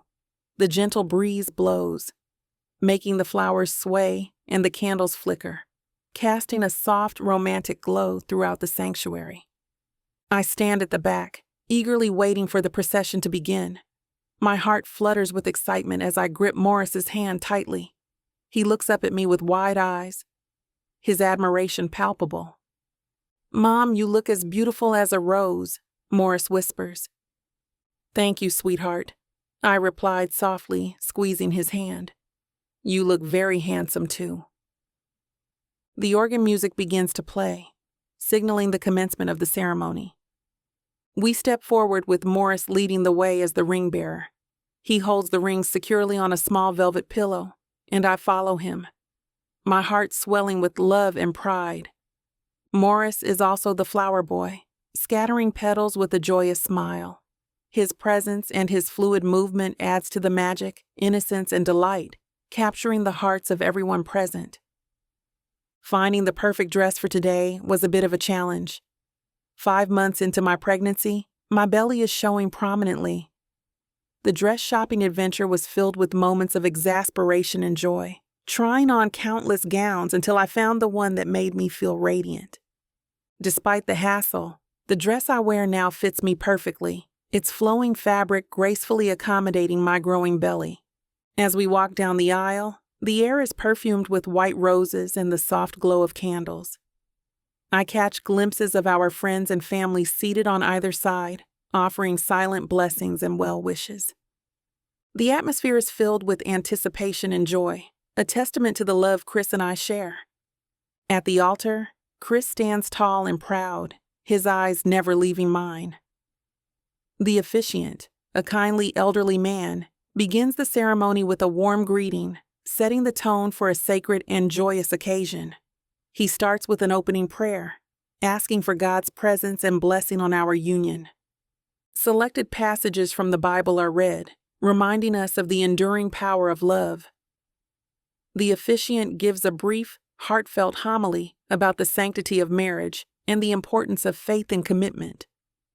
Chris takes my hand in his touch sending a surge of warmth through me.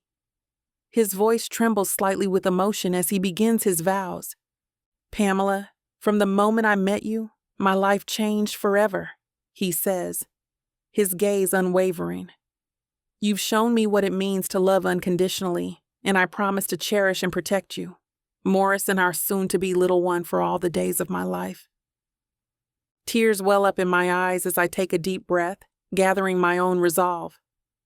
"Chris, you've given us a home, a family," I respond, my voice steady despite the overwhelming emotions. "I promise to stand by your side, to love and support you, Morris, through every challenge and triumph." After the heartfelt exchange of vows, the officiant smiles warmly. "By the power vested in me by God and the Church of Hollowtown, I now pronounce you husband and wife." Chris lifts the delicate veil from my face, his hands trembling with tenderness. "I love you, Pamela," he murmurs, leaning in to kiss me softly. Our lips meet in a tender embrace, sealing our vows before our loved ones. Applause erupts as we pull away, our smiles bright and hearts overflowing with joy. Morris's eyes are wide with delight, and he claps his hands excitedly, adding to the celebratory moment. The officiant leads a final prayer, asking for God's blessings on our marriage and our family. Then, in a symbolic gesture of unity, Chris and I light a single candle from 2 smaller ones, signifying the merging of our lives. We then exchange rings. Chris slides a delicate, intricately designed gold band onto my finger. The band is adorned with small diamonds that catch the light, sparkling brilliantly. It's perfect, and I can't help but admire how much thought Chris put into choosing it. As I look at the ring, a wave of emotion washes over me.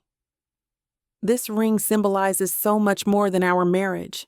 It represents the journey we've been on and the future we have ahead. I look up at Chris, and the love in his eyes makes my heart swell. After the ceremony, we step outside into the cool evening air. The reception is held in a beautifully decorated hall nearby, where guests mingle and congratulate us. There's laughter and music in the air, adding to the festive atmosphere. Chris and I share our first dance as husband and wife, our movements graceful and synchronized, despite him having to accommodate for my baby bump. As the song ends, Chris pulls me close, his eyes filled with love and adoration. "I never imagined this day would come," he confesses, his voice filled with wonder as we sway gently. "To be here with you, and Morris, and to know that we have a future together. It's more than I could have ever hoped for. I feel the same way, I reply, resting my head on his shoulder. You've given us so much, Chris. You've given Morris a father figure, and you've given me a partner to share this journey with. Chris smiles warmly, his hand gently resting on my waist. And now, Pamela, he says, his tone serious yet filled with warmth. There's something else I want to share with you. He reaches into his jacket, pulling out a small velvet box. Opening it, he reveals a stunning diamond necklace that sparkles in the soft glow of the dance floor lights. Pamela, he begins, his voice thick with emotion. I want you to wear it. Tears of joy well up in my eyes as I nod, overwhelmed by the depth of my feelings. Chris put the necklace onto my neck. Chris, I managed to say, my voice trembling with emotion. It's beautiful. The necklace feels cool against my skin, its weight a reminder of Chris's love and generosity.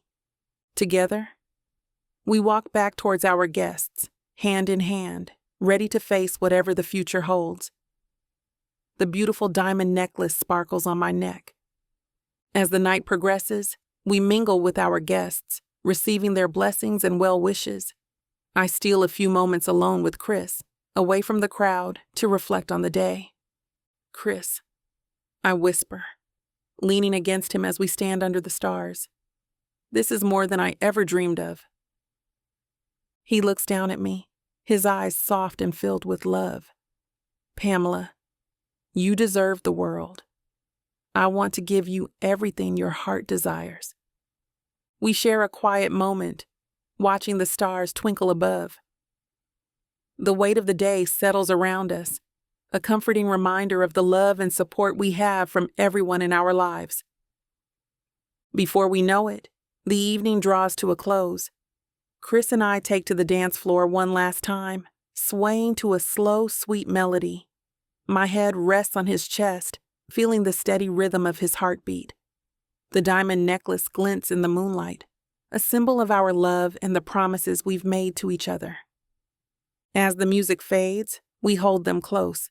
The three of us stand together, a family united by love and hope for the future. Chris kisses my forehead, whispering, "This is just the beginning, Pamela. Our journey together is just starting." I nod, tears of happiness welling in my eyes. Yes, Chris. Together, we can face anything. With Morris by our side and a new baby on the way, we step into the future, ready for whatever comes next. This day, our wedding day, marks the start of a new chapter, a chapter filled with love, laughter, and the unbreakable bonds of family. Chapter 32. Chris. 2 years later. As I enter the arena, the deafening cheers from the crowd of rabid fans fill the air. The place is buzzing with excitement and suspense. I can visibly feel the next thing is a make or break for me. Fans from both teams fill the stands. Almost all are decked out in team jerseys. They're cheering and chanting for their team. Some of them have their faces painted with the team's logo. The whole stadium is waving the banners of their favorite team. Despite the electrifying atmosphere and the high stakes, I stay calm. My mind is on my beloved family. They're my true source of strength. With them by my side, I can win any battles. As I take my position, I spot Pamela, Morris, and little Sabrina in the stands.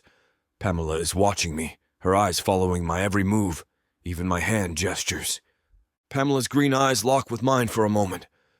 There's a glint in her gaze.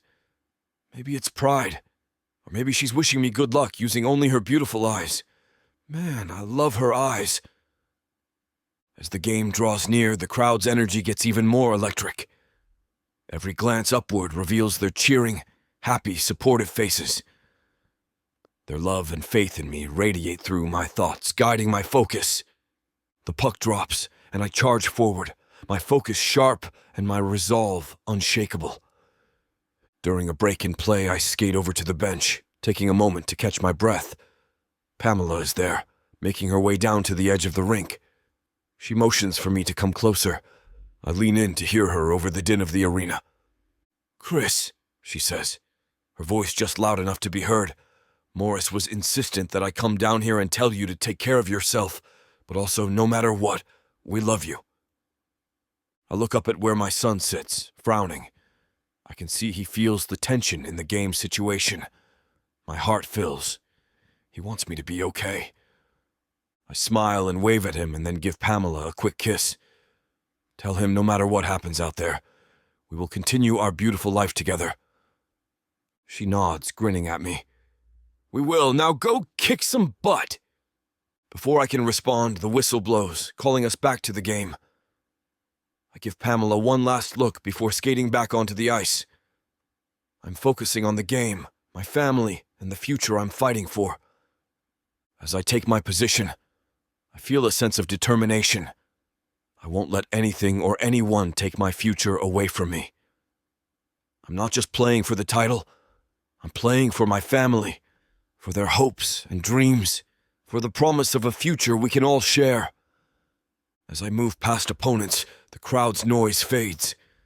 Instead, I hear Pamela's encouragement, see Morris's admiration, and notice Sabrina's cute presence. They are my anchor, my guiding light, and with every move I make, I carry their love with me, turning it into strength, determination, and an unyielding will to succeed. With this driving me, I see an opening on the ice in front of me. I wind up and send the puck straight into the net. The arena roars with excitement as the final buzzer sounds, signaling our victory. My teammates swarm around me, their shouts of joy blending with the thunderous chants of the spectators. The air is electric with celebration, a wave of exhilaration washing over us. Amidst the chaos of congratulatory pats on the back and triumphant cheers, my gaze searches for the stands. There I spot my wife, Pamela, and my children, Morris and Sabrina, their faces radiant with pride and excitement. The venue seems to expand in my mind, the cheers of the crowd swelling to a crescendo as I make my way towards them. "We did it, Chris." Jonathan claps me on the shoulder. "Yeah, we did," I reply, grinning broadly. "Couldn't have asked for a better team." Jonathan nods, a look of camaraderie passing between us. "You really pulled through for us out there." "Thanks, John. Couldn't have done it without the team support," I say sincerely, acknowledging the teamwork that brought us to this moment. Finally, I approach Pamela, Morris, and Sabrina. The noise of the crowd again fades into a distant hum. Their smiles are infectious, their eyes filled with admiration and love. "Dad, you were amazing!" Morris exclaims, throwing his arms around my waist. Pamela beams at me, her eyes filled with pride. Sabrina, tiny noise-blocking headphones on her head, reaches out for me. I hug them close, soaking in the warmth of their embrace. The venue feels smaller now, more intimate, as if it's just us in this moment of shared triumph. Pamela's eyes shine with tears of joy as I sweep her into my arms, our lips meeting in a tender and passionate kiss. In this moment, all that matters is the unbreakable bond we have forged, a testament to the power of love to conquer even the most daunting of challenges. Now, surrounded by Morris, Pamela, and Sabrina, I marvel at my family I have been blessed with. Their pride and love are my greatest reward, far beyond any trophy or accolade. In the background, the arena erupts with chants and applause. As I stand together with Morris and Pamela piggybacking our daughter, I bask in the glory of this unforgettable win. Despite this experience, I know that their pride and love will always be my greatest triumph. As the announcer's voice echoes through the arena, calling me to the stage to receive the MVP trophy, I feel a surge of nerves and excitement. The lights dim slightly, and a spotlight follows me as I skate toward the center of the ice, where a makeshift stage has been set up for the award ceremony. The stage is adorned with banners and trophies, a gleaming symbol of our hard-fought victory. The MVP trophy in my hands feels weightless compared to the joy of having my wife and children by my side. Stepping up to the microphone, my gaze sweeps across the adoring crowd, my heart swelling with a profound sense of gratitude and humility. "This victory," I declare, my eyes finding Pamela and children in the crowd, is dedicated to my beautiful wife, Pamela, and my little ones, Morris and Sabrina. They are the true champions in my life. The crowd erupts into applause, their cheers echoing throughout the arena. Without their love and support, none of this would be possible. They've been my rock, my inspiration, and my driving force. This win is as much theirs as it is mine. As I step back from the microphone, I catch Pamela's eye and she blows me a kiss, her smile radiating pure joy. Morris waves enthusiastically, his face beaming with pride. At this moment, surrounded by the love of my family and the adulation of the crowd, I know that this victory is more than just a win on the ice. It's a testament to the power of love and the unbreakable bonds that hold us together. As I finish my speech and step back from the microphone, the applause is still ringing in my ears. Pamela comes to the stage. Her hand finds mine. Our fingers intertwine, and I can feel the warmth and strength of her grip. A supportive wife in the form of Pamela is a silent affirmation of everything I have endured and achieved so far. The spotlight shifts slightly, illuminating us both as we stand side by side. The crowd's roar begins to fade into a softer, more intimate hum, their excitement now mingled with a deep appreciation for the moment. The bright lights of the arena cast a warm glow over the scene, highlighting the joy and pride on everyone's faces. "Pamela," I say, turning to her, my voice filled with emotion. "None of this would have been possible without you. Look at what we've built." I gesture toward Morris and Sabrina, my voice filled with pride. "A beautiful family, full of love and support." "Morris," I call out, waving him over. His face lights up and he dashes towards us, weaving through the thinning crowd. The crowd, still buzzing with excitement, starts to slowly empty out, the echoes of their applause lingering in the air. "Today was the best experience of my life," Morris exclaims, his eyes wide with excitement as he reaches us. He wraps his arms around both Pamela and me, his face beaming with pride. "It sure was, buddy," I reply, ruffling his hair. "Having you here made it even better."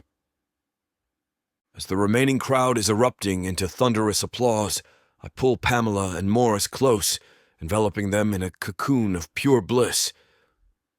The noise of the cheering fans is a distant roar, and all that matters is the warmth and love of my family.